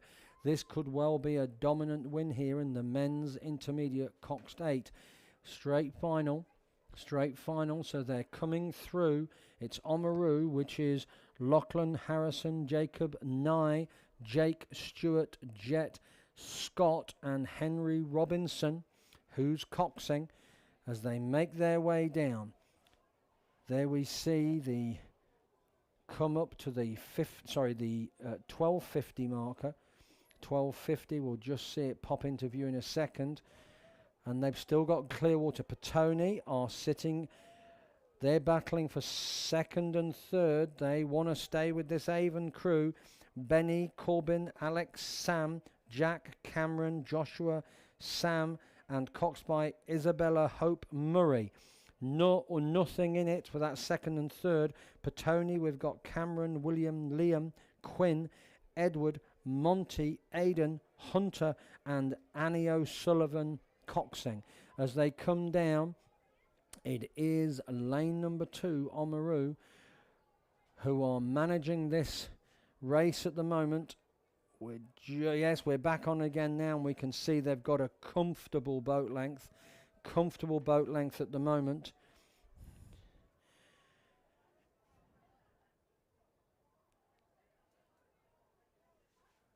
They're moving along quite nicely. This is obviously an intermediate crew, so there's a lot of development to come on these yet, but great for them to have this race and get the experience, and they'll be back next year, and the joys of getting on that dais and getting a medal, they'll all be looking forward to that. But it is the Oamaru crew who will be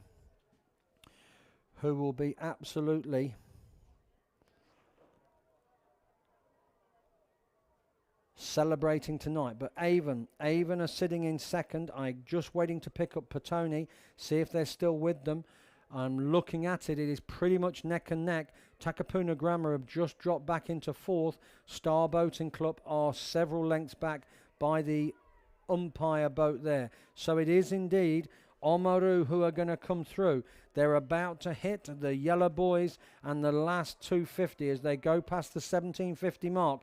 And I tell you what, Petone are right in this. They've managed to really stay with them, stay with Avon, and they're not out of this. Who's going to have the bigger finish? As we come back to our leaders, which is Oamaru. They're making their way down. The last 10 strokes, they come down. They've got 50 metres. 50 metres to go from about now. There we go. And I tell you what, it is neck and neck with Avon. Avon and Petone. It's going to be close. Avon have got their noses just in front, but there's nothing in it. I'm leaning out the window here looking across. Oamaru are going to take the win, and it is Avon. Avon have just got a canvas in front. A canvas, nothing more. A canvas and nothing more as the coverage drops again. They come down. Yes, they've got a canvas. That's it. It's close. It's close. They are going to... Oh, it's neck and neck. I'm going to call Avon into 2nd and Petone into 3rd as then Takapuna Grammar come over the line. We can now just give you the results of that race 291, the Women's Club 8 that was so closely and well fought.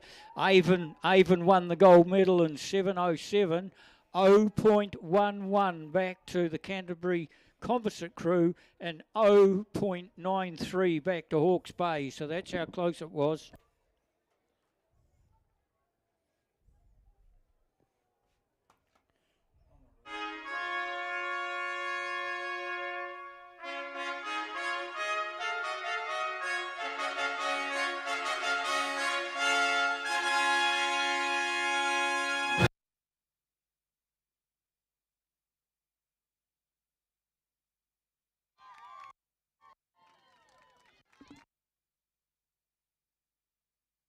All right, this is the medal presentation for the Women's Senior Double Sculls, proudly sponsored by Lake Ruataniwha Holiday Park. And to present the medals, Karen Raitt from Rowing New Zealand. Thank you, Karen. The winners of the bronze medal for the Women's Senior Double Sculls, Clifton Club.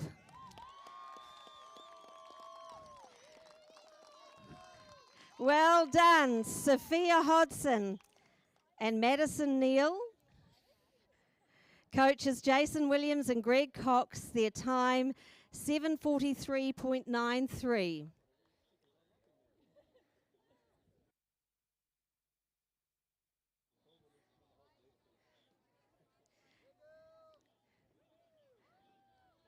Well done. Big round of applause, please, for the Rowing Club.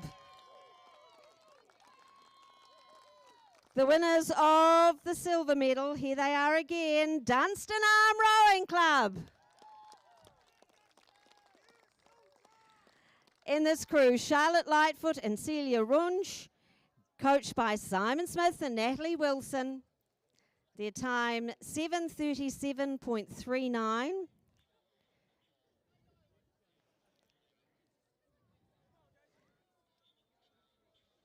Congratulations, Dunstan Arm Rowing Club. Loving the Crocs, Clifton. Great Crocs. And now, the Women's Senior Double Sculls champions for 2023, North Shore Rowing Club. Congratulations to Annabelle Knowles and Scarlett Billingham. They're coached by Chris Everett. Their time 7:34.16.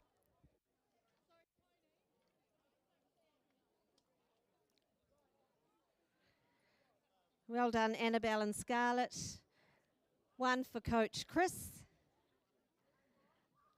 So huge congratulations to bronze medal winners Clifton Rowing Club, silver medalist Dunstan Arm, and our champions for 2023, North Shore.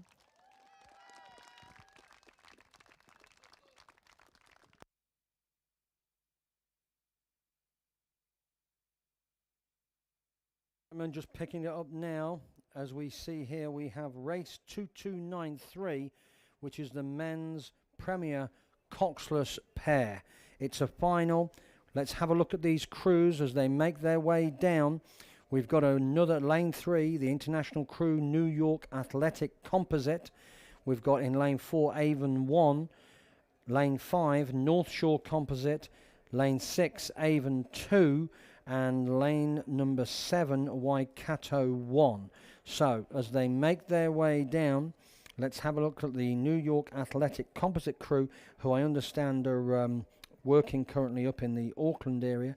We've got Samuel Jones and Paul Jacou, coached by Nick Dorr. Avon 1 is Will Gilbert and Flynn Watson, coached by Logan Keys and Dave Lindstrom. North Shore Composite is Brooke Robertson and Matt McDonald, coached by Mike Roger. Avon 2 is Ben Taylor and Thomas Russell, coached by Calvin Ferguson. Ben Taylor and Thomas Russell out of Stack originally, if I'm not mistaken, and also were in the New Zealand squads for a period there. Waikato 1 is Samuel Schotter and Joshua Vodanovic, coached by Nick Barton. So as we pick them up here, they're going past the 500 metre mark there, the island. as we see they're moving beautifully in the water there. We've got the two Avon crews with the North Shore Composite sandwiched in the middle. So lane 4 is Will Gilbert and Flynn Watson. On the outside, the Avon crew of Ben Taylor and Thomas Russell. Thomas with the cap on there. Actually, I could be wrong with that. Just hold on that one. It's been a while since I've seen him. But the North Shore crew, Brooke Robertson and Matt McDonald. What can I see on the others? Not picking them up on the screen at the moment on the New York Athletic Composite crew or the Waikato crew. But they're coming down. Obviously, this is a elite premier event. The coxless pair oars, always a joy to watch, and when they're matched and going away. So North Shore getting into their work in lane number 5. Lane 6 are very much staying with them. That's Ben Taylor, Thomas Russell. As we come now to the 1,000 metre mark, there's really nothing in this. They're all together. Avon number 1, Will and Flynn, just slightly back, but they've got a big finish. Saw them row earlier on in the year against some other crews who were racing a completely different heat against the 4s. I think it was very much a training row, and they're coming back on it. There's the 1,000 metre mark. So North Shore, Brooke and Matt just holding half a boat length, but there's a lot to play in this. On the outside there, Avon, Ben Taylor, Thomas Russell, ex-St Andrews College. They've done a lot of rowing together. They were originally coached by Dale Marr, now coached by Calvin Ferguson. That was a few years ago when they were in the schools with Dale, but he does put the foundations in as they're coming through. Here we can see North Shore got their noses in front, and lane 4 and lane 6 are trying to charge them down. There we see the red and white of Avon just coming into view. 12.50. It's all burning now. Everyone knows it's all to play for. This is kindly sponsored by 776 BC. Fantastic apparel. 776, of course, was the founding year of the ancient Olympic Games. This is when sport as we know it began, and that's certainly part of the 776 BC foundation stone. So as we come, they've got a length. Not much clear water, but they've got clear water over Avon 1, Will and Flynn. And they come through. They're getting their way down. In fact, they've got clear water on both now. They've done a great piece of work there. Very close between the Avon crews. Will Gilbert, Flynn Watson, Ben Taylor, Thomas Russell. But it is the North Shore Composite crew, which is North Shore Nelson. They're putting themselves in this. They're working hard. They go past the 1,500 metre. They're coming up to the St. Thomas of Canterbury tent. There we see it, the yellow and blue. Look at the wash coming off there, and that's really flowing that boat. That's great to see. That lead boat there, it just keeps on going. There's just a bit of a halter there with the Avon crew in lane number 6. But they've got into a good silver position. Avon 1, Will and Flynn, they're sitting in 3rd. The New York Composite, I haven't seen those for a while, or Waikato. So we're looking at these pairs as they come down. This is the men's Premier Coxless pairs. It's a final, race 293. We're into the school tents there. You can see them, and all the club tents. And we're about to start seeing where the crowd are as they're up towards the dais here. They make their way down. They're just in the yellow buoys. They're in the yellow buoys. It's closed up. It's closed up a little bit. Ben and Thomas, lane 6, have pulled a little bit back. They've gone away from Avon 1, Will Gilbert and Flynn Watson. They've gone away from them. But it is the North Shore Composite, North Shore Nelson, Brooke Robertson and Matt McDonald who've got this. They've got this. As they come down now, they're looking at this. Their last few strokes, they're all putting it in. They're going to come over the line firstly. Just a quick look over the shoulder there to see where they are. There it is. They've got it. North Shore Composite take it. Avon 2 comes second, and then Avon 1 come in third. And we're quite a way back to the Waikato crew, Samuel Shodder and Joshua Vodanovic, and the New York composite crew, Samuel Jones and Phil Jacot.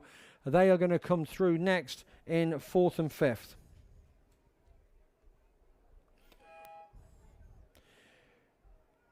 Great work there. There we go. That was obviously a say sponsored by the 776 BC. Fantastic apparel. They've got a little tent just over the back there, and there's some lovely gear in there, so it's fantastic to see. The barge is making its way back down. Next, coming up, we've got the Women's Premier Coxless Pairs. That's race number 294.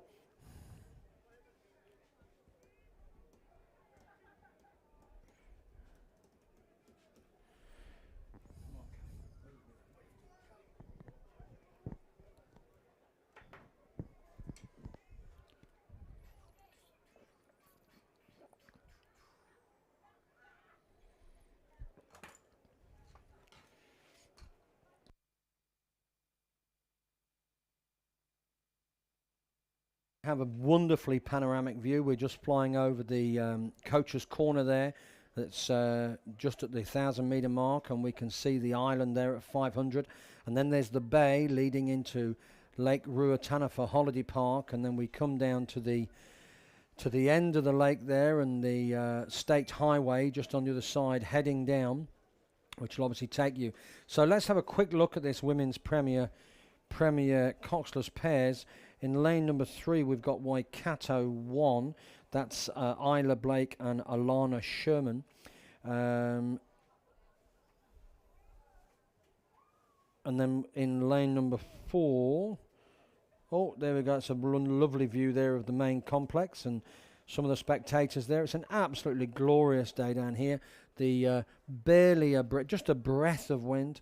And I know that Millsy will be off to his yoga session shortly. He does like a mid-afternoon yoga session just to stretch up. And we come down to there's the camera boat, the drone flying over that, which is wonderful. That's a great shot looking down to the starting area and the starter's hut. I think we actually have 10 lanes all up. We can see 5 boats lined up there, which is going to be lane number 3, Waikato 1. Isla Blake and Alana Sherman. Lane 4 is Canterbury Composite. That's Ella Kossel and Phoebe Spores. Lane 5 is Aramahoa Wanganui Composite. Catherine Leyburn and Jackie Gowler. Lane 6 is Canterbury Composite. Brooke Kilminster and Davina Waddy. Avon 1 is in lane number 7 is Phoebe Collier and Harriet Williams. So we can see them lined up there. We can see the wire going across, which they hold on to while they're waiting for the starter. You can see the flashing light in the starter's hut there. The boat holders reel themselves out and do everything they can to help steady those boats, keep them lined up and ready.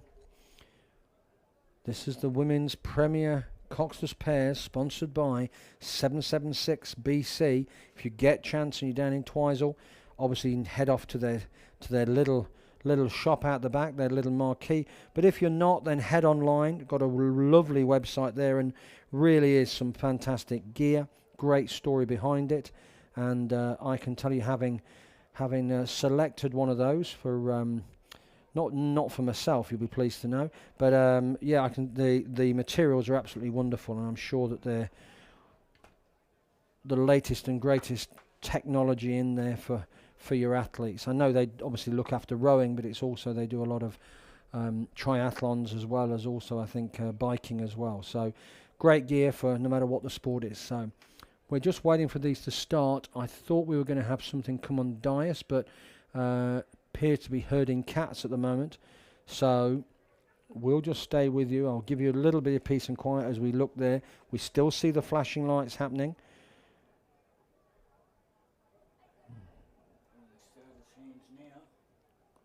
The hands are still up on that wire, so they're not getting ready yet. Now they are. Now it appears they are.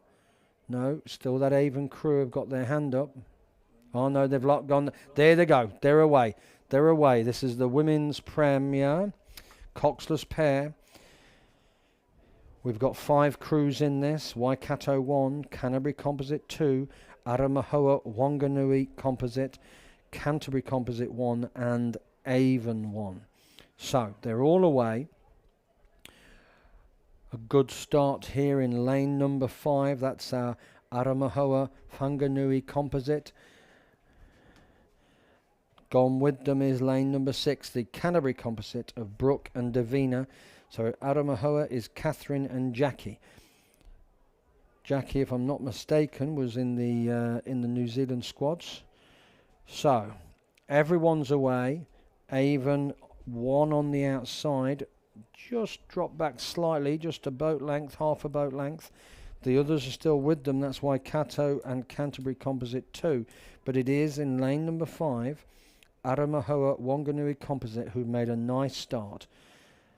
They've not gone away from lane 6 though. That's the Canterbury Composite crew. So it's all in this. This is, as I said, sponsored by 776 BC.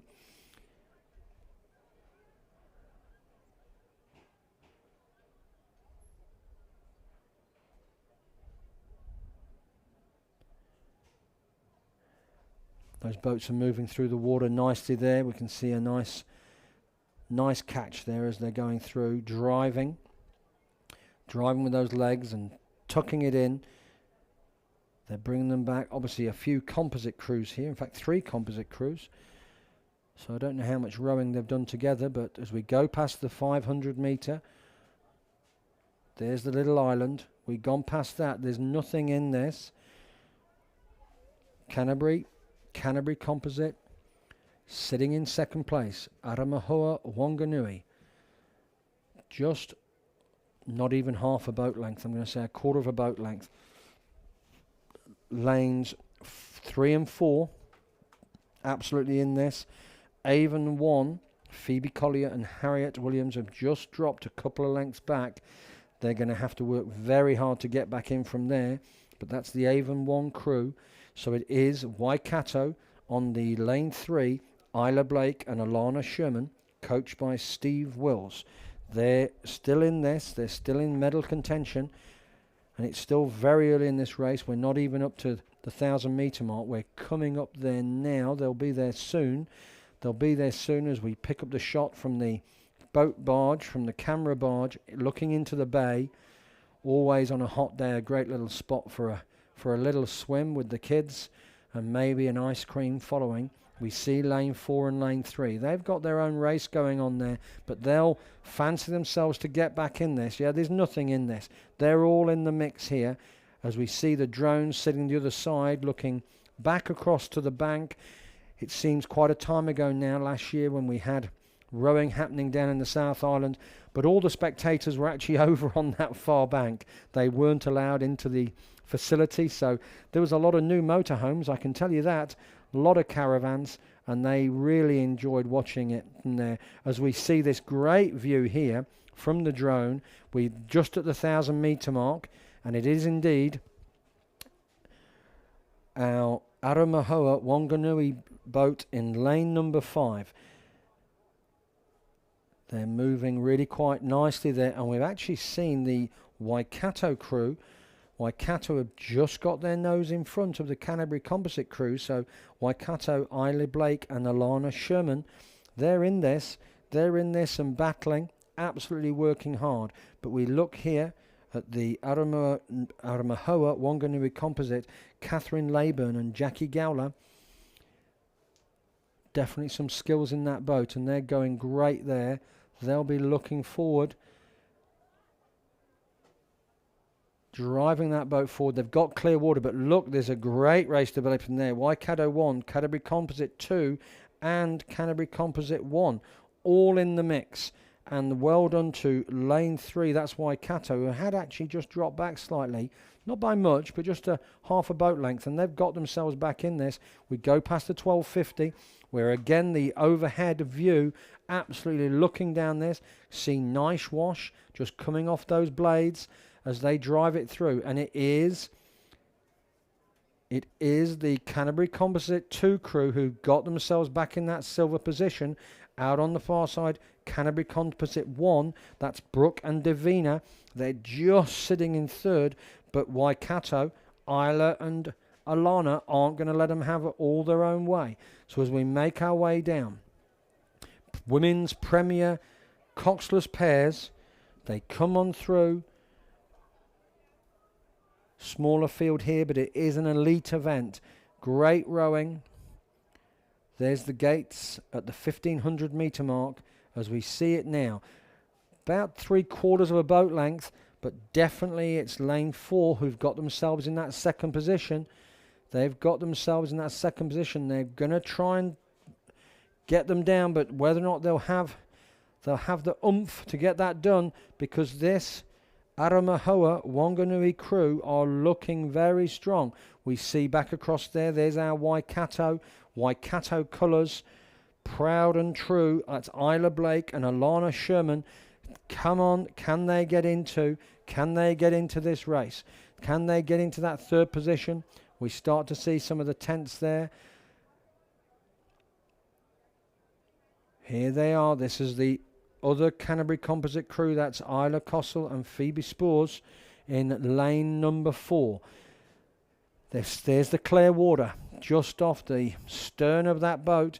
They're trying to peg it back. As we pick them up through the screen now, we can see Avon 1 are well back in the distance.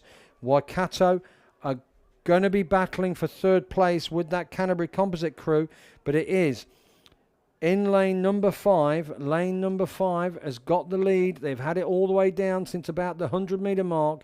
They're coming through. Good experience in that boat. And they're moving that really quite nicely, swinging on those oars as they come through. There's been a big finish there from the 4 boat Canterbury Composite. They've closed it right up. They're just on the stern of them, but I think they've left it too late.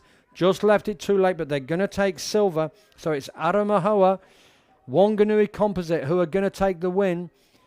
There they go, over the line now. Second, Canterbury Composite 2. And third, looking like the Canterbury Composite number 1 crew. Yes. Down on the inside, Waikato, Isla Blake and Alana Sherman come in 4th. But Canterbury Composite, Brooke Kilmister and Davina Waddy came in 3rd. We now can give you the official results of race 293, which was the women's premier coxless pair. Men's it was, yep. North Shore Nelson Composite went through in 6:37. 2.99 behind Avon 2 and then 3.3 to Avon 3, Waikato, New York Athletic.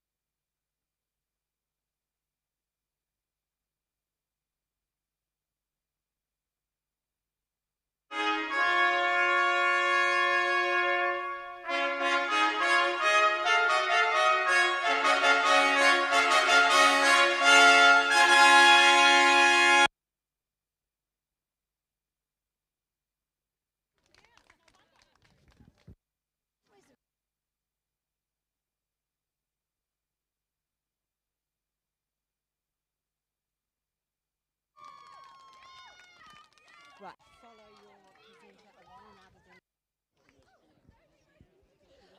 All right, we apologise for the delay here. We've just had a few issues with boats and things and stuff and all that sort of stuff. So we are now into the men's intermediate Coxed 8, obviously.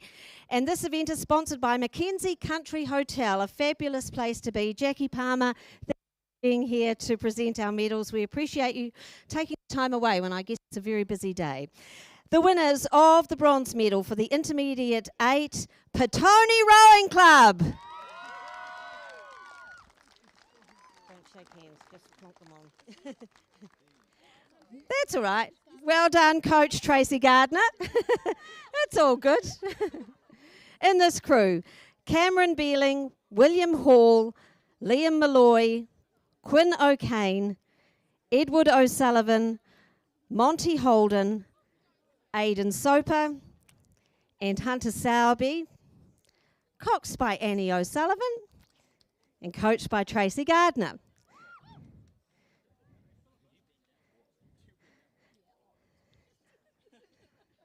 You do bend down, it makes it a little bit easier. We sympathise, Jackie. One for coxswain Annie and coach Tracy. Well done. Bronze medal winners, Petone Rowing Club.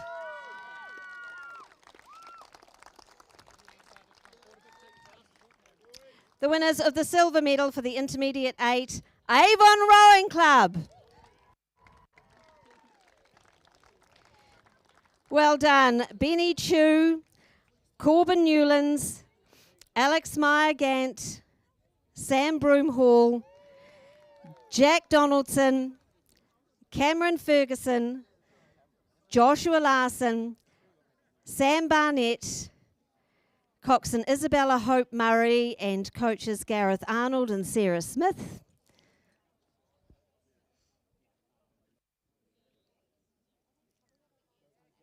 Our thanks once again to Mackenzie Country Hotel for sponsoring this event, and Jackie Palmer, our presenter.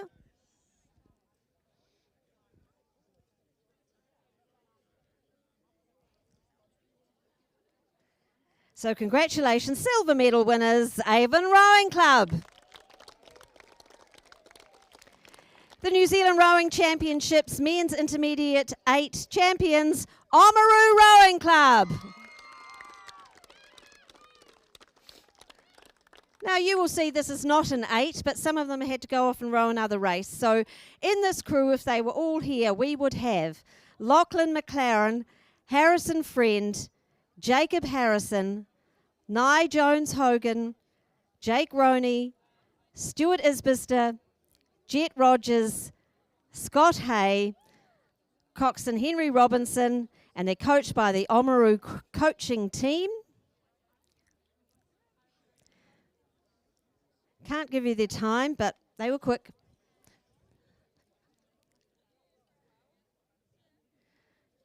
Winners' t-shirts there. We'll make sure the ones who aren't here get their gold medals. Thank you very much, Jackie Palmer. Thank you, Mackenzie Country Hotel. Well done, bronze medal winners, Petone Rowing Club. Silver medal winners. You're such good supporters, Petone. Silver medal winners, Avon Rowing Club, and our champions, Oamaru.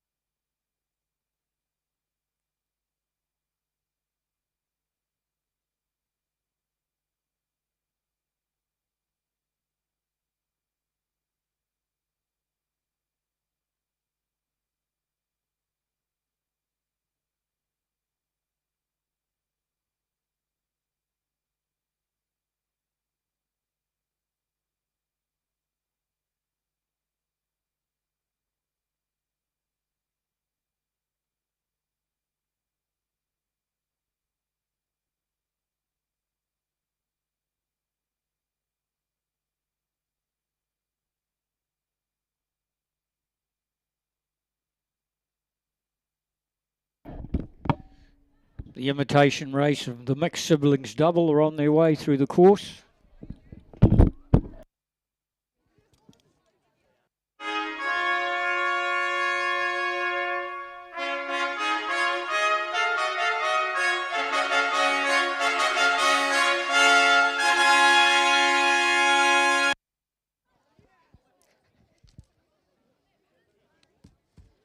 Right, just a word for those of you waiting for the Women's Club Coxed 8. We just have an issue with the results from that race, so we're holding on to that till a little bit later. We will let you know when that's going to happen.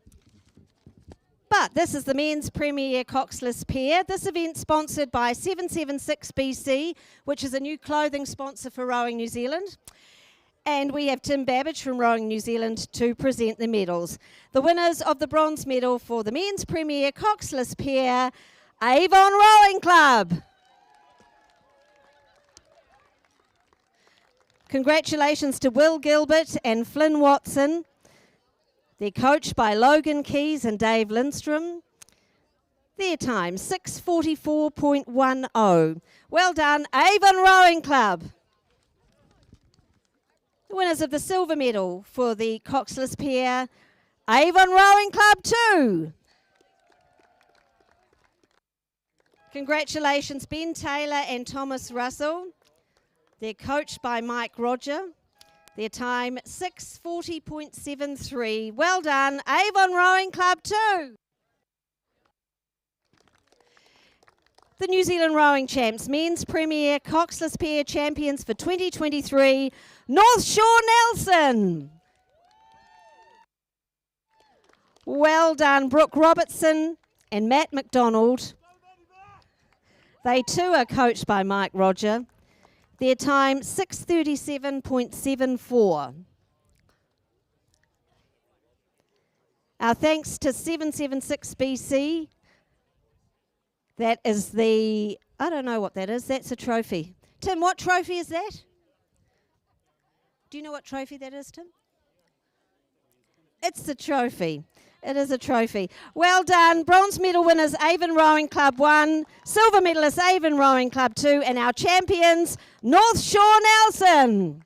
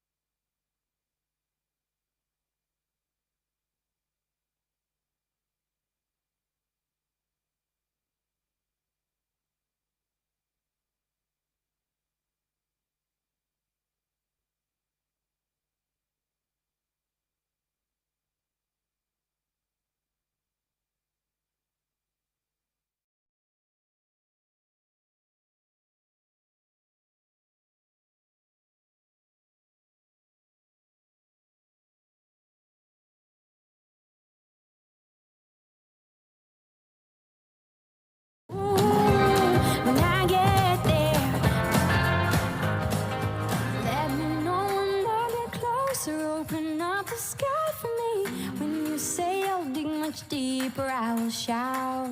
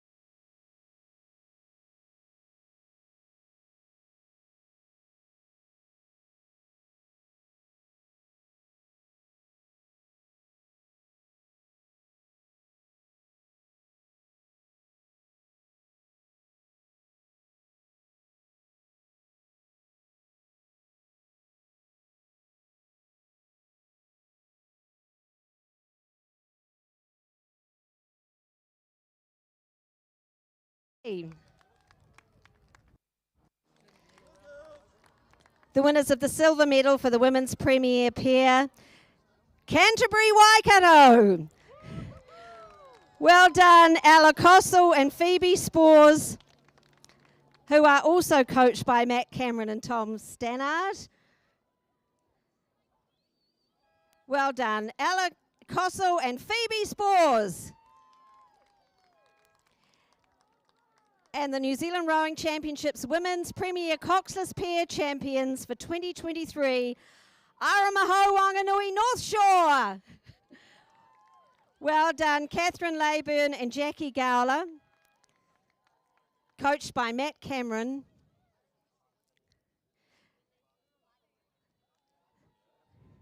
So one there for Matt. Now, very special, we have a red coat for Catherine. This is her first Premier win, so this is a really special moment. Well done on your red coat. And the trophy is the Patterson Cup. So congratulations to Brooke and Davina, Ella and Phoebe, and our champions for 2023, Catherine Leyburn and Jackie Gowler.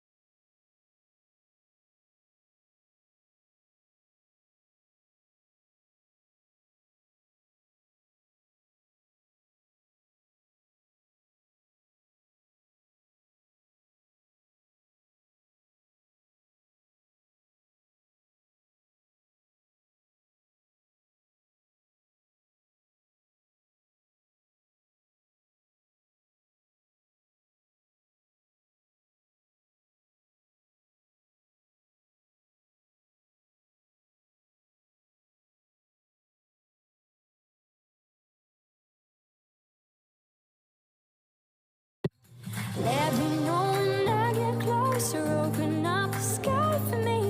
When you say I'll dig much deeper, I will shout.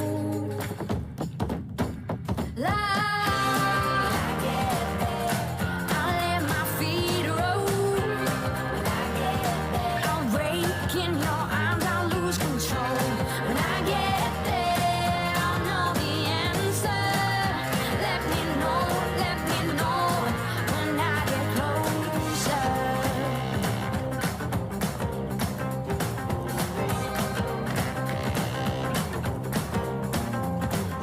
Way on this wicked black, I'll feel the soft side. Right under the roaring sun and in his hands. When I get there, I'll let my feet roll. When I get there, I'll break in your arms, I'll lose control. When I get there, I'll know the answer. Let me know when I get closer. When I get closer, let me know when I get closer. Open up the sky for me. When you say I'll dig much deeper, I will shout.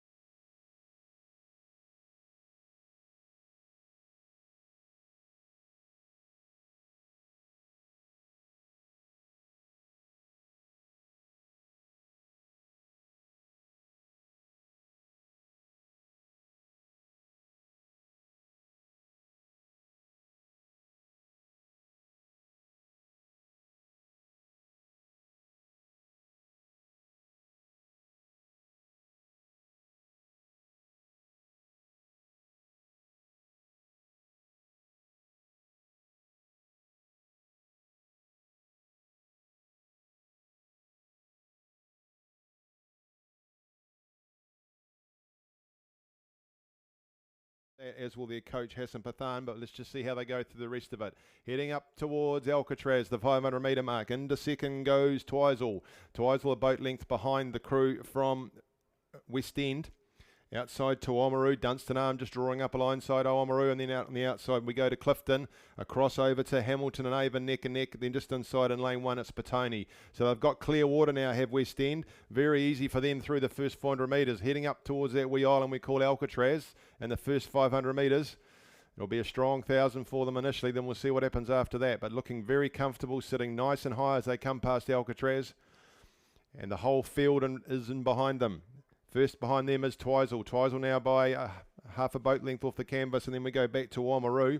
Then it is Dunstan. Those four starting to show here in the final of the men's novice Cox quadruple sculls for 2023. Nice view there from the barge of that West End crew, looking very relaxed. Good work going in from them. They've still got that half a boat length lead over Twizel. Then it's a boat length. We go back to Oamaru. Dunstan Arm have got a bow ball over Oamaru. Then we go across to Hamilton and Avon. Back across into lane 8 is Clifton, about a boat length back from those crews. And then just in line with them is Petone. So already we've got some big separation. It is West End and Twizel doing the business. Twizel now got a clear water over third. Back inside to the crew from Oamaru who'd be fourth. It's Dunstan that are third as they head up towards through 750 metres towards the 1,000 metre mark. There'll be a flotilla of bikes waiting for them then to give them some encouragement on the way down. But they're still extending West End. This is very impressive from the North Island champions through the first 1,000 metres. They've almost got a boat length over Twizel. Twizel in hand have got a half a boat length over the crew from Oamaru, who've just taken another margin out of Dunstan. So those four crews showing out. Half a boat length back we go to Hamilton. On the outside of Hamilton, Avon. Avon are now a boat length clear of both Petone and Clifton, are dropping further on the flanks.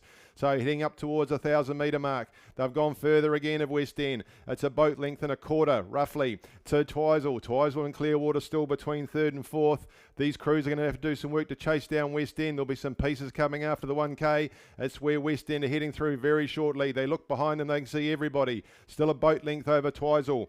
Twizel a second. Then we come back to Oamaru and Dunstan. Very little between those two crews.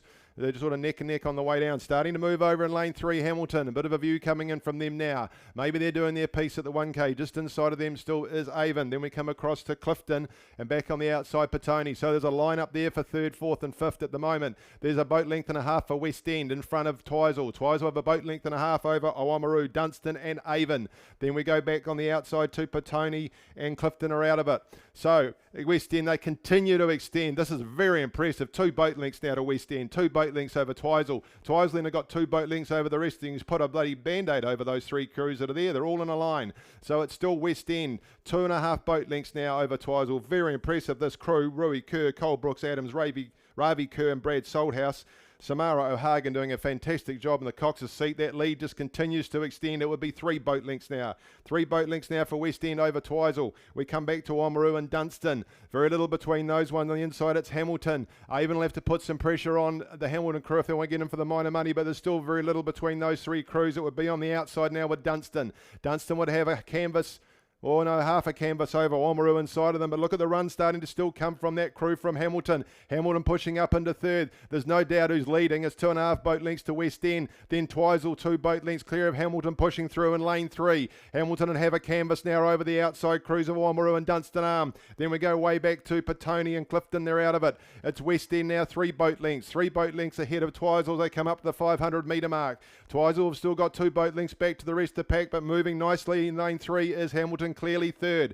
Outside of them goes to Oamaru and Dunstan Arm. It's this fantastic row from West End. They still look very relaxed, sitting up nice and tall, sculling very cleanly. They've got this well and truly under control. You can see the coach on the bicycle going alongside them. They won't be too worried about this. Second is still Twizel. They're looking like they'll get their 3rd medal of the day if they can hold their position. It's whether the pressure from Hamilton comes on too soon or not. Outside we then go to Dunstan and Oamaru. Back inside to Avon and then Petone and Clifton out there in lane 8. Look at this, ladies and gents, from West End as they come down through with 400 metres to go. They're putting on an exhibition here in the novice Cox quadruple sculls. Inside of them is Twizel still holding their own in second. It is pressure coming on them from Hamilton. What have Hamilton got? They've got about 350 odd metres to prove it as they come in through past that 350 to go. Heading up towards the 250 metre mark, and the last of the red boys would be West End. Come back inside from them to Twizel by 3 boat lengths. It's Hamilton starting to put pressure on Twizel. Outside to Oamaru and Dunstan moving. Dunstan are moving past past to Oamaru and starting to line up with Hamilton. There's a finish coming from Dunstan.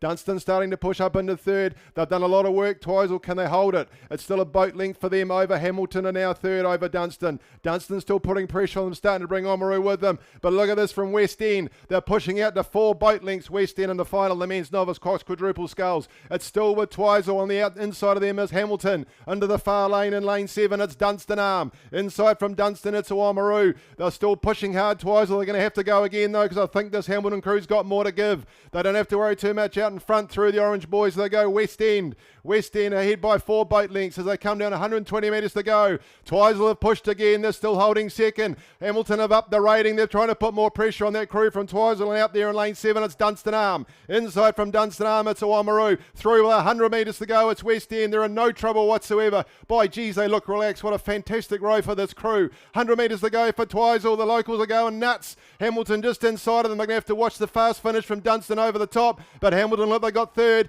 But down the line, there's no doubt about this. The national champions for 2023, West End. Congratulations. 4 boat lengths. It's still with Twizel. Twizel under pressure from Hamilton, and they've got a boat length on them. Twizel will take the silver as they come down to take the buzzer now. And a good row down there in lane 3 for Hamilton to take the bronze. 4th across the top to Dunstan arm. Then we come back to Oamaru. On the inside will be Avon, across the top to Clifton, and back inside to Petone. What an exhibition from West End.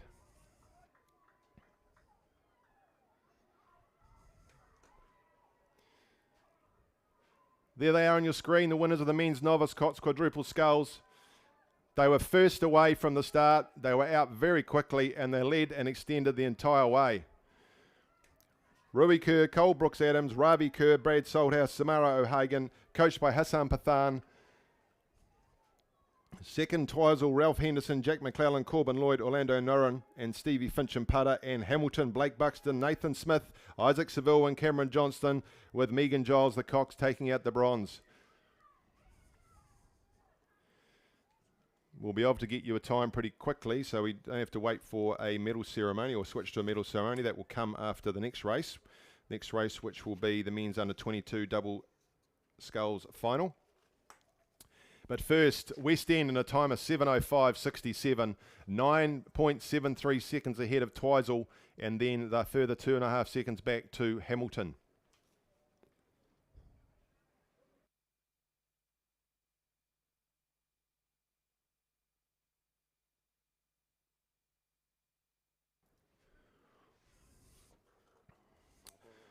There's the field for the men's under 22 double sculls. In lane 1, Waikato number 2, Oscar Rushton and Ben Olifers. In lane 2, Waikato 3, Callum Tutbury and William McIntosh. In lane 3, Waikato 1, it's Edward Lopez and Evan Williams. Lane 4, Cure Boating Club 1, John Luke Fenn and Will Rattray. In lane 5, Wairo 1, the lightweights, Logan Dockett along with Fred Vavasseur. And lane 6, North Shore 1, Callum Jarvis and Jaden Tabani Ivy. And in lane 7, Dunstan Arm 1, Gerard Wall, Hamish Yateman. There'll be a few tired legs in those crews. They've already had a few races today, 1 or 2 of those. Gentlemen, due to go in 3 minutes' time. They'll still be backing in.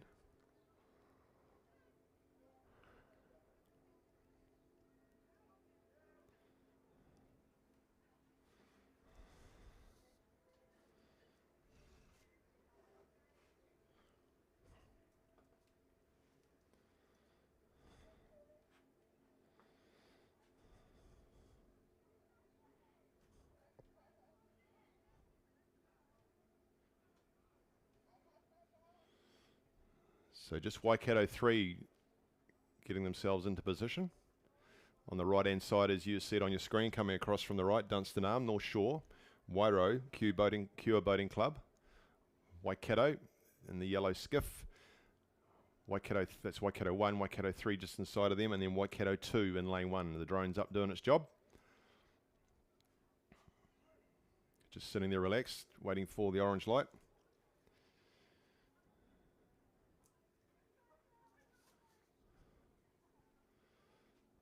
So we're waiting for the start of the men's under 22 double sculls, brought to you by Tricorp Enterprises for all your construction and material needs here in Twizel. We thank them for their support. They've got the orange light in the final of the men's under 22 double sculls. They'll be away shortly.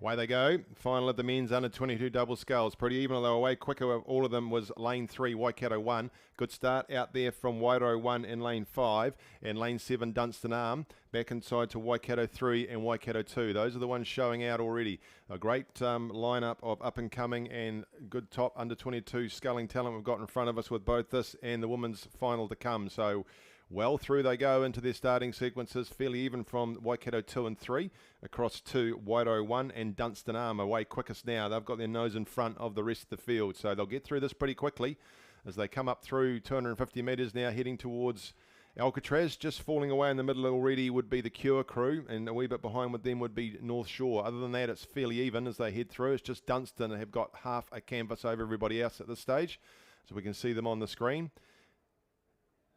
And now just starting to extend. Great shots there from the drone. You can see how clean these gents get into the water. Nice long finish they come out with. And back into it again they go as they just get a good recovery stroke in. So 3/4 of a boat length now would be for Dunstan. So nice strong start for Dunstan.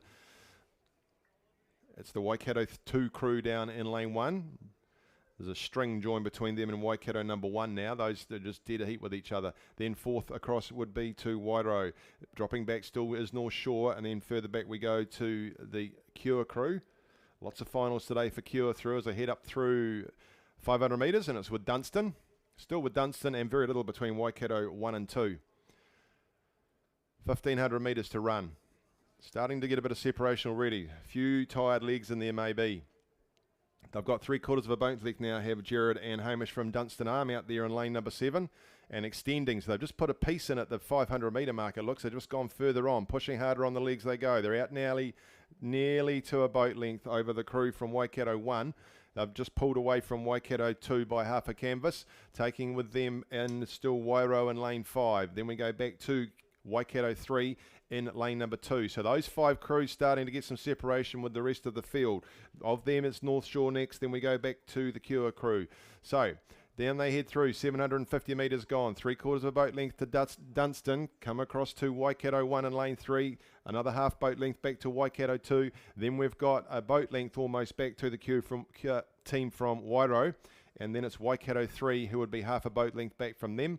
Then we come back a full boat length now to North Shore, and Cure just starting to get it together and push up on North Shore. So a bit of work going in past the 500, since the 500 for the Cure crew, but there's now 2 boat lengths between Cure, North Shore and the rest of the field. Not quite shaking the Waikato 1 crew are the Dunstan Arm scullers. They've got still, well, they're back to half a boat length as they head up through the 1,000 metre mark, past the safety boat towards the point, where the cyclists are waiting for them, but just a nice strong start, still 3/4 of a boat length.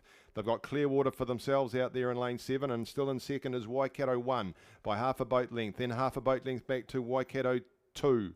So the pressure for those 2 Waikato crews will come from Wairo for Logan and Fred, working together hard in lane 5, just starting to see a little bit more movement from Waikato 3 down there in lane number 2, but it's still Dunstan, but they've pushed just at the 1,000, have the Waikato 1 crew, and look, they're putting some wood on the Dunstan crew, putting them under pressure. It's down to half a boat length, it's down to a canvas now. So what will Dunstan do? A definite piece of work going in from Waikato 1. They're bringing Waikato 2 with them, so those 3 crews now starting to move clear. There's a boat length almost between them and Wairo. Still pushing up there in lane number 2 is Waikato number 3, and maybe Dunstan have done a bit much too early. They're second, they'll have to go again if they want to get closer to the goal one, because Waikato pushed in front of them. They're going to play cat and mouse down through this 3rd quarter. It's still moving into 3rd position. Still there is Waikato number 2 in lane 1, but they're pushing up on that crew from Waikato 1. They're now only half a boat length between them. These 3 crews starting to push up together. Dunstan and Waikato number 1, very little between them. It's cat and mouse as they come through. It would be now a canvas with the Waikato number 1 crew. Since the 500, they've just pushed on. And now Waikato number 2 starting to move alongside with Dunstan. So it's Waikato, Dunstan. Then we go a boat length back to Wairo and across to Waikato 3, still pushing up on them. And the rest of the field are out the back. North Shore and Cure Boating Club. So we head on down now towards the 500 metre mark. It's with the Waikato number 3 crew, Callum Tutbury and William McIntosh. They've done all the work since the 500. Now they're rewarded with a half a boat length lead. Waikato number 2 now moving past the Dunstan scullers as well. So we've got Waikato 1, 2. There's only a half a canvas over between the second Waikato crew and Dunstan. So Dunstan have got the chance to go again. But all while with the wall, they've just pushed on, have Waikato. They're leaving Dunstan behind. Dunstan are now a boat length behind Waikato number 1 in the front, and Waikato number 2 in lane lane 1 are moving right past them. So in this A final of the men's under 22 double sculls, it's Waikato, Dunstan. Those three crews doing all the work. Just inside from Dunstan, North Shore starting to poke its nose through as it started to push through in the last 500 metres, but it's got a bit of work to do. Half a boat length it is now to Waikato number 1. Edward Lopez and Evan Williams. They've got the lead over the Waikato number 2 crew by half a boat length. Then we go back another half a boat length to the Dunstan Arm crew. Can they go again? They're going to have to push from out there in lane 7 if they want to get over the top. But that yellow skiff of Waikato 1 making all the running as they come down there in lane 3. Across into lane 1 is Waikato 2, Oscar Rushton and Ben Olifers. These boys have already been rowing today, so they'll be feeling it now. They just upped it. Look at the hands start to go there from Waikato 2 in lane 1. So they're going to put their number 1 crew under pressure. It's down to half a canvas between them. Then we go back 2 boat lengths back to the Dunstan crew. They're the only ones that are looking likely at the moment. The other Waikato crew in lane number 2 have got some work to do, but they could push up. On the Wairau crew are coming through in lane 5. It's still Waikato number 1. Waikato number 2 are moving right alongside them now. There's very little between them. In fact, I'll just about give it to the Waikato number 2 crew. There's a bow ball, very little between them. It's a horse race down to the finish from these 2 Waikato crews. Across the top and third, it's Dunstan Arm. But it's Waikato number 1. It's Waikato number 2. Take your pick. It's bow ball for bow ball as they come down with 100 metres to go. They're both through the 100 metre mark now. It's lane 1. It's lane 3. Across the top, Dunstan will pick up third. But the major money's going to be here between Waikato 2 and Waikato 1. It looks like Waikato 2 have got the run on the boat down here in lane 1. They've gone half a canvas ahead of the number 2 of the number 1 crew. As they come down to light, they take the buzzer. The gold medal goes to the number 2 crew from Waikato. 1-2 for Waikato. It's 1 and 2, but the other way around. Across on the outside, gamely for third will be Dunstan Arm as they come down the line. Strong finish there from Wairau to take fourth. Back down we come to Waikato number 3 in lane 2. Then across to Cure Boating Club, and completing the field out there in lane 6 will be North Shore.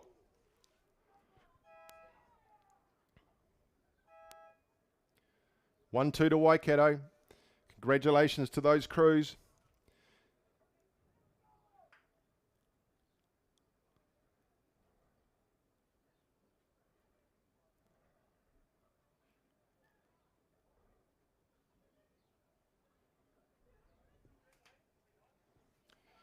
Just waiting for the medal ceremony here for the first race of the day, and we've just got the women's under 22 double sculls will be coming up on us pretty quickly. In lane 1 there will be Otago Girls.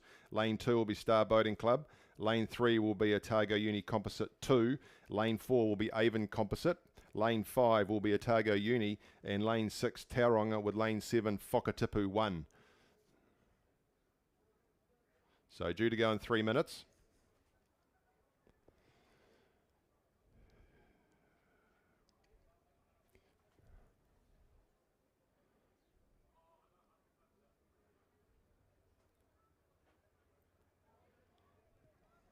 Just waiting for time confirmation for the men's under 22 double sculls. There we have it. Waikato 2, Oscar Rushton and Ben Olifers in a time of 6:44. Second, Waikato 1, Edward Lopez, Evan Williams. And third, Dunstan Arm 1, Jared Wall and Hamish Yateman.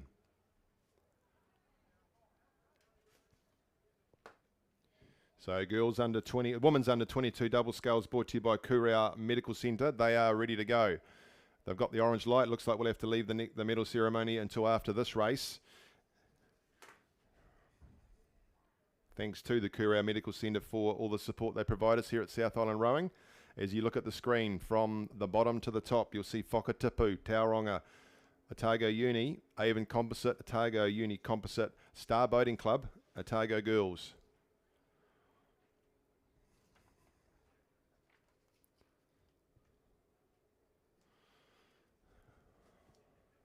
Harriet Thompson and Isla Merriman for Otago Girls, Kate Barnum and Ava Johnson for Star Boating Club. Otago Uni Composite is Claudia Kinder and Greta Hawke. Avon Composite, Elsie Talbot, Freddie Toddhunter. Otago Uni is Eva Hoffmans and Phoebe Trilov. And in lane 6, Tauranga 1, Madison Shanks, Mia Finlayson, and Whakatipu 1, Phoebe Kavanagh and Neve Bates. So some tired legs out there already. But I'm sure they're looking forward to this. They're just about ready to go.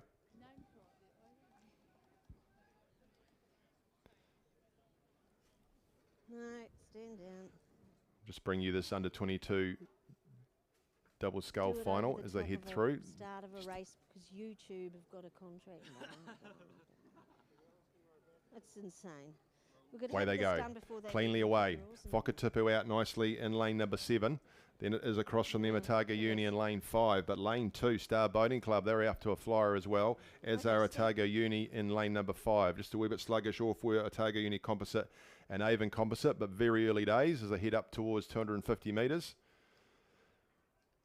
You can see there in lane 5, Otago Uni, that's Eva and Phoebe. They'll be tough to beat in this. Competition will come from Avon Composite and Otago Uni Composite. Look at that already. You can see there, Otago Uni well out in front. They would have a boat length over the crews on the outside of them, but only half a boat length over Star Boating Club. Those two got separation already between the rest of the field. Very little between Otago Girls, Otago Uni Composite, Avon Composite, Tauranga and Whakatipu. But it is with Otago Uni number 1 as they head down through in lane 5. They're out to a boat length now. Just across from them, Star Boating Club, Kate and Ava have started pretty well. So we'll be keen to see how this field unfolds as they head towards the 500 metre mark.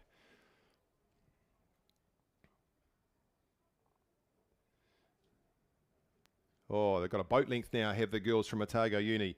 Star Boating Club second, just starting to emerge from the pack would be Whakatipu out there in third, but probably third equal with Otago Uni Composite. Have got their mojo together. Just inside of them, Avon Composite. Then we go across to Whakatipu. So a bit of a line up there, crossing the outside then to Otago Girls. So through 500 metres they go, and Eva Hoffmans and Phoebe Trelov are leading by a boat length. A boat length over Star Boating Club. Half a boat length back to Whakatipu.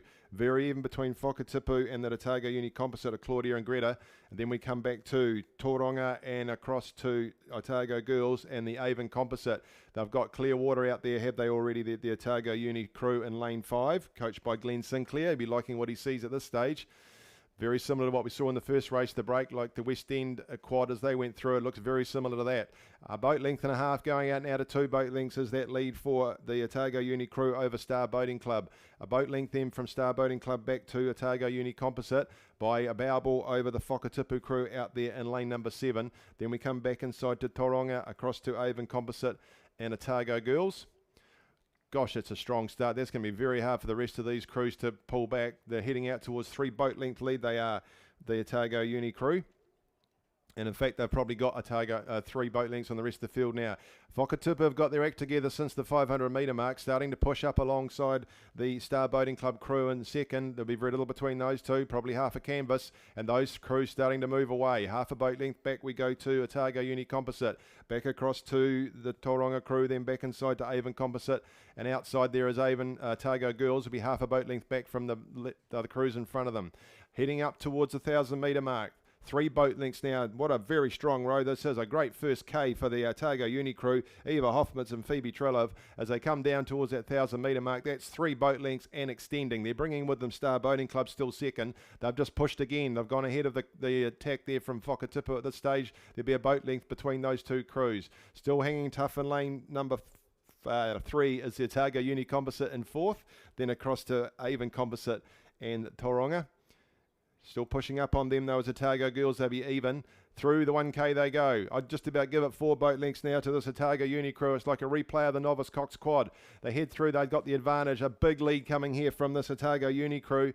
Just second still with Star Boating Club, but they're under pressure there from Whakatipu. It is those crews starting to move away, so the pressure will need to come on them from Otago Uni Composite in lane number 3. And just watching Tauranga handling tough there. Madison Shanks and Mia Finlayson. They're not too far out of it. And just in front of them is Avon Composite, Elsie Talbot and Freddie Todhunter. She could be a battle for bronze medal depending on what happens with that crew from Whakatipu. But the gold, if they stopped it now, there'll be no doubt about it. 4 boat lengths we've got and extending to Otago University. Star Boating Club starting to get a run on down there in lane number 2. They've got clear of the rest of the field. They've got a clean boat length back to the crew from Otago Uni Composite sitting there in 3rd now. The Otago Uni Composite have moved past Whakatipu. So 1, 2 and 3 we've got a Whakatipu of 4. They'll need to go again. Just on the inside of them across 2 lanes is Avon Composite starting to put pressure on the Otago Uni Composite, and between the 2 of those cruisers, Tauranga starting to come away with it. But 5 boat lengths out in front now would be Eva Hoffmans and Phoebe Trollo from Otago University. An exhibition from these women's under 22 double sculls.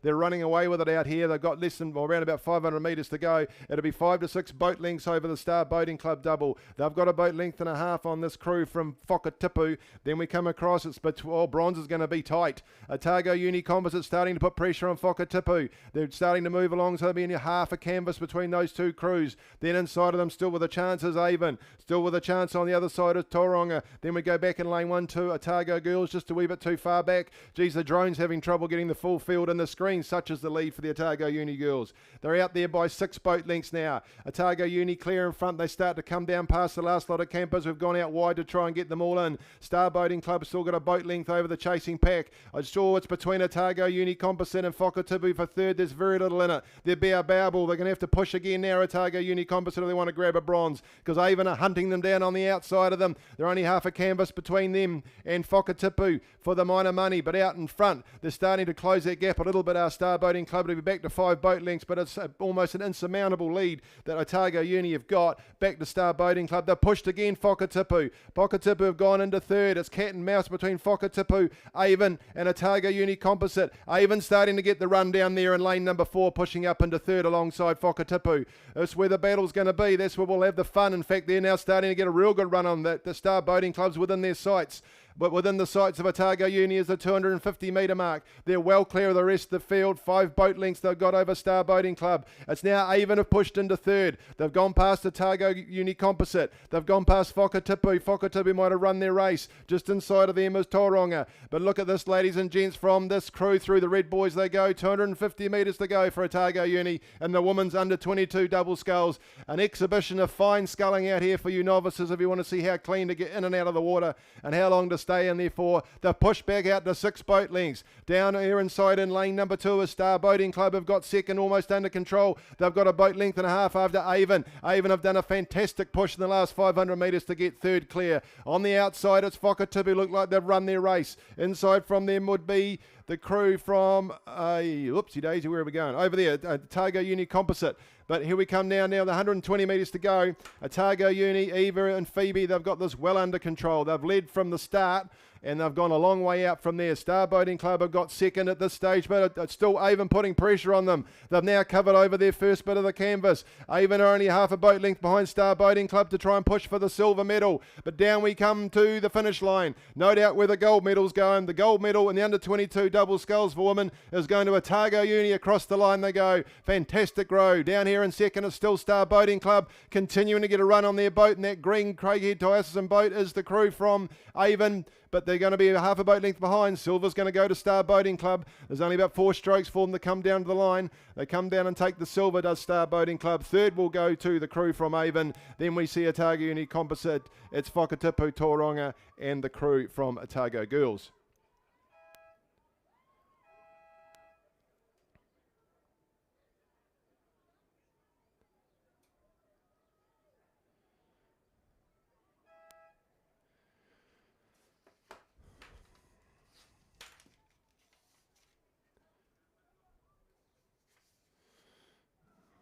About to go to a medal ceremony, but as we see coming down will be the B final of the men's club single sculls. We won't bring that to you. Our priority will be the A final. It is.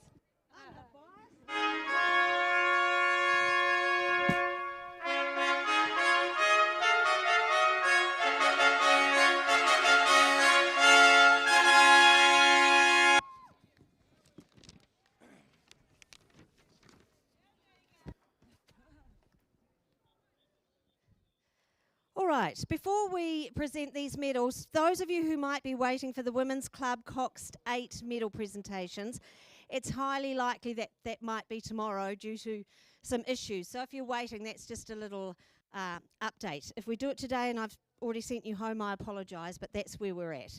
Okay, this is the Men's Novice Cox Quad. It is sponsored by Allen Sheet Metal and Engineering in Dunedin, and we thank them for their sponsorship. Marie Maker, who is here to present our medals. Marie and Calvin, mostly Calvin, but some Marie, look after our rowing centre and so very, very well. So thank you for being here to present our medals.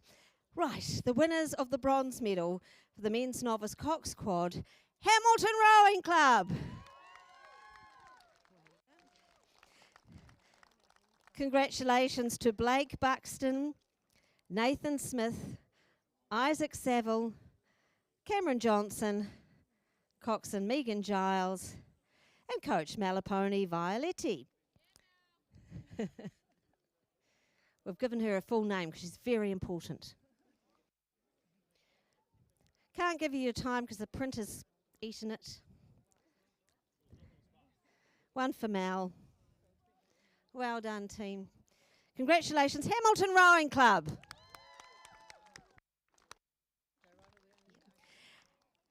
And now the winners of the silver medal for the Novice Cox Squad, Twizel Rowing Club.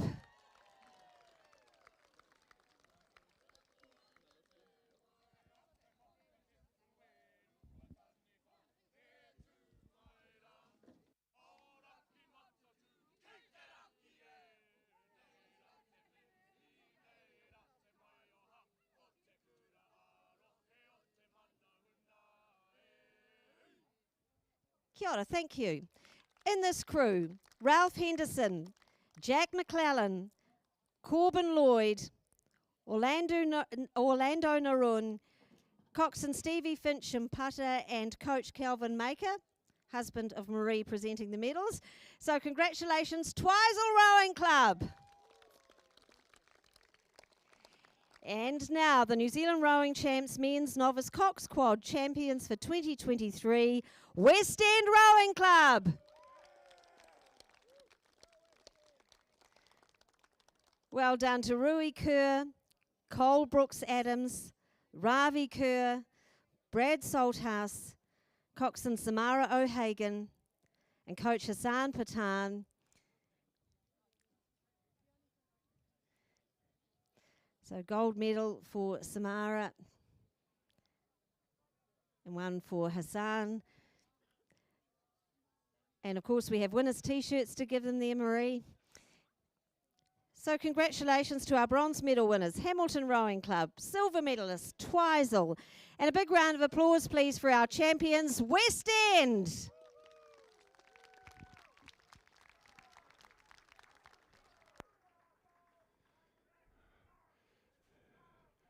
There's the field for Lane Men's Club Single Sculls, the A final. Lane 1 Clifton, Lane 2 Dunstan, Lane 3 Wairoa, Lane 4 Hamilton Rowing Club, Lane 5 Otago University, Lane 6 Mercer, Lane 7 Cure, Lane 8 Avon Rowing Club. I can just tell you that the B final is finishing out here. It looks like it's going to be won by Justin Smythe from Hamilton, by over Wellington, then Clifton, then Canterbury, then Cure. But they're away nice and cleanly in the final of the Men's Club Single Sculls, brought to you by Freeman Roofing. Lane 6 away there pretty cleanly, which is Jack Henry from Mercer. Then we see the Lane 8 looks pretty even there too, Lawrence Birch from Avon. Lane 2 is Dunstan Arm, Henry Clatworthy. He won this in the South Island. Just over the top of him in Lane 1 is Liam Cox from Clifton, who was second in the North Islands. But at this early stage, it's Henry Clatworthy and Jack Henry. They're out there. Good start from Henry Clatworthy. Here we have half a boat length now already. Then we come in back inside to...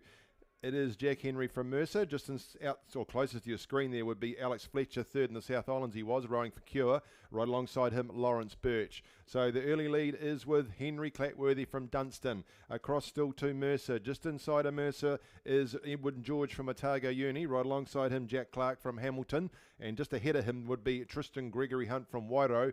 Over there in lane 1, Liam Cox from Clifton. So through 250 metres they go. Starting to get into their work now, these scullers. They are going nice and long, finish the start sequence, and it is with Dunstan. Dunstan over Mercer, back inside to Otago Uni. Then we would go to Hamilton. Hamilton very little between them and Wairoa. Across into Clifton in lane 1. Then we come back to Cure. Lane 7, Alex Fletcher. And then in lane 8, it is Avon 1, Lawrence Birch. Fantastic water for sculling. They'll be loving this. There's no breeze out there. The water is like glass as they come past the 500 metre mark.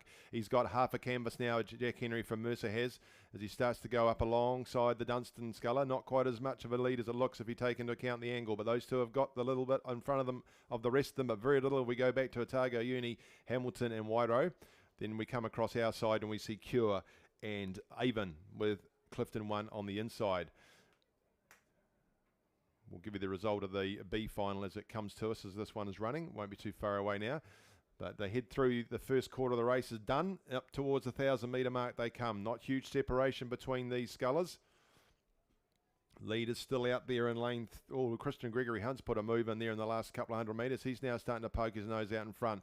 So the Wairo Sculler's decided he wants to make a move. He's now got a canvas on the rest of the field. He's done a piece of work since the 500 and starting to move away with his race plan. Taking Dunstan with him. Just inside, though, very little between Hamilton, Otago Uni and Mercer. Those are the 5. Then we go across the top to Liam Cox from Clifton. Back down in front of us to just out of shot, Cure Boating Club and Avon. He's holding that 3/4 of a boat length that he's put on there is Tristan Gregory Hunt from Wairo as he puts the work in, heading towards the 1,000-metre mark.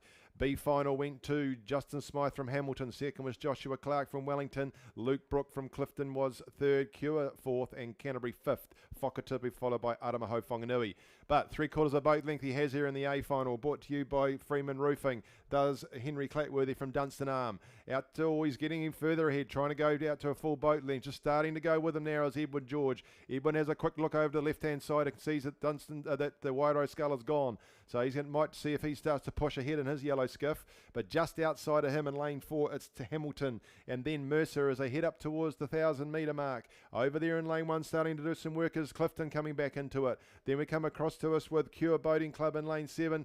Just finding the going a little bit tough, as is Lawrence Birch from Avon. So a boat length in front as they go through the 1,000 is Henry Clatworthy. He put the work in at the 500 and has got himself from half a length behind to a length in front. Starting to take with him though is, it's Wairo, sorry. So Wairo, Tristan Gregory Hunt has that lead over Dunstan.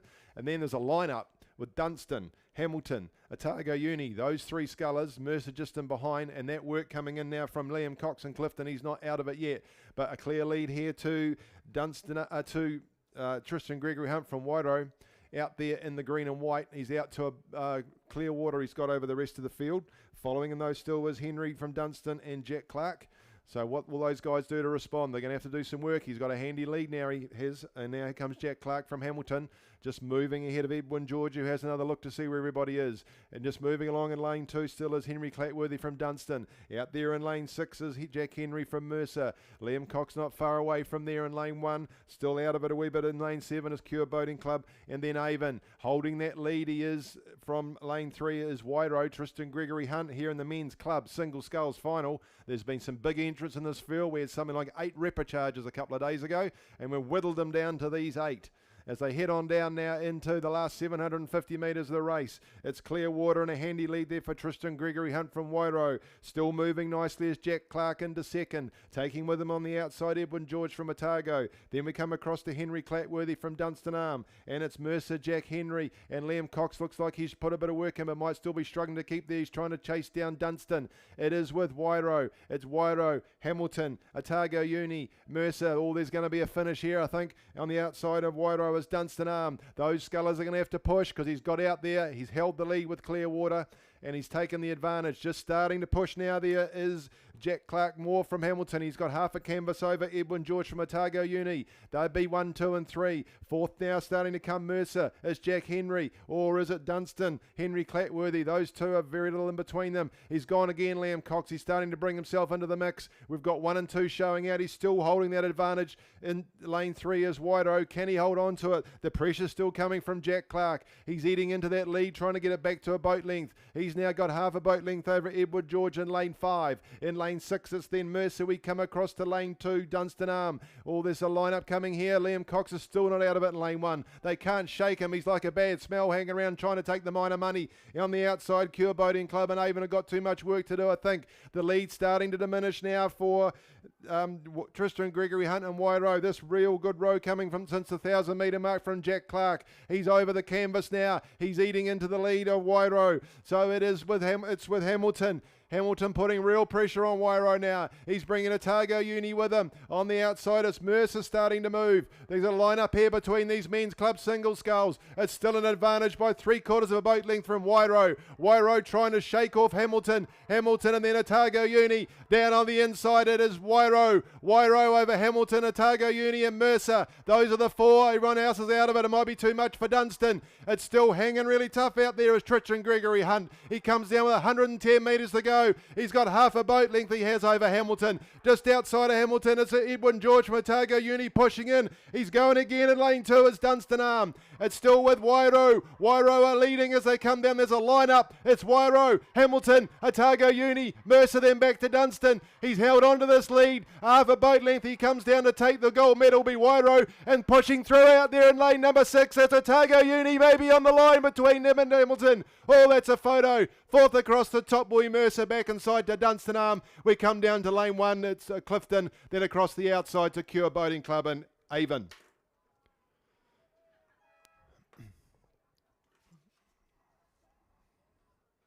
He pushed at the 500 to Wairo, had the lead at the 1K, and he held on to it. That's gutsy.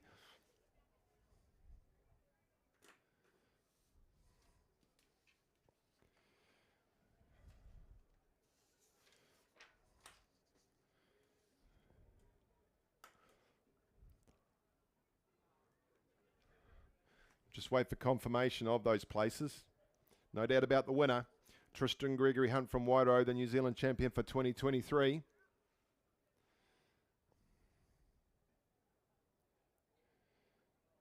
And a time of 7:26.96. Second, Otago Uni, Edwin George. He pushed through at the end there. He timed that nicely by only 0.12 of a second over Hamilton, Jack Clark.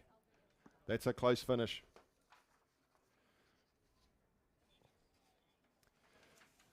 Through the 1,000-metre mark is the B final for the Women's Club Cox's Quadruple Sculls in lane 2, Petone Composite 1. Lane 3, Whakatipu. We'll let them come down and we'll go to a medal ceremony.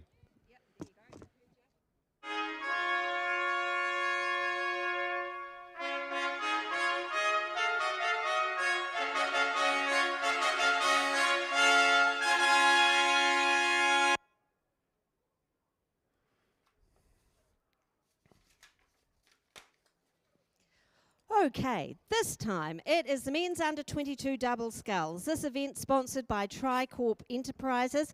Karen Raitt from Rowing New Zealand to present the medals. Thank you, Karen. The winner of the bronze medal for the under-22 double sculls, Dunstan Arm Rowing Club. We are seeing a lot of Dunstan. We have Jared Wall and Hamish Yateman. Where's Simon gone? He was here. Simon Smith is the coach. Successful day for him. 6:54.06.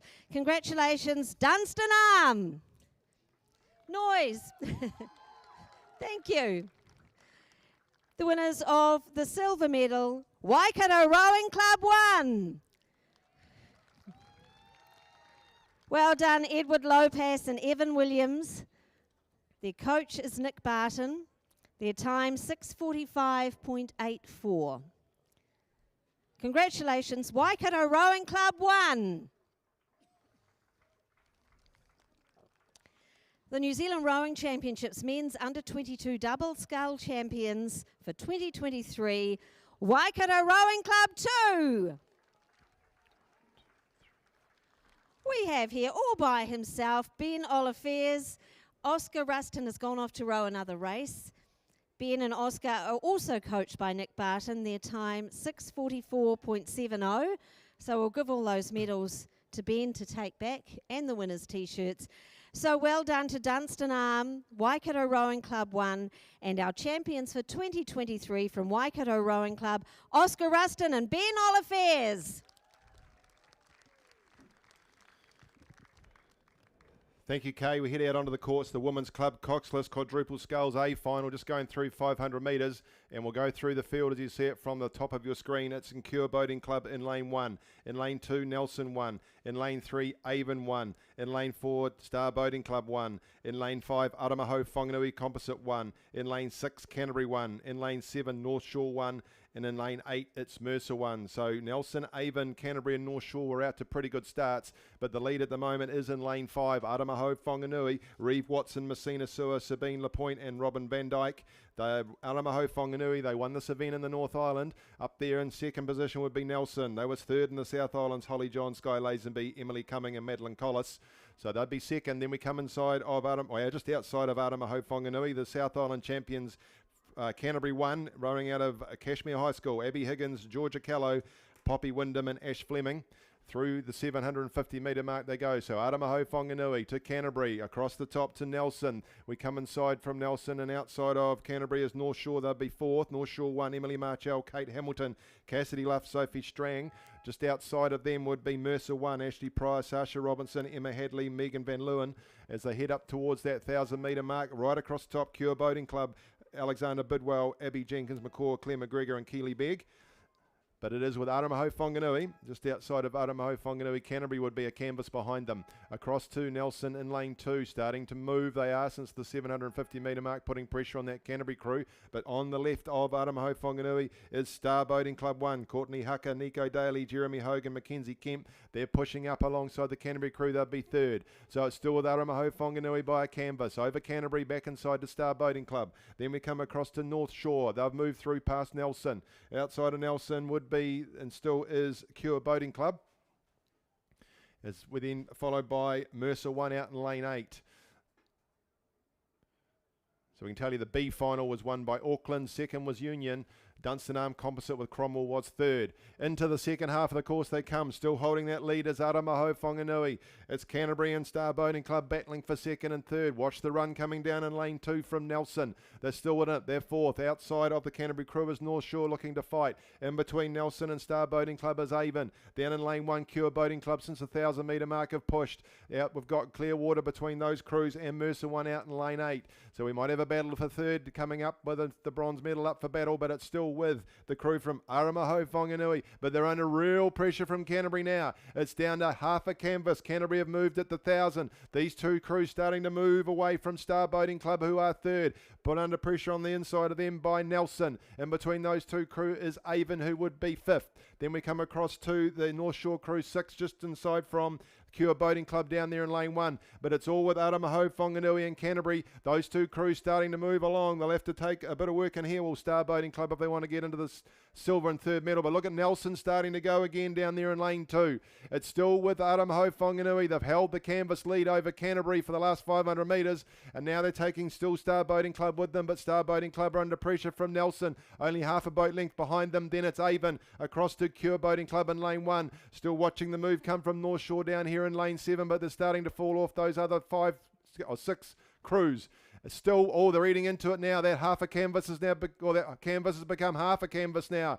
Aramaho Whanganui under real pressure from Canterbury now. They're moving right up alongside them, the Canterbury crew. Star Boating Club starting to make their presence felt on that crew from Aramaho Whanganui as well. It's these 3 crews, half a boat length back to Nelson, and then either side of them in evenly positioned as Avon have just lifted their rating. Inside of them is Cure. But Aramaho Whanganui have fought again. They've pushed again. They're back to a canvas on Canterbury, cat and mouse between these two crews. They come down with 350 metres to go.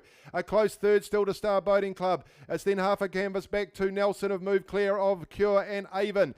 And now still a canvas though with the crew from Aramaho Whanganui and Canterbury chasing hot. They've gone again now. They're back to half a canvas. They're going seesawing, these two. They'll need to put a real piece of work in here to Canterbury to get past Aramaho Whanganui because they're proving tough. Star Boating Club moving up with them. They've done it now. Canterbury have pushed. Canterbury pushing up right alongside Aramaho Whanganui. Will Aramaho Whanganui go again? It's down to a bow ball. There's very little. Canterbury really starting to ride over the top of Aramaho Whanganui, and Star Boating Club pushing down on the inside. It's back down to fourth to Nelson, but they'll be half a boat length back. It's Aramaho Whanganui, it's Canterbury. There's still a bow ball for Aramaho Whanganui as they come down towards 150 metres to go. They're pushing again. They're still bringing Star Boating Club, but they can't chase them. Fourth is Nelson, then Avon, then Cube on the inside. It's Aramaho Whanganui. They're holding on to it. Are they going to do it? They're holding on to it. Canterbury are putting them under real pressure. It's still a bow ball. There's very little between it. Aramaho Whanganui have got the bow ball. It's coming down to what happens on the line. Star Boating Club are finishing third. 100 metres to go. There's very little between these two crews. Aramaho Whanganui, Canterbury have got the run. Canterbury have put the effort in. They look like they're starting to get a run over the top of them. Aramaho Whanganui, have Canterbury gone through them? They might have moved in front of them, have Canterbury. Canterbury have gone over the top of Aramaho Whanganui. Aramaho Whanganui moved into second. It's still Star Boating Club for third. But they come down the line. Canterbury have moved in there by a canvas. Across the line they go. Gold medal to Canterbury. Second to Aramaho Whanganui. Third to Star Boating Club. We come across the top to Mercer. Back inside to Nelson. Then Cure, Avon. And right finishing across the top will be North Shore.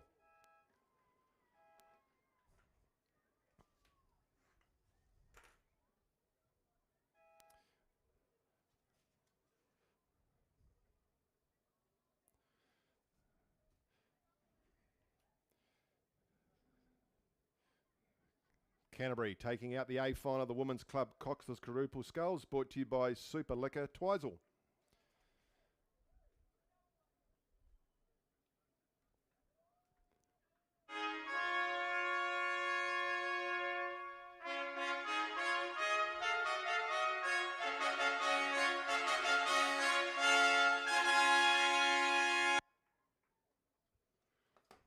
The Women's Under-22 Double Sculls, sponsored by Kurau Medical Centre. We once again have Karen to present our medals. Thank you, Karen, from Rowing New Zealand. We appreciate you being here. Okay, the winners of the bronze medal for the Under-22 Double Sculls. Avon Timaru. Well done to Elsie Talbot and Freddie Todd Hunter. They're coached by Dave Lindstrom and Dean Milne. Congratulations, Elsie Talbot and Freddie Todd Hunter. The winners of the silver medal for the Under-22 Double Sculls, Star Boating Club.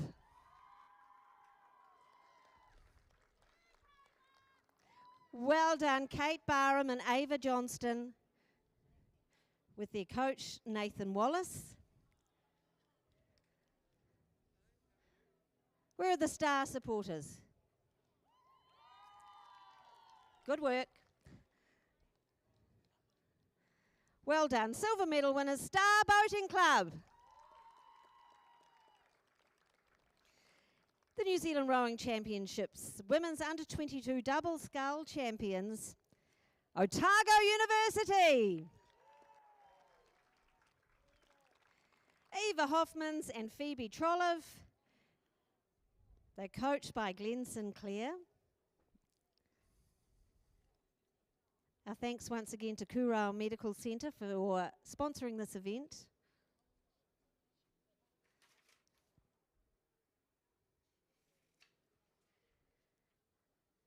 One there for Glenn. So once again, congratulations to bronze medal winners Avon Timaru, silver medalist Star Boating Club, and our champions for 2023, Otago University. Thanks, Kay. Back out on the course and through 500 metres they are. The 750 metres already gone in the men's Premier Double Sculls, being led down by the New Zealand Lightweight Double West End Composite of Matt Dunham and Chris Stockley just inside of them, and just going past them now is the very experienced Waikato crew, Robbie Manson and Finn Hamill, and just across from there, or closer to your screen, with the Wellington Composite, today's men's single sculls Premier Champion Philip Wilson along with Jamie Hindle Daniels, and then just inside it, close to the screen from them would be the Wairau Composite of Zach Rumble from Avon, Kobe Miller from Wairau, the two under-23 New Zealand scullers. Then we go across to lane 3, where is Jack Reddy and Matt McDonald from North Shore Composite, and across right at the top of your screen, following those scullers down will be Waikato Composite number 2, James Scott, Jack O'Leary. So some real pedigree in this field as the Waikato double moves into the lead by half a canvas over Wellington Composite, and then third would be West End. Those three now moving clear by half a boat length over North Shore as they head up towards the 1,000 metre mark. Brought to you by the Colgan Foundation, the men's Premier Double Sculls. We can tell you that the Women's Club Cox Quadruple Squad went through Canterbury in a time of 7:08. Second, Aramaho Whanganui, only 0.76 of a second behind third Star Boating Club. And through the 1,000 metre they go, and it's a half a boat length lead now for the Waikato double as they scull through with less than half the course to run. Second now is the Wellington Composite. The lightweight's out in lane 4, just in behind by half a boat length. Then we go right up the top to North Shore Composite as you see it. Then to Waikato Composite, and just at the bottom of our screen is the Wairau Composite. So following this will be the Women's Premier Double Sculls, also brought to you by the Colgan Foundation. Nice race here developing between Waikato and Wellington Composite. High quality sculling out in front of us for those novice spectators and novice scullers watching these men's and women's Premier Double Sculls races are the ones to watch. For some reason they make it look easy. And the great shots from the drone, we can see how clean they are at the catch And just moving up a notch there looks to be the Waikato Scullers as they head up through close to 500 metres to go. So they've got 3/4 of a boat length now. Have Robbie Manson and Finn Hamill. Finn, of course, son of Robbie Hamill. And everyone knows Robbie Manson, huge pedigree. They're pushing out now towards a boat length over the Wellington Composite. And they would then have half a boat length over West End. Just pushing up on West End now is North Shore, Jack Reddy and Matt McDonald. Then we go 2 boat lengths back to the Waikato Composite, and then out here in lane 7 is the Wairo one. So not quite at 3/4 of a boat length now for Waikato over Wellington. But then 3/4 of a boat length back to Matt and Chris, and just moving past them now is North Shore. In this A final of the men's Premier Double Sculls here at the New Zealand Rowing Championships, Lake Ruataniwha. They've just about got a boat length now, have the Waikato double. Huge distance between those puddles, just fantastic to watch this quality sculling. They're now out to, they've got a clear boat length now, they have, so continuing to push away out of the Waikato double. There'll be some power in that boat. Wellington Composite just out there, a boat length now, almost a boat length and a quarter behind. Just watching North Shore continue to move through in lane 3. They're putting some real pressure on Wellington Composite and have moved well over the top of the West End Composite crew. So pushing up towards the second position. He has a quick look across, does the Wellington Composite bowman. And you can see them coming, North Shore down there. They're only about half a boat length behind them, not even that now. So those 3 crews moving clear.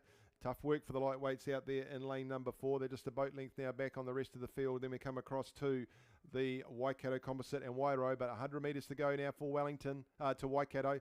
They've controlled this since the 1,000. They come in now, do Robbie Manson and Finn Hamill. Fantastic water to watch such quality sculling. There comes through North Shore. They timed it nicely. Jack Reddy and Matt McDonald will take out the second, but they're getting pushed on the top. There's very little between the crews at the top. Wellington Composite coming again at North Shore. Very little between them. Waikato are going to take it, but across, it's going to be a bow ball, I think, across the top. Yep, I'll give it on the top to Wellington Composite. I could be wrong, but they came again at North Shore. I think they've taken the second. North Shore might be bronze. In the middle will be West End Composite. Then across the top, a good finish there for Wairo, and back down here into lane 2, Waikato Composite.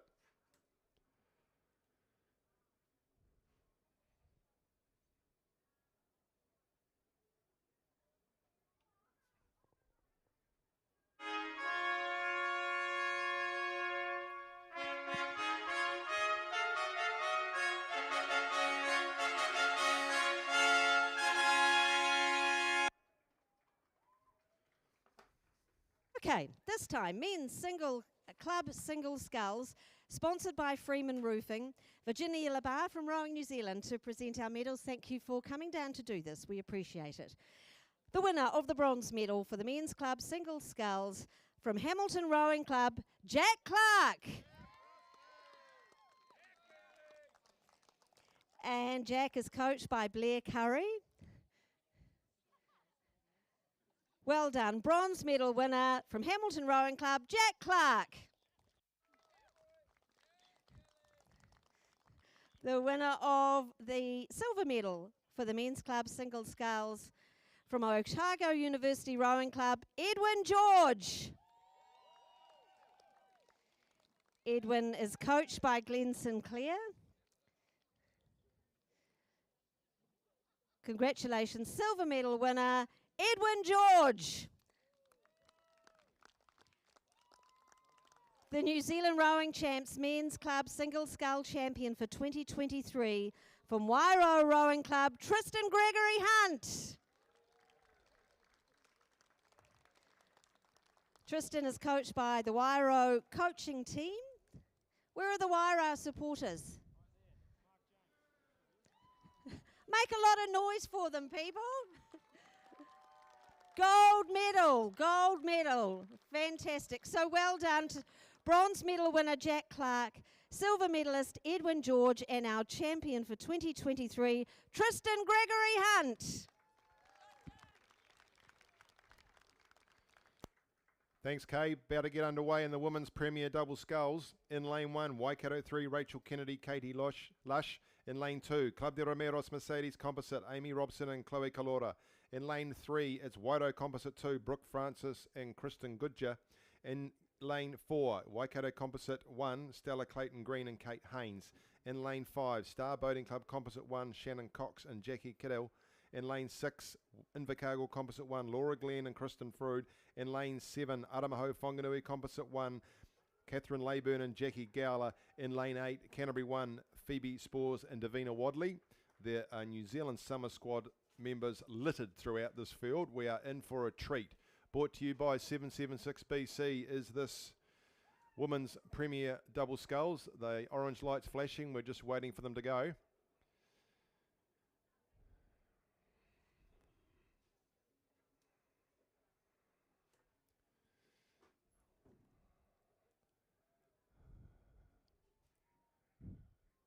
A full field, high quality. This should be a cracker.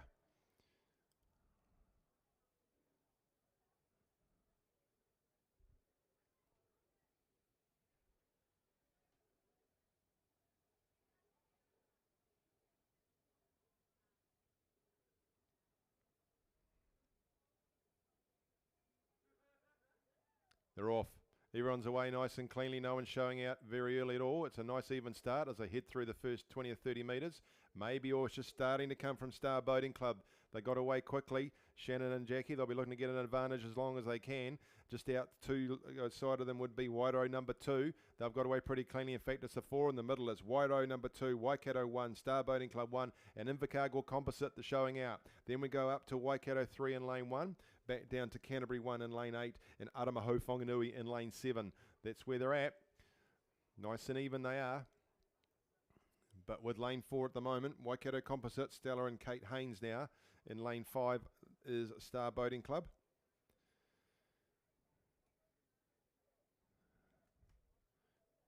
Then Invercargill in lane 6.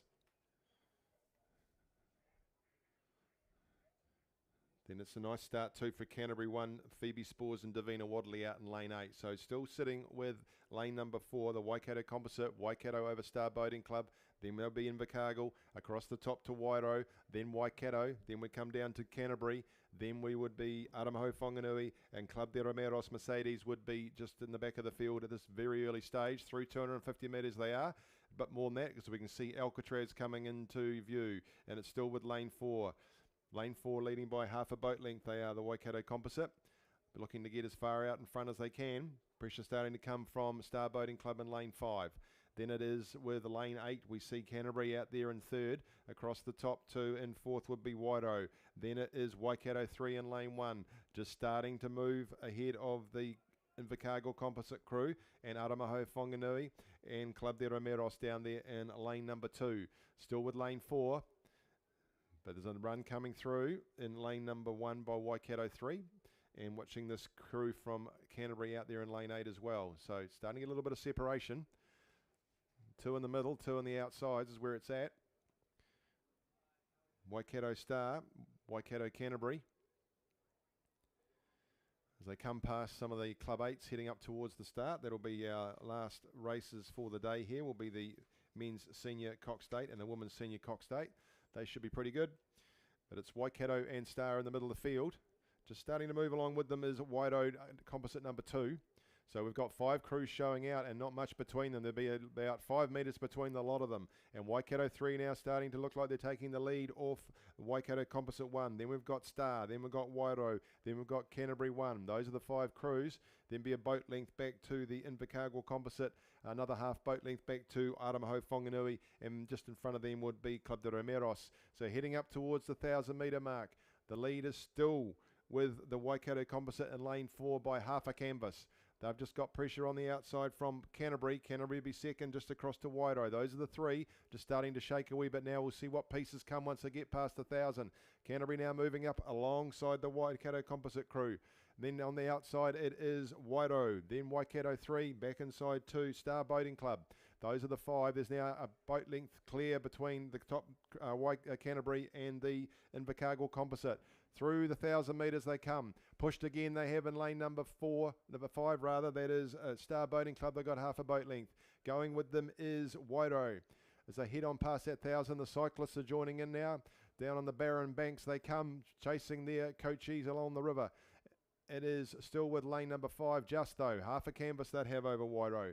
And then it is starting, still pushing on them in lane number 1 is Waikato. Just dropping off now out there in lane 8 is Canterbury 1. Phoebe and Davina, they might have done a bit of racing already today. They'll have to push again to come in contention, but there's still 750 odd metres to run. Fourth, though, would be the Star Boating Club Composite. So, head on down they come. Nice clean water.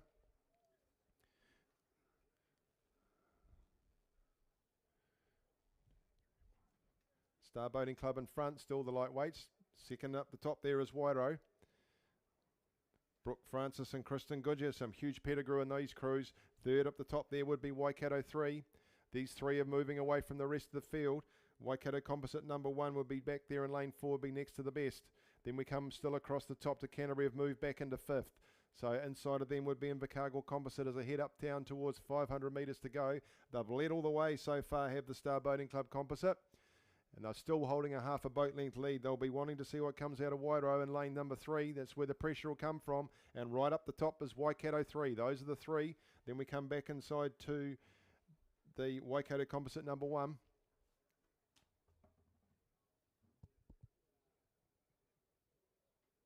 Still with Star Boating Club. Star and Wairo just pushed again. They have. They're leaving, starting to leave Waikato 3 behind. There'll be a boat length back to Waikato 3 and third. Then we go a boat length back again to the Waikato Composite 1. So Star Boating Club holding that advantage as they go through the 500 metre mark. But now they're starting to get push up on them are the Wairo Composite. It's down to half a canvas. In fact, Wairo Composite have pushed. They're obviously making a move because now they've gone past the Star Boating Club Composite. There'll be a bow ball in it now for the crew from Wairo. And Waikato 3 starting to move. 2 boat lengths back there is to the Waikato Composite behind them. These three crews seem to have it on their own because everyone else is falling off. Canterbury out there in lane 8. Back inside to Aramaho, Whanganui and Invercargill Composite. It's still out here with Star Boating Club and Wairo just in front of them now by half a canvas. They've pushed through in the last 300 metres. Starting to keep moving along in lane 1 is Waikato 3. Waikato 3 now within touch of the Star Boating Club crew. It's going to be a hard line here for the Star Boating Club crew. You'd think there's going to be a run on from Wairo and Waikato.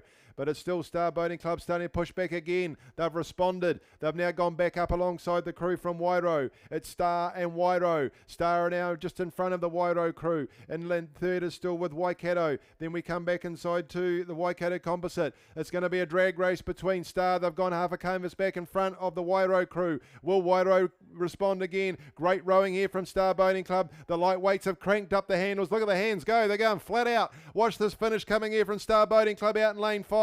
They've still got half a canvas. They look across to Wairo. It's a drag race. They come up to the red marker, boys. 100 metres to go. First through goes Star. They're responding now are Wairo. It's Star and Wairo down on the inside. Third will be Waikato number 3. There's very little between these two crews. They've still got the advantage, Star, as they come down with 50 metres to go. Star Boating Club, they've led all the way. They're now back at half a canvas. They might have broken them. In second will be Wairo. What an outstanding row by these over the line they go. And it's Star Boating Club take the gold. Second to Wairo Composite. Down here on the inside will be Waikato number 3. Across the top to Canterbury. Then we come back inside to the crew from Waikato Composite. Then we'll look at Invercargill Composite across the top to Aramaho, Whanganui. And back down here in lane 2, Club de Ramaros Mercedes Composite.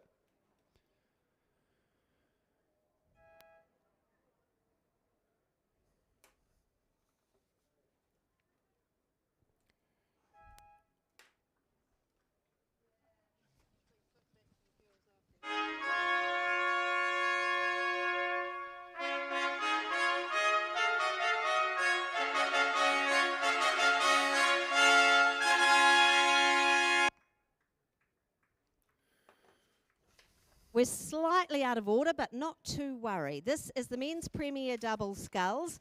The winners of the bronze medal for this event, North Shore Auckland Grammar 1. Make noise, people. Well done to Jack Reedy and Matt McDonald. They are coached by Mike Roger and Calvin Ferguson. Congratulations, bronze medal winners, Jack Reedy and Matt McDonald. The winners of the silver medal for the Men's Premier Double Sculls, Wellington Petone. Congratulations to Philip Wilson and Jamie Hindle Daniels. They're coached by Gary Roberts. So well done, Philip Wilson and Jamie Hindle-Daniels.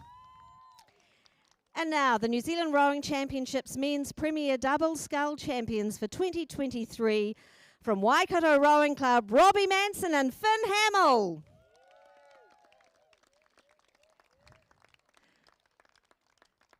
They are coached by the fabulous Nick Barton, who's had a very successful day today.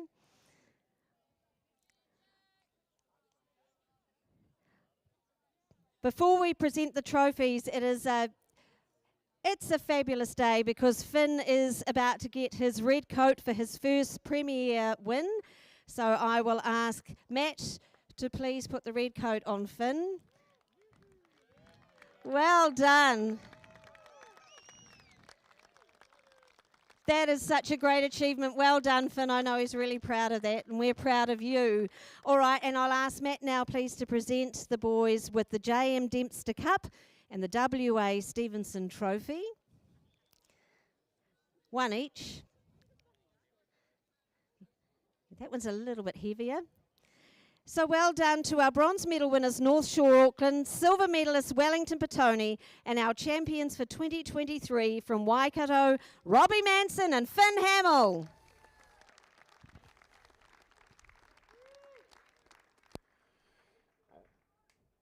Thanks, Kay. A final of the men's intermediate double sculls is just heading through 500 metres. Bringing the field for that in lane 1, it's Hawke's Bay 2, Finn Simmons and Edward West. In lane 2, Mercer 1, Cohen Robinson, Jimmy Steenson. In lane 3, Cure Boating Club 1, the South Island champions, Matthew Baldwin, Jacob Wadley. They're leading by half a boat length early doors. In lane 4, Dunstan Arm 1, Aidan O'Doherty and Angus Hanning.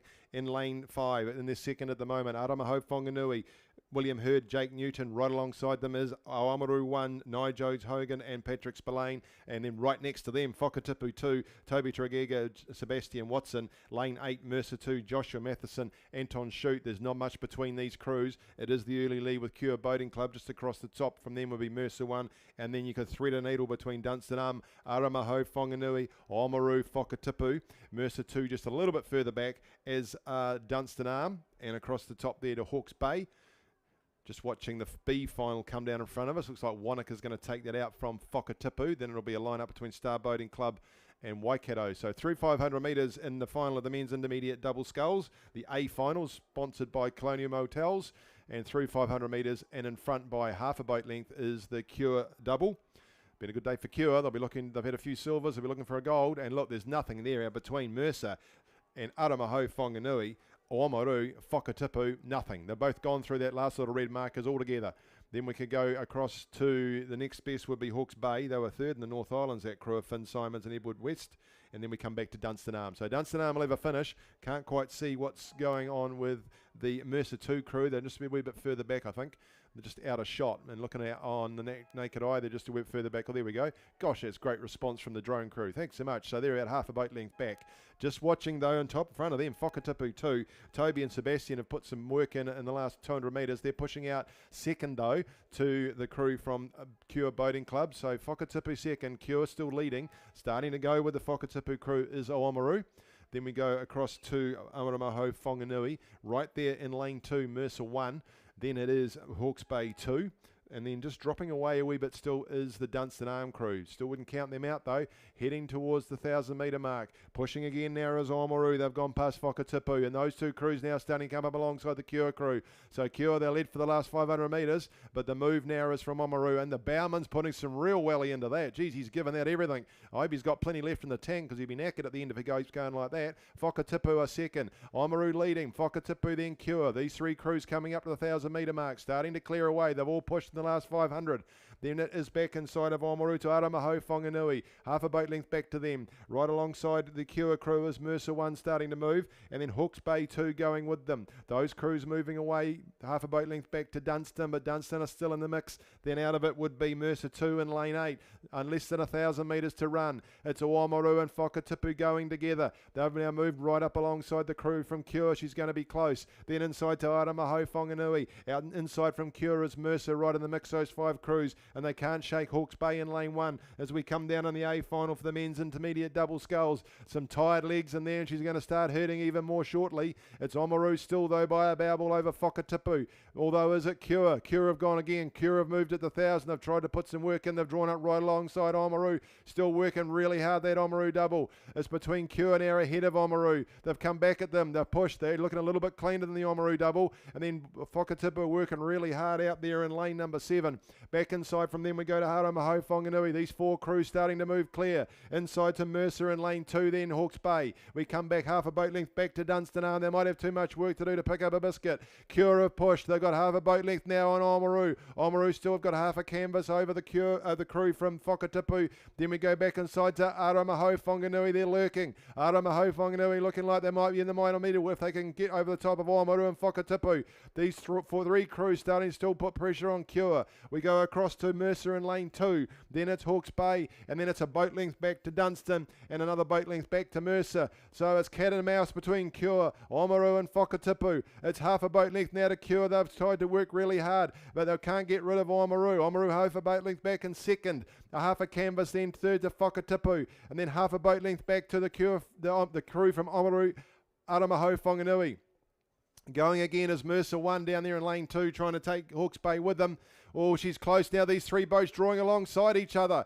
It's Cure just by a bow ball now over Oamaru and Whakatipu. It's Cure. Oamaru now second. Whakatipu right next to the bow ball. And here they come. I wonder whether they would. Aramaho Whanganui just been sitting there. They're putting some pressure on now. They've moved right up alongside Oamaru and Whakatipu. They've pulled it back to half a boat length. These are the sleepers. Watch them out there in lane number 5 as they start to work hard. Aramaho Whanganui. It's Cure that have been doing all the work, and it's Oamaru second, only just. Whakatipu now starting to drop a bit as Aramaho Whanganui go past them into third. It's still Cure by a bow ball over Oamaru, but watch this Aramaho Whanganui crew. They're starting to thread a needle through Cure and Oamaru. Whakatipu are trying hard, but they're just trying to get through. They'll have to push if they want to go. She's a line-up. Look at it, right across the top. It's Cure, it's Aramaho Whanganui, it's Oamaru, and Whakatipu won't let go. Then there's a boat length back to the rest of the field. There's nothing in it. Aramaho Whanganui now got a bow ball on it. Aramaho Whanganui a bow ball over Cure. Cure second just by a bow ball over Oamaru. They're over by a bow ball over Whakatipu. Oh, we're going to need a photo here. They've gone again of Oamaru.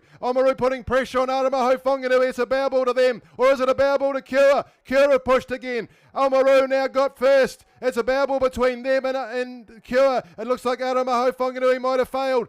They've gone down a bit, so it's Oamaru. Oamaru by a bow ball now. Whakatipu having another go at them on the line. Cure having another go at them. Fourth will be Aramaho Whanganui. It's going to be between Cure and Oamaru and Whakatipu. It's Cure by a bow ball. They're coming down to the line. Cure by a bow ball over the top of Oamaru. And Whakatipu are going again. Look at this line-up. Would it be Cure? It's Cure over the top to Whakatipu. And Oamaru on the line. They come. They're going to give it to Cure.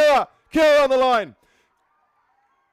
Cure over Oamaru, Whakatipu, back to Aramaho Whanganui, all placings to be confirmed. Back inside we come to a strong finish from Hawke's Bay. Then we go to Mercer, across the top to Dunstanarn, and finishing there in lane 8, Mercer number 2. Oh, that's close. We don't want them any closer than that. I'll need a new ticker.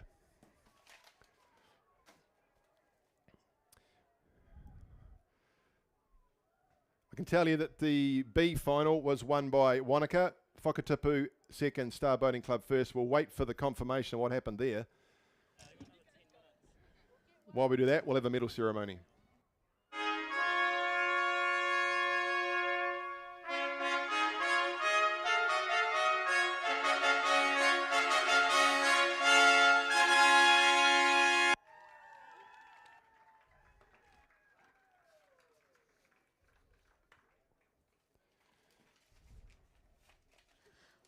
All right, this one is the Women's Club Coxless Quad. It is sponsored by Super Liquor Twizel. Tim Babbage from Rowing New Zealand to present our medals. Thank you, Tim. The winners of the bronze medal for the Women's Coxless Quad. Big round of applause, please, for Star Boating Club.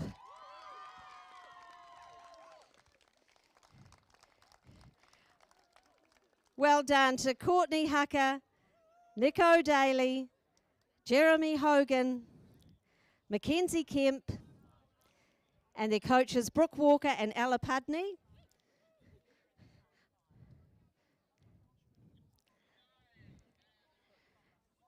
Well done. Congratulations, Star Boating Club.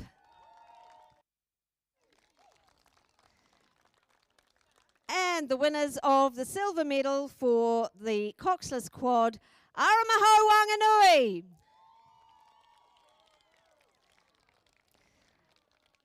Congratulations to Reeve Watson, Messina Suar, Sabine Lapointe, Robin van Dyke, and coaches Dave Dudley and Esty DeVette.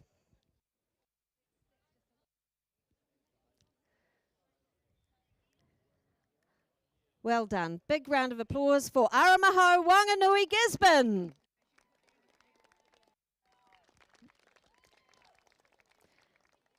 The Women's Club Coxless Quad Scull champions for 2023, Canterbury Rowing Club. Well done to Abby Higgins, Georgia Callow, Poppy Wyndham, Ash Fleming, coaches Josh Smith, Matt Allen and Mark Cryer.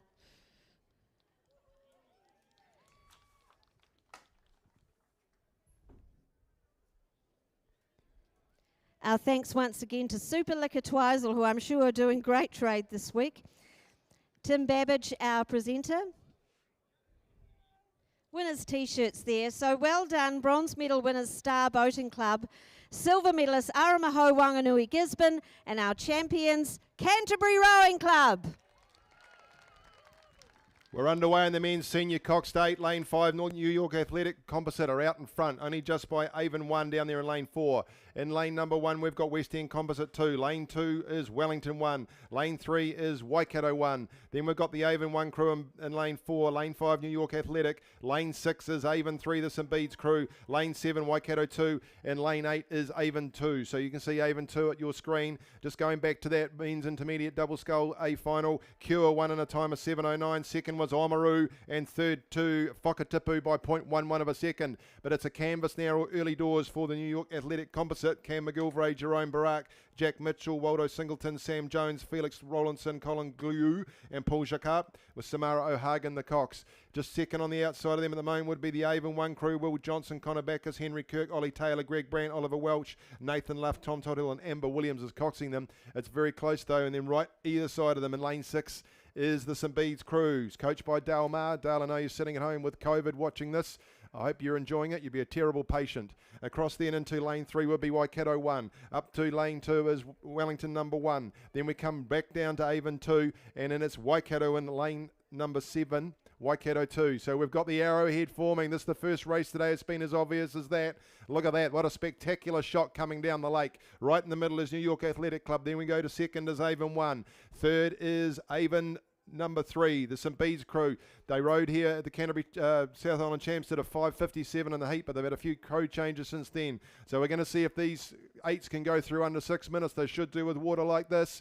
Out to 3 seats now goes the New York Athletic Club. Avon 1 a second. Then we go canvas back to Avon 3. Then we go across to Waikato in lane 3. They were second in the North Island in this event. Geez, they're motoring. They're just about up to the 1,000 metre mark now. Then we go to Waikato 2. Across the top to Wellington 1. Then it's down to Avon 2, and on the outside to West End Composite number 2. They're extending this crew from New York Athletic. They're out to 5 seats. 5 seats as they come up to the 1,000. Still hanging with them is Avon. Avon number 1 in there in lane 4. They would then be about 3 seats ahead of Avon number 3, the college crew. And then we go up to Waikato. Then back across to Waikato number 2. Wellington 1, West End Composite 2. And down here in lane 8 would be Avon number 2. Through the 1,000 they go. They're going quickly. All the bikes are trying to join in, but they'll have to go a bit quicker than they're going to keep up with these boys. It's New York Athletic Composite as they come on down now with less than 1,000 metres to run, heading towards the 750 to go. They're going out even further away from that Avon crew. Those two crews starting to push out with taking Waikato and Avon number 3 with them. Then we go to Wellington 1, Waikato 2, West End Composite 2, and Avon number 2 in lane 8. Out now to 6 seats is this the New York Athletic Composite crew over the Avon number 1 crew. Going right alongside them though is Avon number 3, and right next to them is Waikato 1. Very little between those two crews, but they would be out to the coxswain as far as Avon number 1 being second goes. So it's New York Athletic. They've got not quite clear water yet, but they've got 8 seats. Then we come back to the Avon crew. There's another similar lead for them over on the outside now. Waikato 1 moving into third over the Avon number 3 crew. They've got their Avon number 3 with then over the boat length back to Waikato number 2. Very in between Waikato number 2 and Wellington. Right next to them, West End Composite. And then out in lane 8 is Avon number 2. But it's all New York Athletic Composite. Composite between your New York Athletic Club and West End number 1. Coached by Nick Dorr. Nick Dorr's the link between those two clubs. Avon now just still hanging tough on that canvas, but it's New York Athletic by 3/4 of a boat length over Avon, 3/4 of a boat length back to Waikato number 1. Then they've got 2 seats over the Avon 3 crew. Then we go out the outside to Wellington 1 West End Composite, and they're moving quickly through 500 metres to go. They're not making any difference into that lead. Avon, they'll have to work hard if they're going to eat some of it down. So it's still New York Athletic Club. They're just about got clear water over the Avon crew. As they head on down now, less than 350 metres to run. Moving quickly they are. Over the Avon 1 crew, then we come back to the Waikato 1 crew just over the top of them. Then it is Avon 3 out in lane 6. Avon Waikato 1 in lane 3 clearly into third. They're going to start putting pressure on Avon for that second position. Those 3 crews starting to move well clear of the rest of the field. So it's the New York Athletic West End Composite over Avon, over Waikato, across the outside to Avon. Come back inside lane 1, West End Composite 2 trying to finish strongly over the top of Wellington. Then we go on the outside to Waikato 2 and Avon number 2. But it's the New York Athletic West End Composite. They've got clear water. They're well clear of the Avon crew. Avon crew have still got 6 seats over Waikato. She's a spectacular view as they come down Lake Ruataniwha here on Friday of the New Zealand Rowing Championships.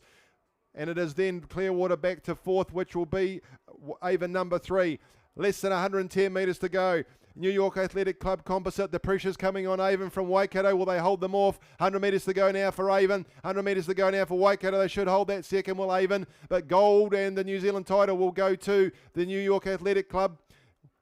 They've still got a boat length on the rest of the crew. Avon will take second. Third will go to Waikato. Then finishing across the top with less than 70 metres to go will be the Avon number 3 crew. Then we come back down to lane 1 to West End Composite. Be very little between them and Waikato number 2 as they head down the line. Over the line goes the Avon number 3, then the Waikato Composite, then down to West End Composite, across the top to Avon 2, and down here in lane number 2 will be Wellington 1. We'll see what time they went through in. We might have to wait for a medal ceremony for that.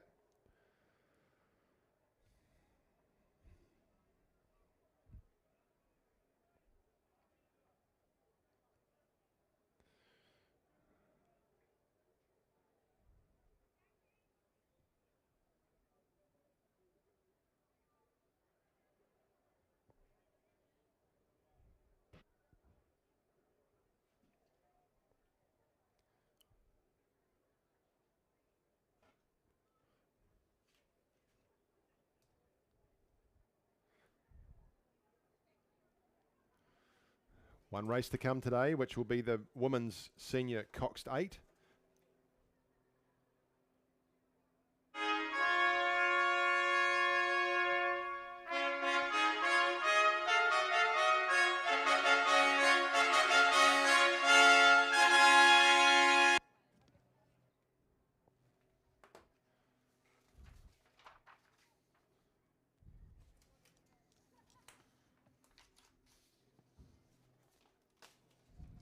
All right, this is the medal presentation from the Women's Premier Double Sculls, sponsored by 776BC, our new clothing sponsor for Rowing New Zealand. Matt Jensen from Rowing New Zealand here to present the medals. The winners of the bronze medal for the Women's Premier Double Sculls, Waikato Hawke's Bay 3. Good work. Well done to Emma Twigg and Katie Lush, and their coaches James Coote and Tom Stannard. Well done. Bronze medal winners, Emma Twigg and Katie Lush. The winners of the silver medal for the Premier Double Sculls, Wairo Waikato, Brooke Francis and Kirsten Godger.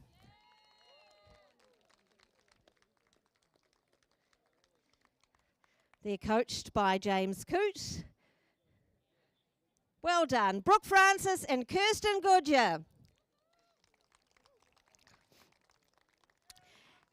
And the Women's Premier Double Scull champions for 2023, From Star Boating Club Canterbury, Shannon Cox and Jackie Kittle.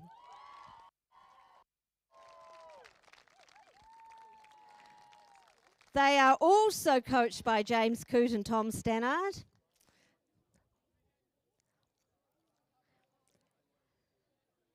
And before we hand over the trophy, once again, we have a red coat to present for a first Premier win. We'll do the coat first, perhaps. A red coat. Big round of applause, please, for Jackie Kittle. And we'll ask Matt to present, please, the C.H. Hilliard Cup. So well done, Emma and Katie, bronze, Brooke and Kirsten, silver, and hold that trophy high, our champions, Shannon Cox and Jackie Kittle.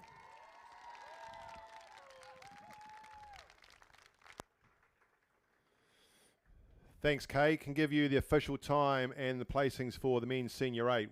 It was won by New York Athletic Club, and they have smoked through this course 5:51.99. I think that's the fastest time we've seen here this season. Second, Avon. Third, Waikato 1. Just waiting for the barge to make its way back up to the top, and we'll bring you the last race of the day. There they are, sitting beautifully. The women's senior Cox State in lane 1. It's not quite what I've got, but we'll go with it. In lane 1, New York Athletic Club Composite with West End. In lane 2, Avon 2. In lane 3, Star Boating Club 1. They were second in the North Island Championships. In lane 4, Avon 3. The Rangi Ruruga should be a cracker. Based on what we've just seen in the men's, we're looking for a fast time.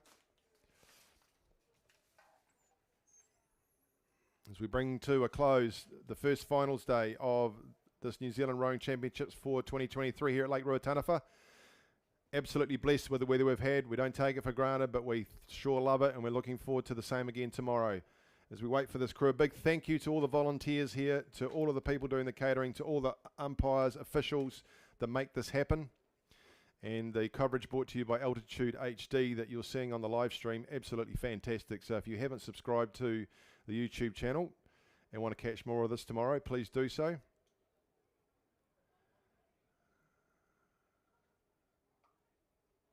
Still sitting there comfortably. They're not due to go. They're due to go now, actually. But we don't see an orange light. So, the orange light's underway. So a couple of minutes and they'll be gone. Please remember to take any rubbish that you haven't been able to fit into as recycling a yellow bin or as rubbish a red bin with you, please. And don't forget, we are elevated here in Twizel, so you will need to drink a fair bit of water or something similar this evening. Plenty of places suggested today from our sponsors. Ready to go we are. Lane 1, New York Athletic, West End Composite. Lane 2, Avon 2. Lane 3, Star Boating Club. Lane 4, Avon 3. Lane 5, Avon 1. Lane 6, North Shore 1. Lane 7, Waikato 1.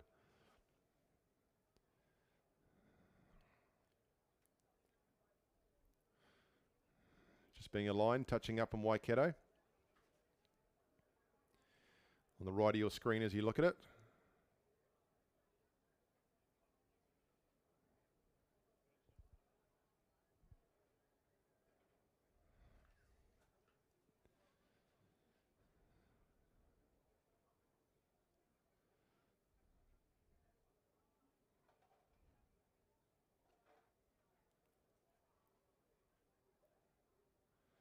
They're at attention.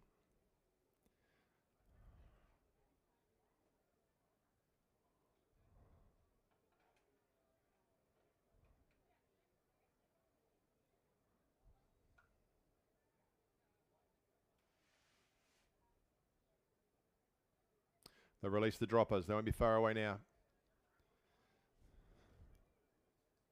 Away they go. Off and racing in the final race of the day, race 309, the women's senior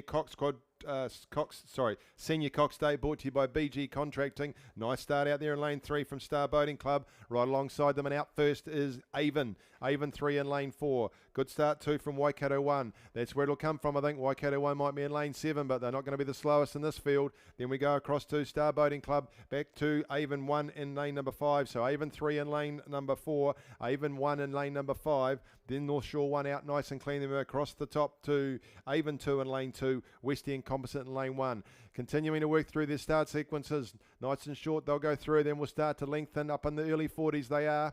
Rating nice and high. Lane 4, it's Avon still leading. Oh no, this maybe North Shore starting to move there in lane 6. So North Shore and Avon 1 rather. So Avon 1 and Avon 4 out early. Very even between them. Then look at this Waikato crew. I'll be watching them down in lane 7. Then we go across to Avon 2 and lane number 2. Then it is West End Composite and number 1 back to Star Boating Club. So nice and easy they are. Into the long rows they go. It's the Avon crew down there in lane number 5. Out and 2, they've got a seat already. So they've got a seat over the Rungy crew in lane number 4. Avon number 1 and then Avon number 3. Then it is Star Boating Club in lane 3. Then we come to North Shore and Waikato right alongside each other across the top to the Avon number 2 crew and West End Composite in lane 1. They'll be followed down by the officials and the umpires. This is the last race of the day. We've got a couple of medal ceremonies to come over this. Nice pan of the Waikato crew. And as we take the barge boat out, we'll see if we get any drone footage as they go through the 500 metre mark. There we go. Look at that. That's pretty impressive as that. Avon 1 out in front by nearly 2 seats over Avon number 3. Then we go across to Star Boating Club in lane number 3. Come back over our side to North Shore and Waikato number 1. Very little between them. Cross into West End Composite in lane 1. And there in lane 2 is Avon number 2. So we've got the 3 Avon crews in this as they start to ferret out. Just watch that Waikato crew down lane 7. They might be sleeping down there. It is Avon 1 though in lane 5, out to 3 seats over the Rangiruru crew in lane 4. In the blue, white and yellow boat, out over the top of them is Star Boating Club. Remember, they were second in the North Islands. It's starting to move away from the rest of the field, those 3 crews, just taking North Shore with them in lane 6 and across to West End Composite. West End Composite would have 8-seat advantage over the crew from Avon 2 just inside of them. Heading on down they are through 750 metres gone up towards 1,000. It's 3 seats with the Avon number 1 crew. Orla Fitzgerald, Daisy Forsyth, Jessica Norris, Harriet Williams, Holly Lill, Gemma Burrows, Jane Shellikins, Charlotte Darien, Isabella Hope Murray. They're in front. Cox, she is. Isabella's driving them down the field and just moved in the last 200 metres. They've taken more seats out of the crew just outside of them, which is Arabella Eklund, Alice Ferguson, Francesca Richards, Caitlin Muir, Phoebe Wallace, Alice Wallace, Nicole Vance, Georgie Bethel and Annabelle Wynne Williams, the very experienced Cox. Avon number 1 starting to command over this field. Avon 3 is second in lane 4 as they head on through the 1,000. They'll be going quickly if the men's time is anything to go by. Just panning out there we see in lane 3 at Star Boating Club. So running in second they are is Avon number 3. They've got 6 seats on Star Boating Club in third. The challenge for third will come from North Shore out in lane 6, who are 3/4 of a boat length back. Half a boat length back then to Waikato. Across the top to West End Composite in lane 1. And they've got 8 seats over the crew on inside of them, which is Avon number 2. But they've got full 8 seats in the Cox and now have Avon number 1 over the very well performed Rungy crew just inside them. This is great racing for a college crew in a senior 8 final. Then we go to third still is the Star Boating Club in lane number 3. They've got half a boat length over the North Shore crew. And then it is Waikato number 1 down to lane 7. In behind them with the drone we are. Look at them heading down Lake Ruataniwha, being led down the field there by Avon number 1. Avon number 3 on the right hand side of them are still in behind them. And third still with Star Boating Club. Then we come across to North Shore and Waikato. Those are the 5 crews in the mix. Then we're out the top to Avon 2. West End Composite down in lane 1. Beautiful water for these women's senior Cox Day, brought to you by BG Contracting as we head on through the last 600 metres of the course. The last 600 metres racing for today. It's still with Avon number 1. Avon number 1 over Avon number 3. Star Boating Club trying to push up alongside the Rungy crew, but they're not making any dint in them. Have a look at this run coming in lane 5 from from North Shore. Lane 6 is starting to put pressure on the Star Boating Club for third. They've got plenty of course left to do it in, but clear water now for Avon number 1. Clear water and some over Avon number 3 as they head on down now towards the 500 metre mark. Less to run, and then the pressure starting to come on Avon number 3 from Star Boating Club. They're starting to eat in their lead. They were out to 8 seats, they're now back to 7. And if I look at the run coming in from lane 6 from North Shore, then we go out to Waikato in lane number 7, falling away from it, and joining them out there is Avon number 2 in lane 2, West End Composite in lane 1. But it's all with Avon number 1 heading down there in lane 5. They've got clear water and a boat length and a half over the crew from Avon's Rangiruru school. And then we go inside of them to Star Boating Club still. Look at the run still coming from North Shore. Have they got enough left in the course to put that Star Boating Club under pressure? It's pretty straight out in front for Avon. Avon by a boat length now over Rangiruru. Still they're making their run through as North Shore. They've got course to run. They're down to 3/4 of a boat length for third over the crew from Star Boating Club. It still is Avon number 1. They're going to take this out. They've got a boat length clear and moving out towards 2 over the Rangiruru crew a second. They've got a boat length over Star Boating Club, but then there's only about 2 seats between them and North Shore. So Avon number 1 heading down to take out the senior women's Coxed 8 here at Lake Ruataniwha. Pressure now is still coming on the Rangiruru crew in second. That's Avon number 3 from Star Boating Club. North Shore's run might have come to an end on the outside. You can see it there. They're starting to eat into the Star Boating Club, but they won't get close to this Avon crew. 100 metres to go now for Avon. Spectacular exhibition. What fantastic sweep rowing we're seeing in front of us. They've got 2 boat lengths over the Avon number 3 crew. 100 metres to go for them now. Star Boating Club, it looked like they've got third over the top 4th wall. 100 metres to go will be North Shore. Down to the line now they come. 3 more strokes for this Avon crew. 1, 2. Buzzer to them. They win over the line. Championship title for Avon number 1. Down to the line taking second, and a very well earned silver medal will be the Avon number 3 crew from Rangiruru. They tried hard across the top North Shore, but on the line is still going to be Star Boating Club third. Across the top to North Shore taking out the 4th position. Then it is Waikato number 1 coming across the top in 5th. Down on the inside here to the crew in the composite crew in lane 1, and then completing the field in lane 2 will be Avon number 2.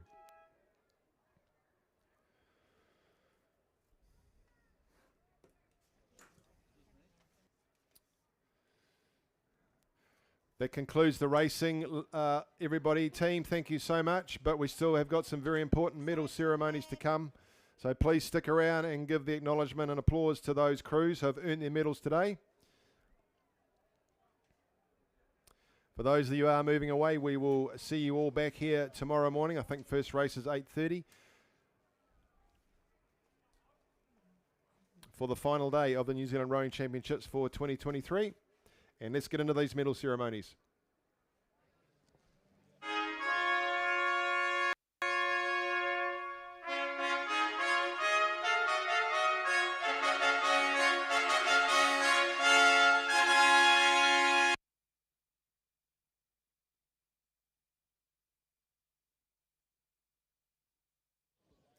Right, we have 3 medal presentation ceremonies to go. So thank you so much for staying for these. All very important. This is the men's intermediate double sculls. It is sponsored by Colonial Motels. We have Virginia Labar from Rowing New Zealand to present the medals. The winners of the bronze medal for the men's intermediate double sculls, Whakatipu Rowing Club. Well done to Toby Tregidja and Sebastian Watson. Their coach, Scott Arlett.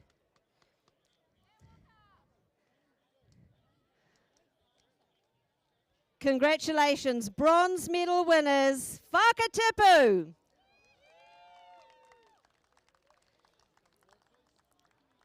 The winners of the silver medal for the intermediate double sculls, Oamaru Rowing Club.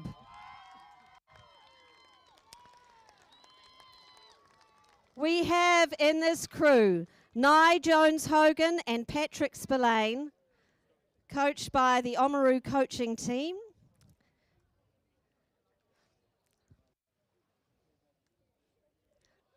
Well done. Silver medal winners, Nye Jones-Hogan and Patrick Spillane. Now, the New Zealand Rowing Championships Men's Intermediate Double Sculls Champions for 2023, Kua Boating Club. In this crew, we have Matthew Baldwin and Jacob Wadley.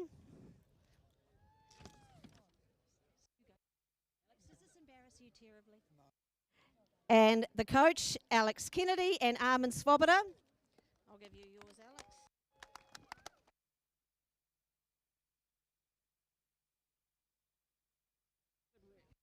Congratulations then to our bronze medal winners, Whakatipu Rowing Club, silver medalists, Oamaru Rowing Club, and our champions, Kua Boating Club.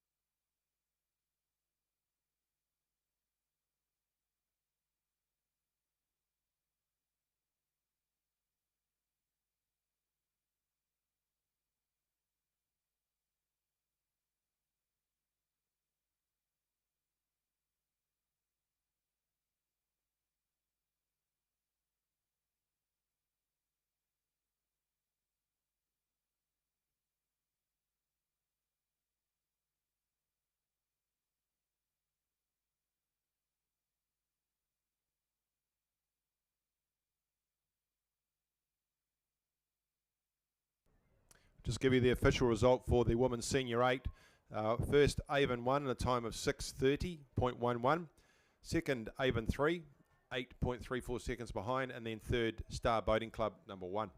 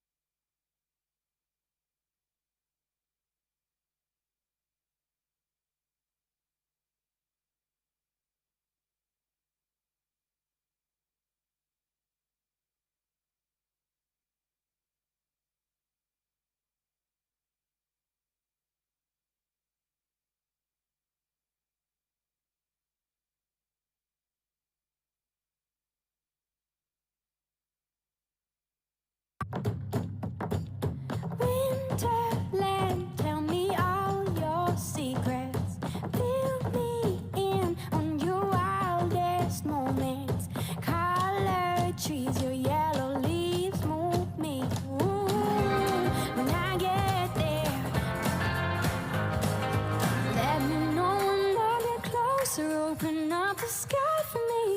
When you say I'll dig much deeper, I will shout.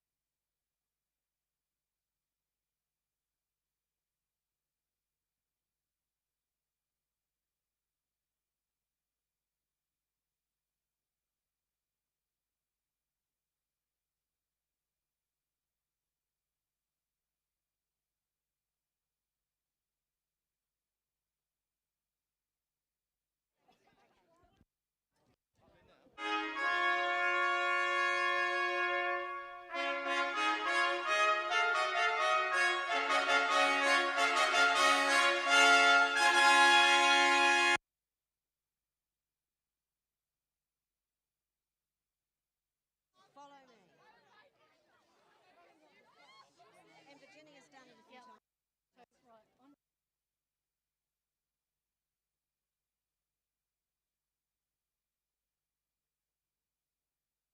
Boys, future.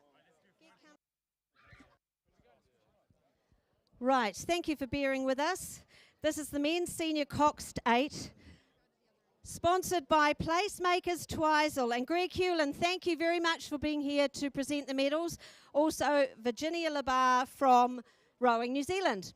So thank you to Placemakers. We begin with the winners of the bronze medal for the men's senior 8, Avon 3.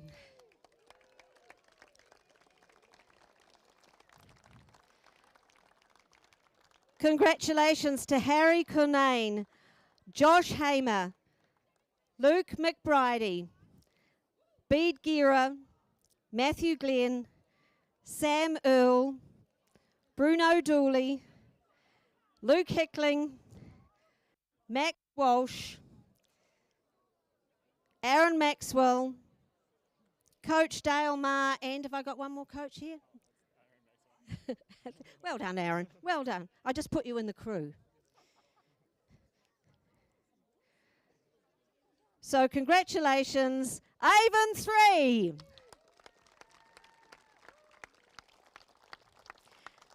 The winners of the silver medal for the men's senior 8, Waikato 1.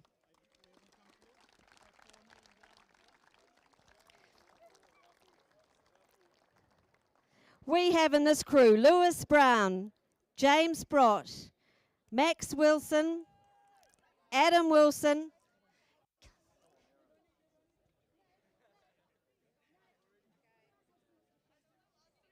sorry, just crowd control there, Charlie Rogerson, Oscar Ruston, Sam Shotter, Martin O'Leary, Oliver Duncan, and Coach Ben Kersop.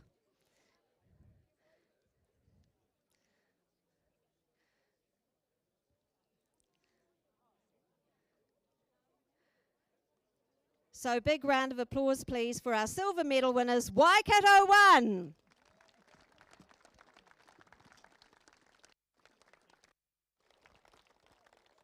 Well, we are about to have 2 gold medal winning crews because we have our representatives, as I said, from New York Athletic, and we're thrilled to have them here. So we'll start with the winners of the race, New York Athletic West End.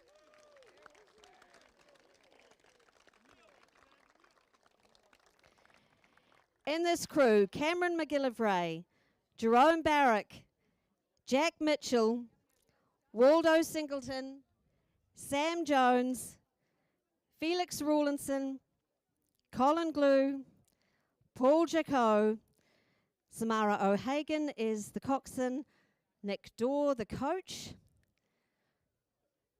Once again, a big thank you to Placemakers Twizel and Greg Hewland for being here to present the medals. Congratulations to our gold medal winners, New York Athletic West End. And our co-gold medal winners, Avon 1.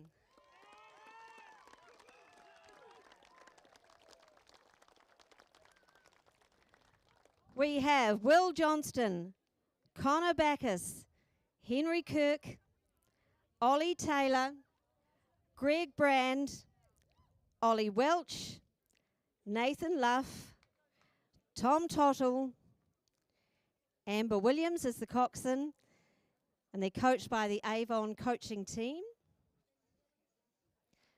Their time 5:54.55. A big thank you once again to Placemakers Twizel. Please support them because they support us. Well done. Bronze medal winners, Avon 3. Silver medal winners, Waikato 1. And our champions, New York Athletic West End and Avon 1.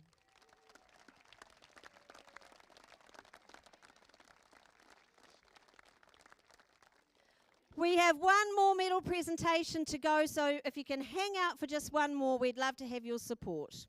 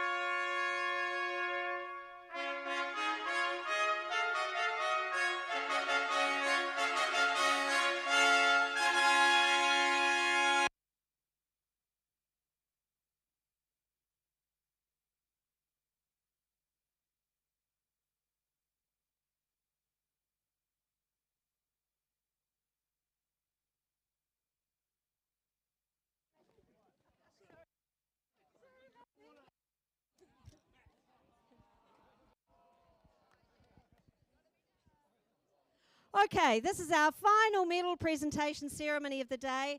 Thank you so much for your support and being such a great crowd and spurring these guys on. It's been amazing today. Thank you. We just wait while that coxswain hits the water. Poor girl.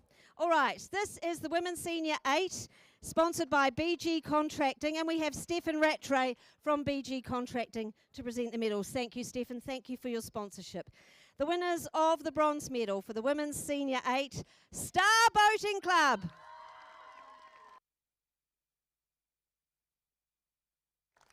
In this crew, we have Bianca Martin, Ella Rongan, Valerie Chan, Bernadette Fisher, Caitlin Revel, Mackenzie Tuffin, Erin Aspel, Meg Rongan, coxswain Isabel Knight. There goes another one. Coaches Brooke Walker and Ella Pudney. I'd have to get them to be quiet. It's very hard. So our thanks once again to BG Contracting for being the sponsors of this event. Well done to our bronze medal winners of the Women's Senior 8 Star Boating Club.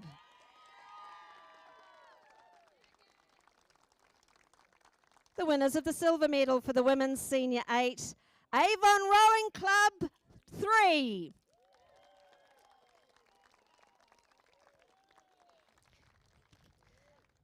Congratulations to Arabella Ackland, Alice Ferguson, Francesca Richards, Caitlin Muir, Phoebe Wallace, Alice Wallace, Nicole Vance, Georgie Bethel, Annabelle Wynne Williams is the coxswain, and they're coached by Adam Ling and Logan Keys.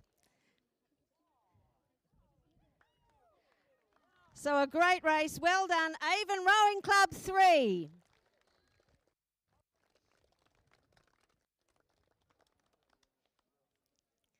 And now we are up to our final gold medal of the day.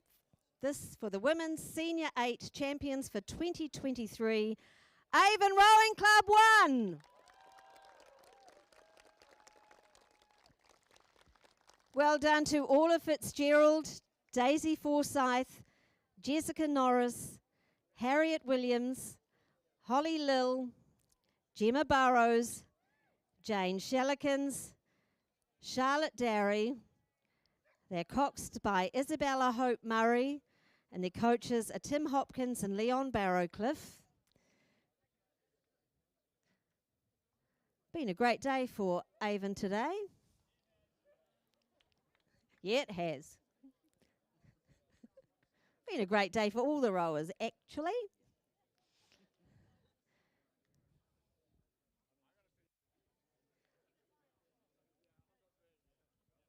So thank you to BG Contracting and Stefan Rattray for presenting our medals. Stefan, I'll ask you to present the trophy, which is the Charlie Flanagan Memorial Cup. Well done, Star Boating Club, Avon Rowing Club 3, and our champions, Avon Rowing Club 1.